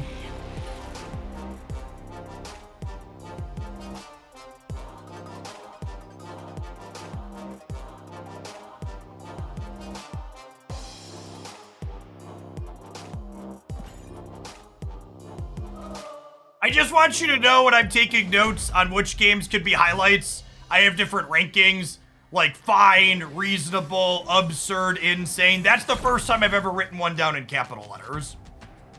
So we hit a new ranking today. Snap.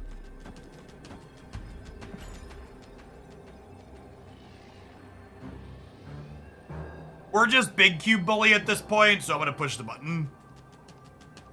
10 to 2, round 3. Click it.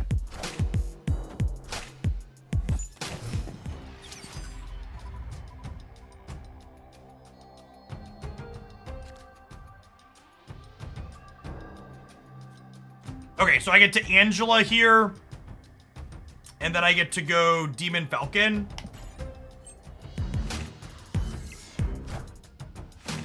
We could lose a priority flip here and get Killmonger. I won the priority flip. Okay, so now here's the real question.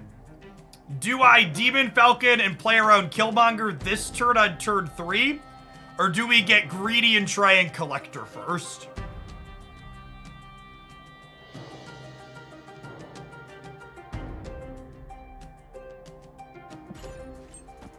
They get waved here as well, though, is the problem.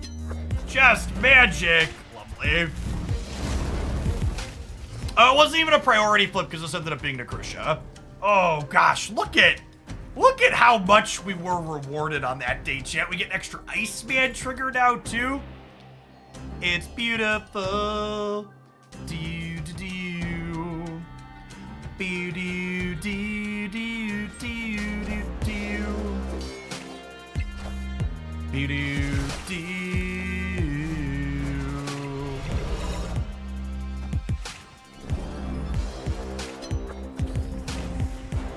Oh, Falcon to Crochet so we can pick him back up with bees. Yeah, that's a good shout.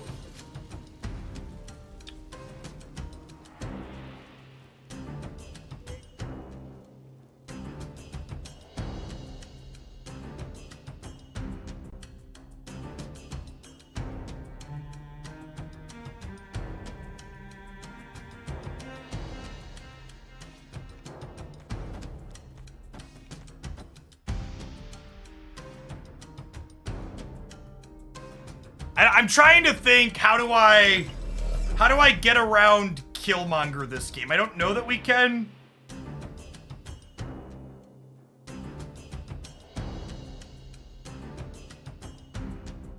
I think knocking 1 point off a Hawkeye is fine.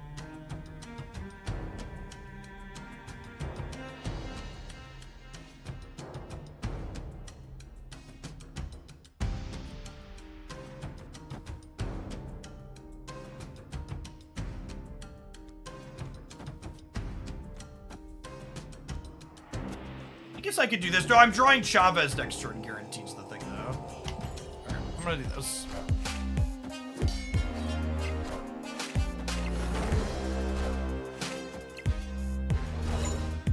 Wakanda forever.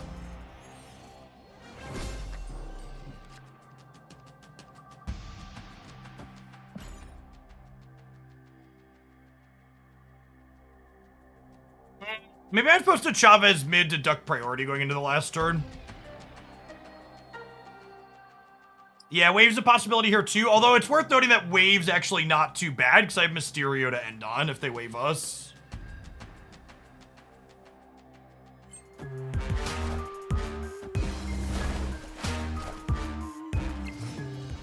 Yeah, so we're actually winning in all three, or we're winning in two, and then this puts me to winning in all three.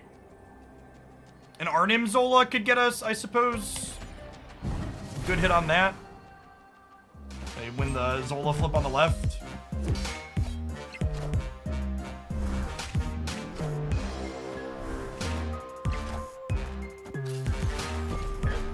They got a couple of cubes. Wakanda forever. Or a Doctor Doom, yeah. If I would have put Chavez mid, we would have ducked priority in addition to being able to beat this with this.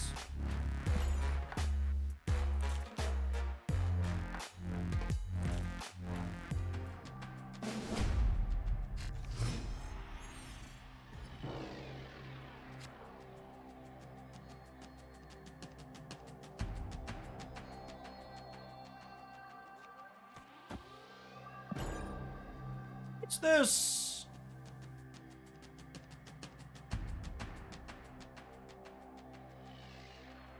Oh, snap. Your hand good enough this game?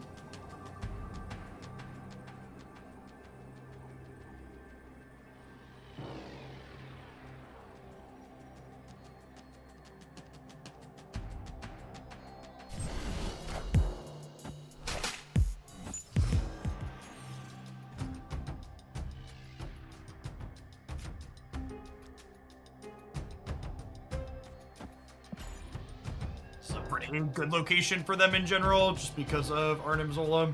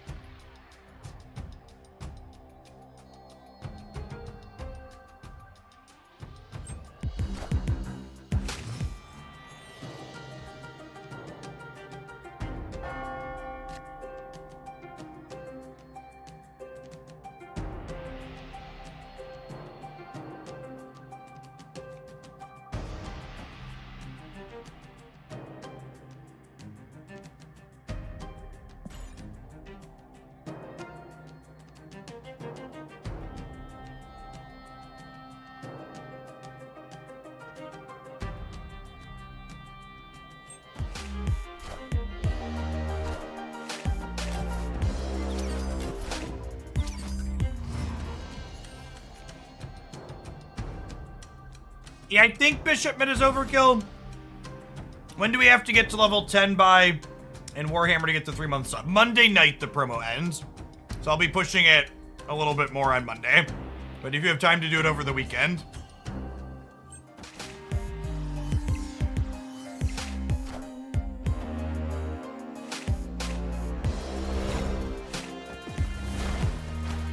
Clear for takeoff.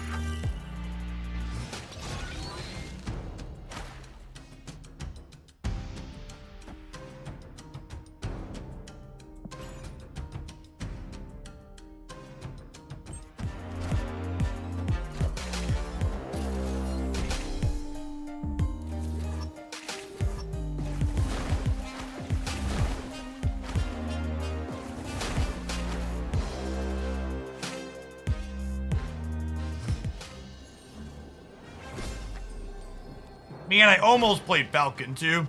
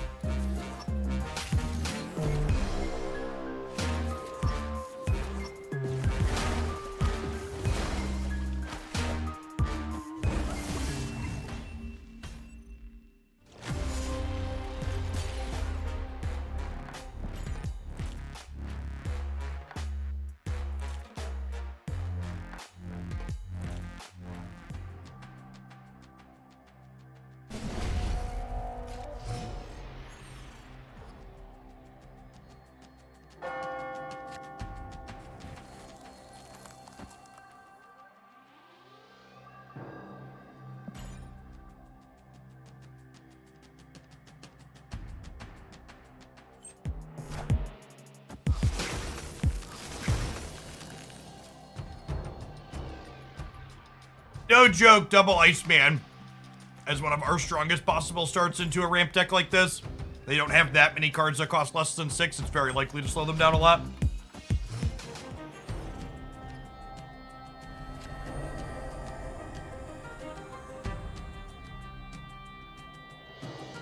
I think it's this to start.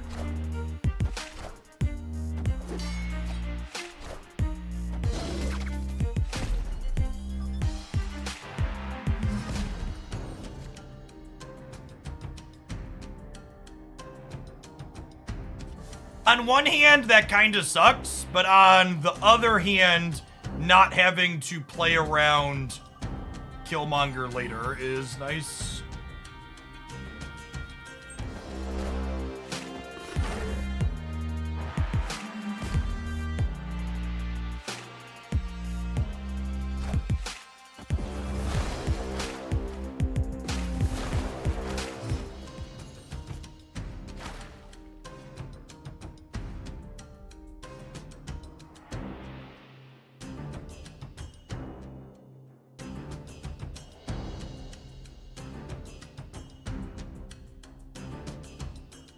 So Hood's better if we're not getting Zolan or Absorbing Man.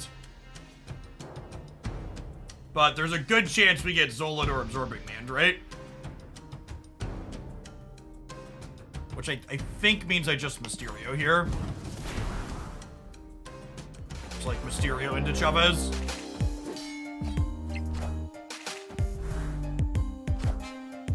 Wakanda forever.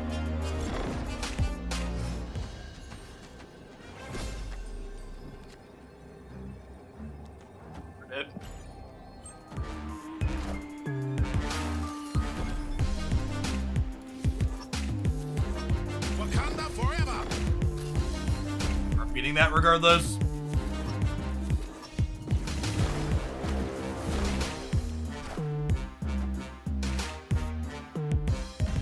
And I was quite fortunate to start up 8 cubes in this match, because the Killmonger wave deck seems quite good against my bounce deck.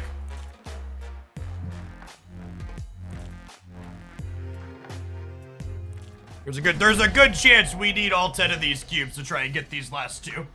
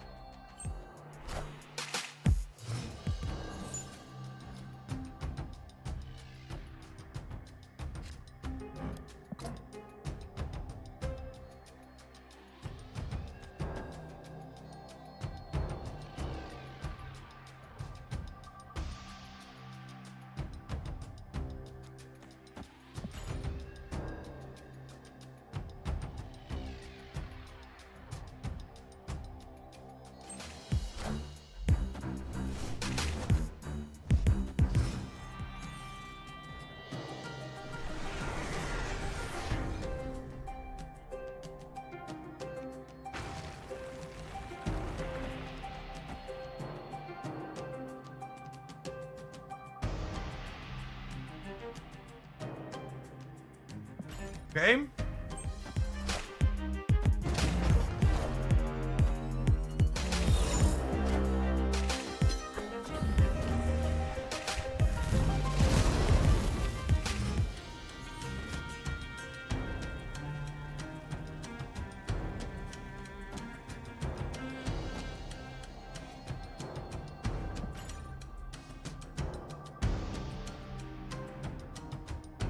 How do we beat 16 in the Quantum Realm here?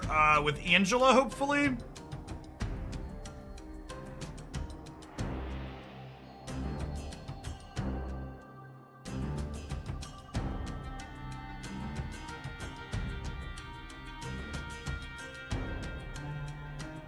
I don't have a way to play into Sanctum, so getting points into Quantum Realm is going to be the trick.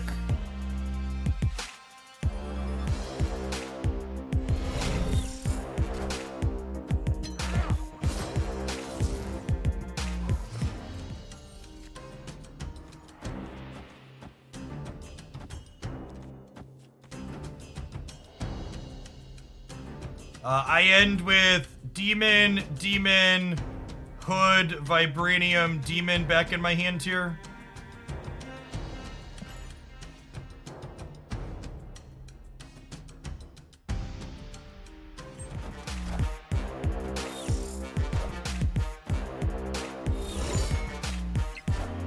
Maybe I'm not supposed to bounce the demons because of wave.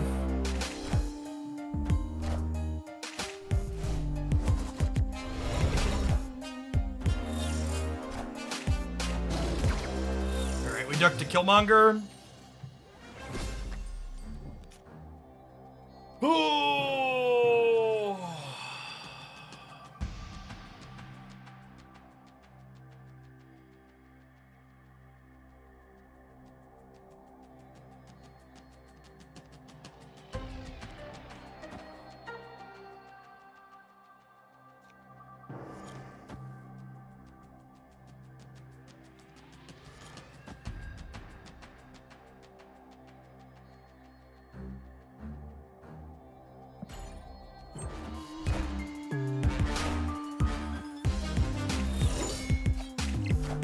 I'm aware it's not the last turn. I'm playing around wave. Honestly, them Killmongering us here just lets me make my Angela bigger. I kind of wish I would have played something that could die here. Alright, that worked out.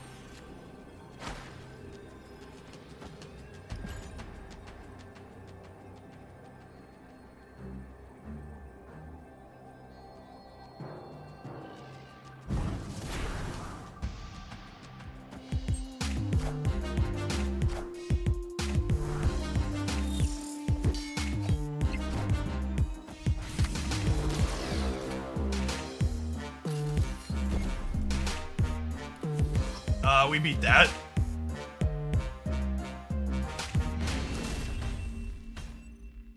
Victory.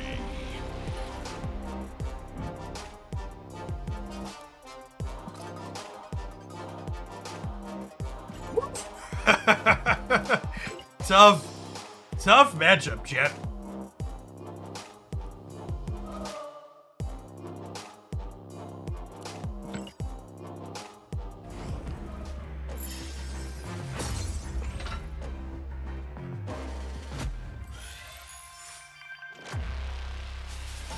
This should get a full YouTube. So historically speaking, bounce decks perform poorly as deck highlights, and Conquest videos perform poorly. So I don't know that I want to combine the two of those things together. The one game where we juked them and talked a little bit about stuff, well, that'll go up there, but the full matchup, unfortunately, is not something that will go over well with the YouTube audience. I agree. If I was in the market to make educational Conquest content and showcase a sweet full match, that would be one of them. However, sweet full matches like that are not. Want to do the ladder off screen? Nah, we'll play the ladder on stream at some point. I just don't feel like farming bots right now.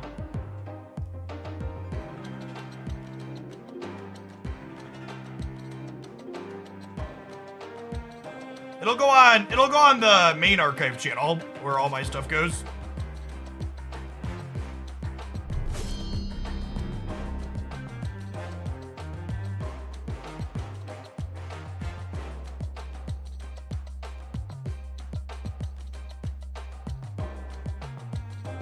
All right, chat. For the last little bit of the stream today, we are going to play a little bit of Warhammer Techius, which is the mobile game. Oh, God bless. Which is the mobile game I currently have a promo going on for. Let's get this updated real quick here.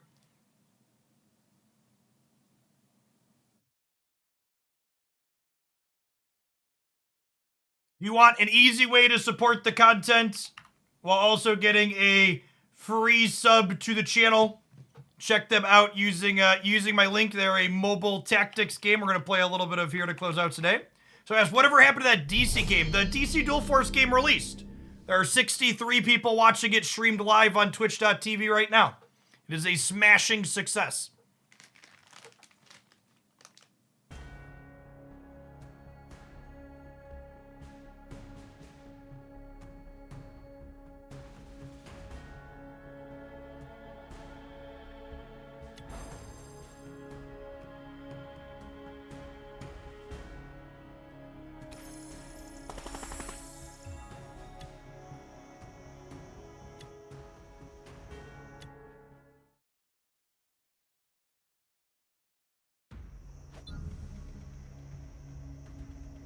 Wait, it was released. Chat, I'm gonna let you in on a very little secret.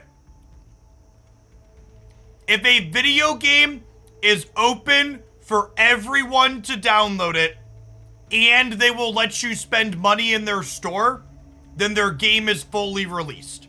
It doesn't matter if they tell you it's early access or beta. If those two things are both possible, anyone can install it and they'll take your money, the game is released. We live in an era where developers leave beta and early access tags on things for a very long time as an excuse to not fix issues with it. I think that the application has. All right, let's continue our Warhammer campaign today, shall we? We have new orders, brothers. Our chapter master requires our assistance. I never doubted that he would survive either, chat. We shall rush to his side in due time, but first, let us deal with the matter at hand. Scarab swarms. They attack with +1 hit per individual member of the swarm. An incoming hit can deal damage to only one member. Try to attack them with multi-hit units. Our flamethrower lady is probably great here. Yeah, I would like those 5. Oh, yeah, they got a bunch of little health bars here. Oh, they deployed... Oh, I probably could have deployed Flamethrower Lady closer to them. Would have been smart.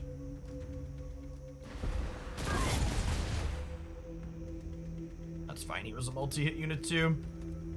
Alright, our sniper can't quite get up. Move him forward. Move you forward.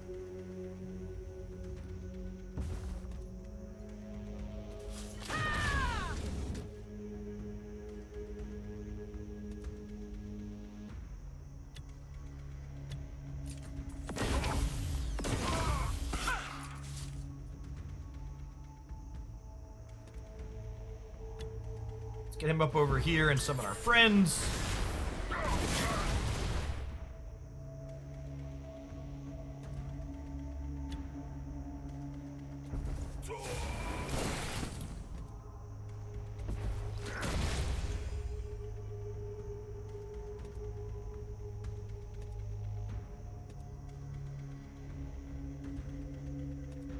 Oh, this is awkward. He's only melee. What's this do? Target enemy within 3 hexes and deal damage to it. Oh, is this kill it? Oh, it jumps him past. Okay, so they can team up together then. Because he couldn't walk past, but he could use the tag to go past it. It's clean there.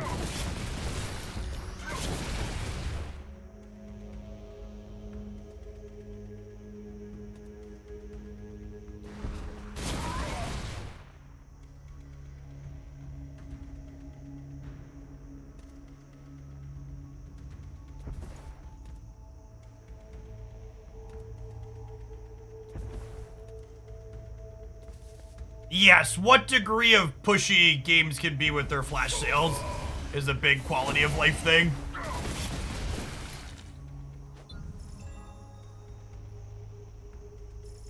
It's news of our chapter master. He lives, but the Xenos have him pinned down, so we shall pry him for. I assume that's who we're heading towards at the end of the level here. We'll clear some of our dots here in a second.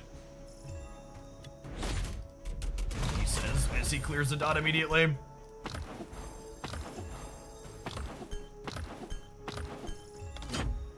There's 5 Google points for every $1 spent in Snap right now. Oh, that's sick. I'll have to load up on some gold for the next month or two.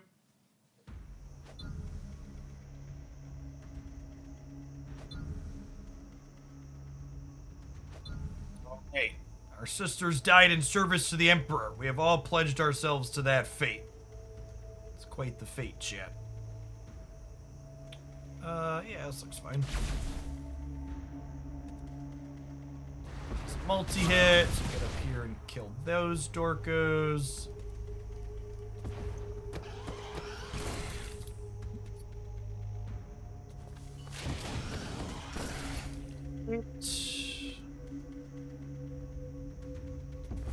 For the grass to start. Can't quite hit anybody yet. little bit of high ground on us.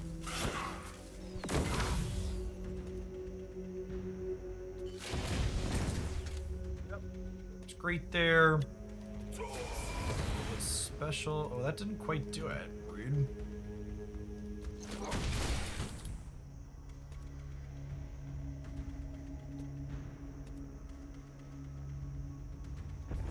Don't want to move him through the fire. Paradrop some friends. Oh, I thought he would have put the second one there, but apparently you have to have 2 spaces next to the one that you, Oh, he jumps on top of them if he kills them. That's great. I think this melee buckaroo is my favorite. Him and the flamethrower lady.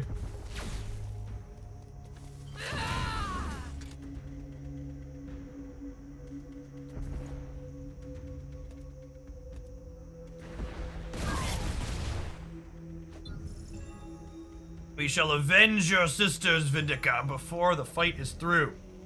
That is my most fervent wish, but the Emperor's plan comes before vengeance. That's missions ticking off at the top.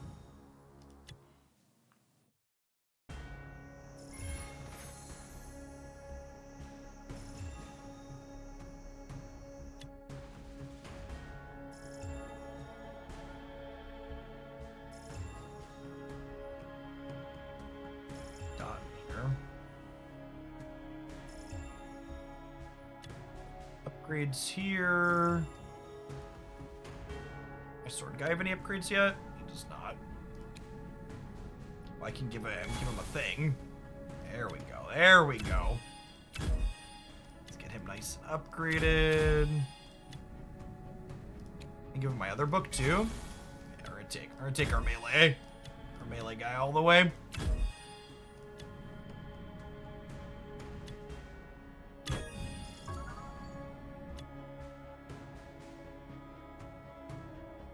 I'm not using the healer, so we'll let him go.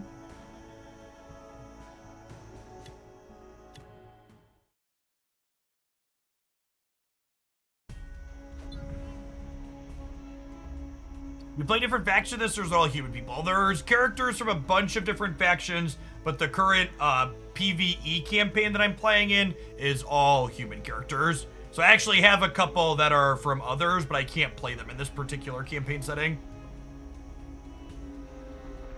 Do not need my powers to see that something weighs heavily on your mind. It's the Xenos and their silence. They must be communicating somehow, at least with each other. I urge you to set aside your concerns. Better they stay silent than to poison our minds. The alien bugs. Why don't the alien bugs talk?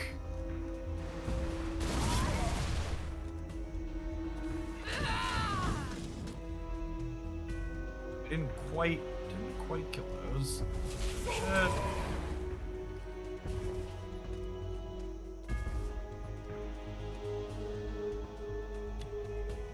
Oh, he can jump hook onto someone. Okay, that's fine. Oh, he pulled them down into the fire. Oh, that's perfect. Oh, did I just jump him up into line of attack here for everything? Oh, no, shit, I think they're gonna murder my boy.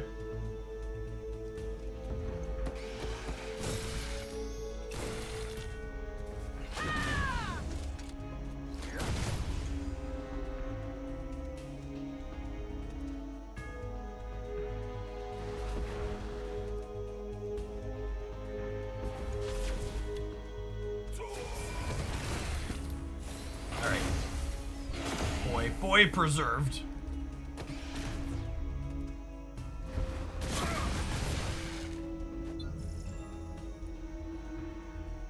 This game planned to be released on PC. I believe this one is just mobile only, Android and iOS.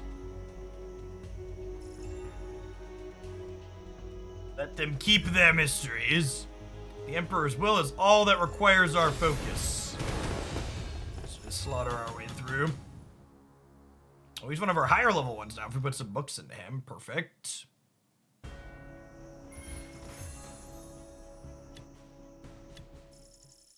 Likes to battle, yes. Planet seems to be overflowing with Xenos. They may keep us from reaching the chapter master in time. We cannot know our place in the Emperor's plans. We can only play our part as best we can. It's a lot of bugs. Yeah. It's a lot of bugs.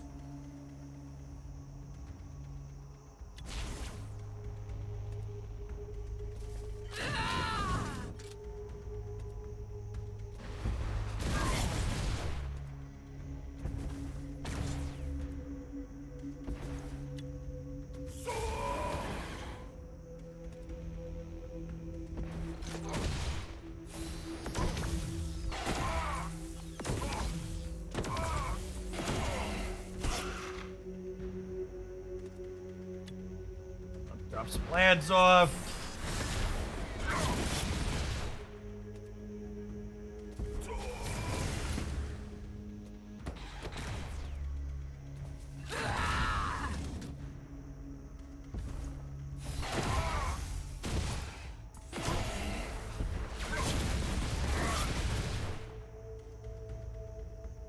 We played 40k tabletop. I played Warhammer Fantasy tabletop forever ago, back in my teenage years, but never got into the 40k side of the tabletop stuff. I've done a few different 40k games though, so I'm like loosely familiar with the IP. There was a turn-based 40k game on Steam that I played a little bit of at some point. Our faith has seen us through once again. Yes, it was the faith and not the bullets. I would like to think of it as our flamethrower seeing us through.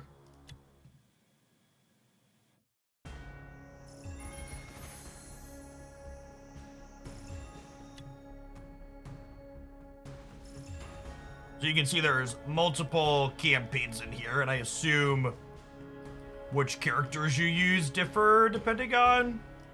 Let's click into here. To play the campaign, you need to unlock 3 characters first. Oh, that's an interesting model. Okay, so you can either grind to unlock the characters to get access to campaign content, or you can monetize to pick them up.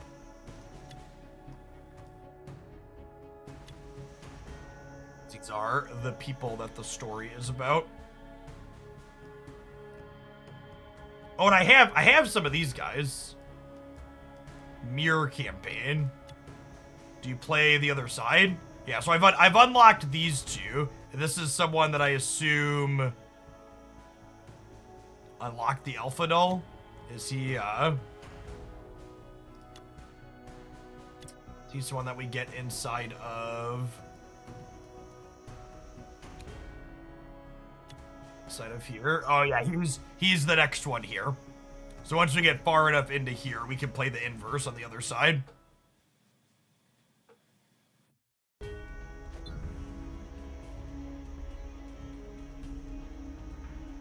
resistance from the Necrons is increasing. This is a good sign. We must be drawing closer to the Chapel Master. So the harder you battle, the firmer your faith. The harder the battle goes, the firmer your faith. So it has always been and will always be. Can I switch the starting position on some of these? I can. Cool. So I want my flamethrower guys over here by the bugs, I think.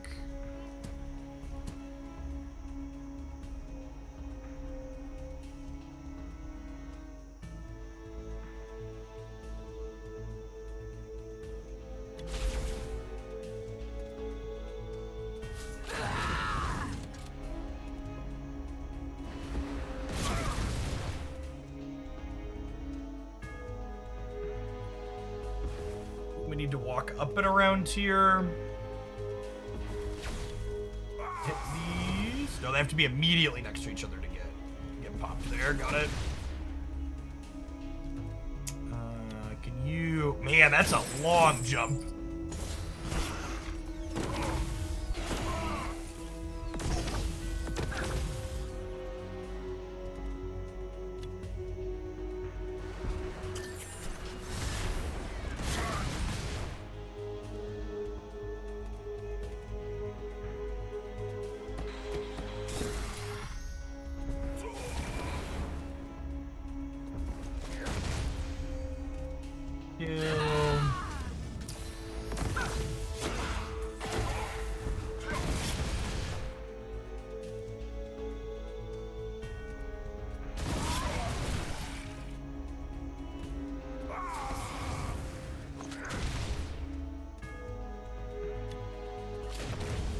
ultimate.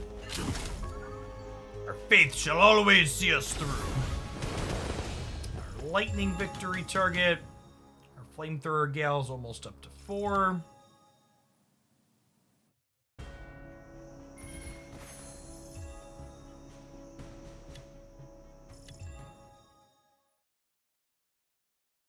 Went to Gamescom. Gamescom is that a board game thing or a more digital thing? That's in Europe, right? Is it more similar to like PAX or Gen Con? These clusters of smaller Xenos frustrate me. I yearn for a bigger target. All the Emperor's foes need dealing with, not just the big ones. Quick work.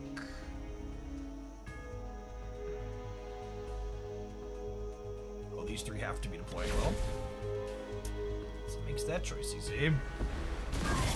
It's for digital stuff. Okay, yeah, I saw Snap people mention that they were gonna be at Gamescom.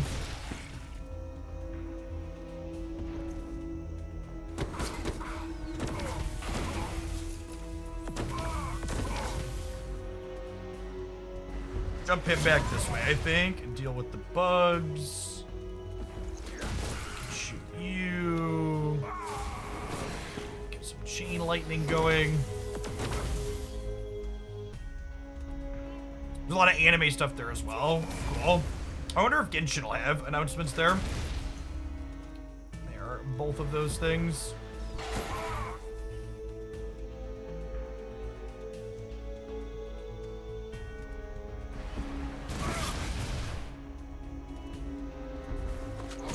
Whoop.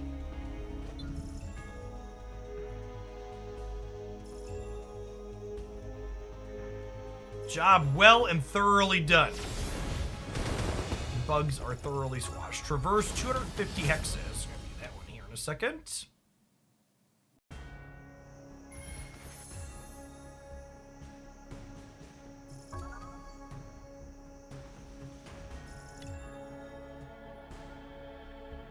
Some upgrades for my wolf.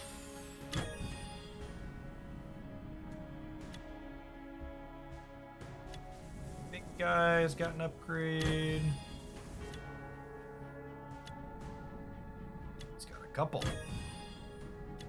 We're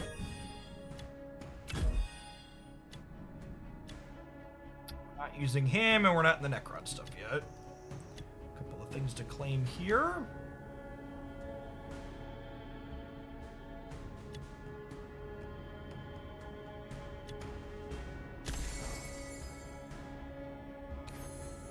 Battle Pass. Not sort the things I've completed at the top.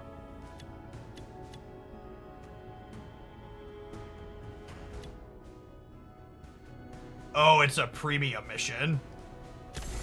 Okay, no, that was the free one. Regular mission.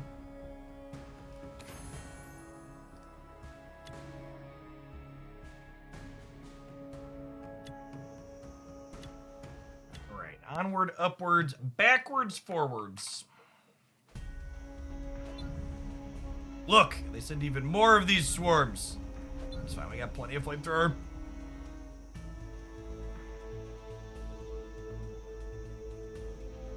Where are the bugs at, though? Bugs are left side.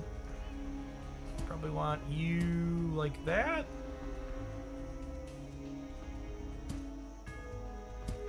Here, so we can get close with these Dorkos since he's our melee.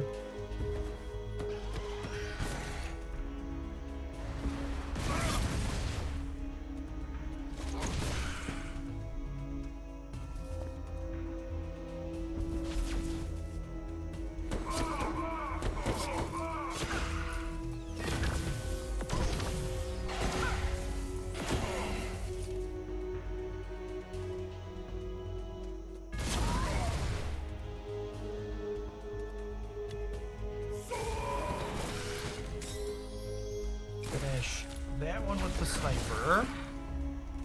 She can torch that one.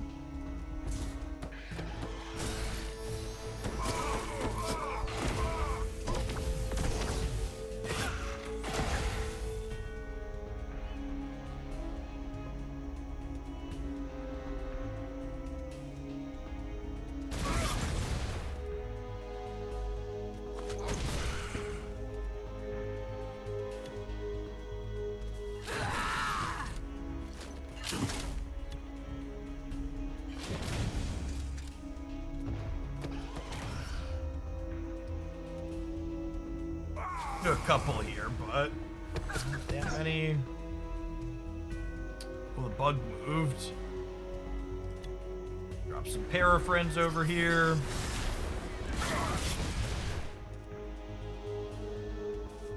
Her back, and then torch the bugs.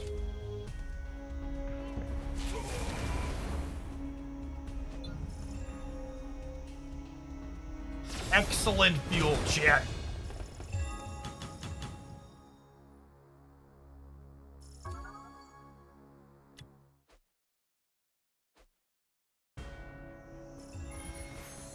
Is he in PvP or PvE? There's both. Someone mentioned the PvP has both real-time and you play against opposing set teams on AI, but most of what I've done is just play through the campaign.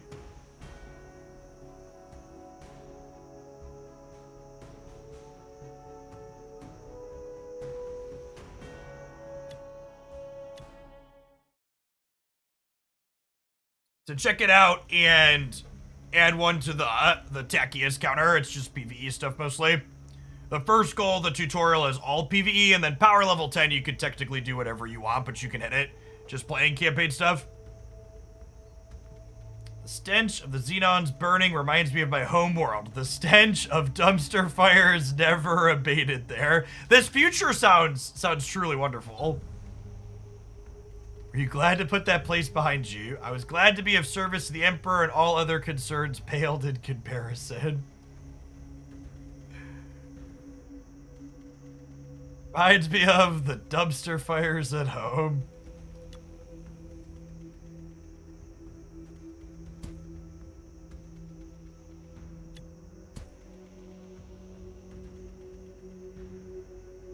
The children, chat, they long. The children long for the dumpster fires.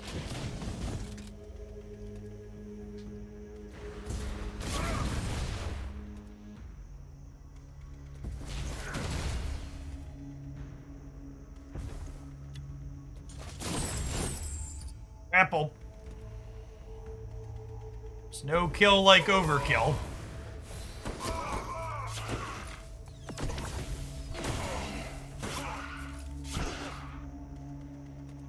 I like when they get up on top of our melee guy. That's exactly where we want him.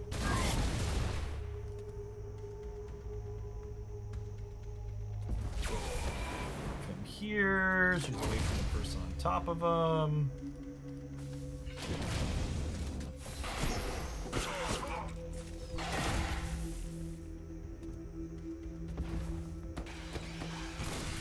Tall grass.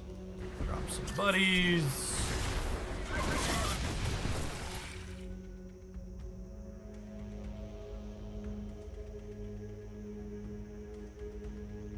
Is the number actual people counts like 230 out of 800? Yeah, it's the number of people that have downloaded using my link that completed the tutorial. Nothing warms my soul more than a good dumpster fire. Now that smell has come to mean something else to me, it smells like victory.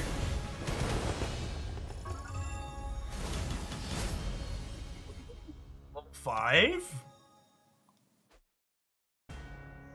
And I was actually surprised at how many people, usually the base tutorial completions are pretty solid the first time I do a promo for a game, but I was surprised how many people hit power level 10 in this one. It's a genuinely very reasonable little point and click tactics game. I was originally gonna do like an hour Wednesday and an hour today, and then we ended up doing like an hour and a half on Wednesday. There's a free sub thing work. Once you have completed either stage 15 or power level 10, whichever you're going to work through, DM me a screenshot of that completed on your account, and I will hook you up with the sub gift after the stream today. You can DM me on Twitch, Twitter, or Discord. Yes, to add to the ticker, it has to be downloaded using the QR code scanner, the link in chat. Or power level 9. Power level 10 does take a little bit to get to. We've played for probably a little over 2 hours with my off-stream time as well. I'm not quite at power level 10 yet. The tutorial's about 30 minutes, though. Drop ship me someone.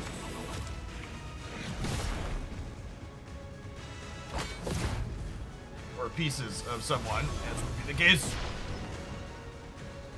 Ooh, we finished someone. The Ranger.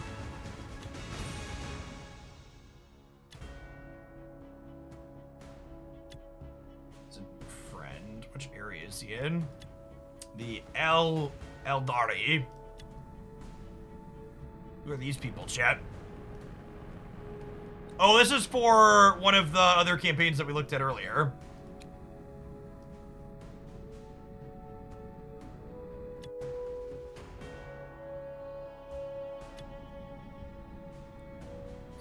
Kinda cool looking.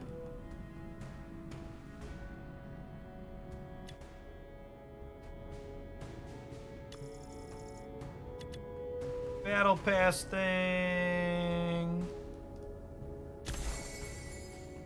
That was 25. Are you gonna do for me now?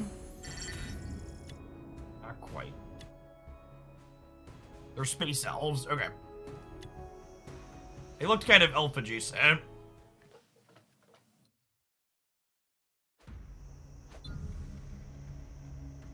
Hoped you would have seen some of your chapter master by now.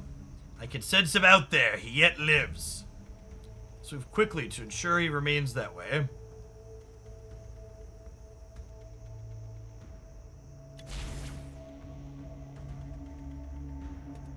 It does feel a little strange that some of these missions are like randomly you can only use these three guys.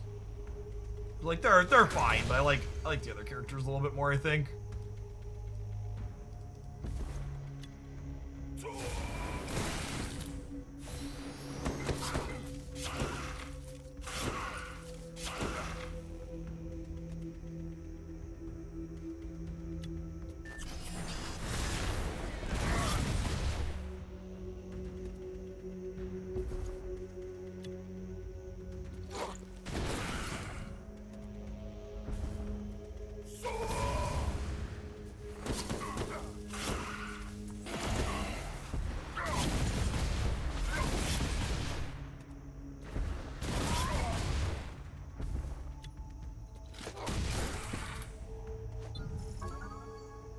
Chapter Master Caligar fights on. His faith remains strong. May his ammunition hold out just as long. That's true, chat. You don't just need faith, you need bullets.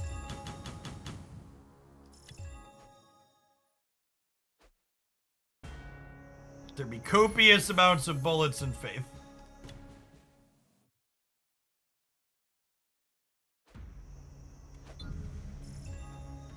Listen, you can hear the Chapter Master battling in that direction.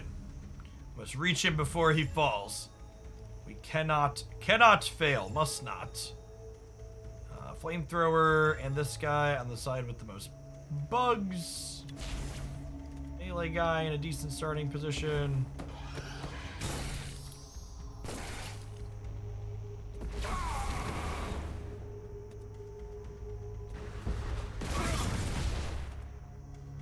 Those. Finish that one with the sniper.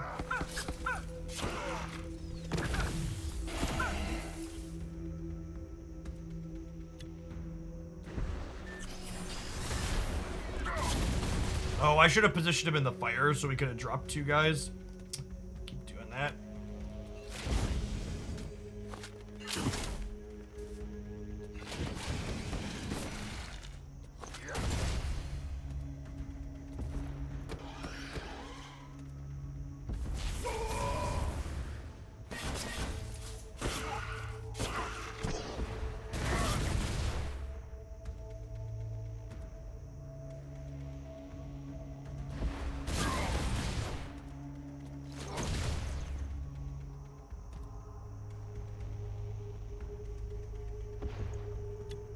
Get up here, then jump rope in.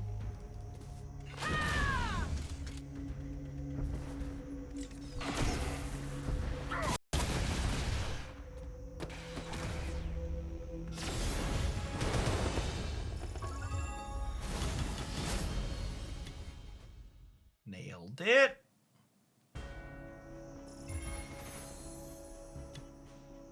Get through 45 today before we're done. 10 minutes or so.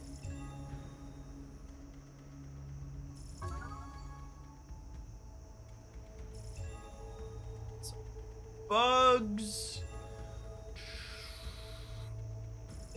Let's do it.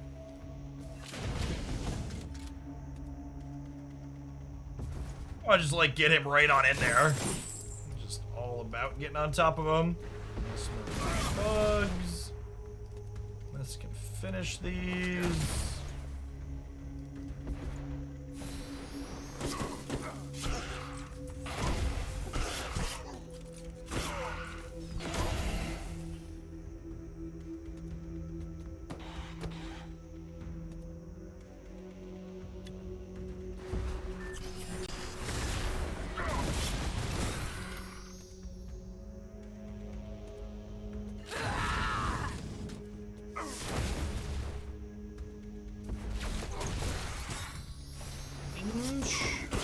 Oh, the bugs came back.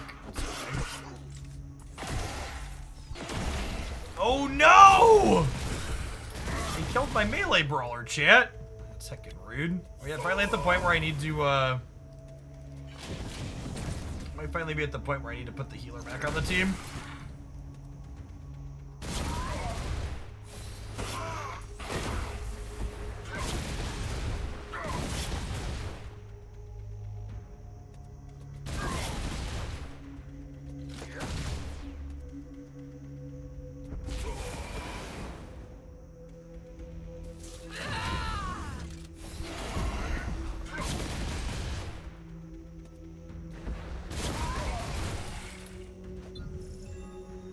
Thought we only needed to draw the Xenos away from the Chapel Master. Is his life now in peril? Matters change rapidly on the battlefield. We're all in peril now. Still appear to be on the right track. Sad. We get 2 hearts now because our Dorko died. Rip. Well, they get less XP if they get KO'd. It's a big rip. Alright, this has been Tachyius. If anybody wants to check it out while supporting the content, you have until Monday night to be able to play through the tutorial and/or reach power level 10 to claim free sub gifts on the channel. If you do that, you can DM me on Twitch, Twitter, or Discord to collect your free gift sub of Rudy with a screenshot. Appreciate that, J-Rock. If you currently have an existing sub, DM me the screenshot now, and then I'll re-up it once it expires, because Twitch doesn't let me extend a current sub. It has to be lapsed. I am off for the weekend, as always. I'll be back on Monday morning with some more Marvel Snap-a-Lappin'. Everybody enjoy your weekend wherever you're at, and have a good rest of your Friday, too.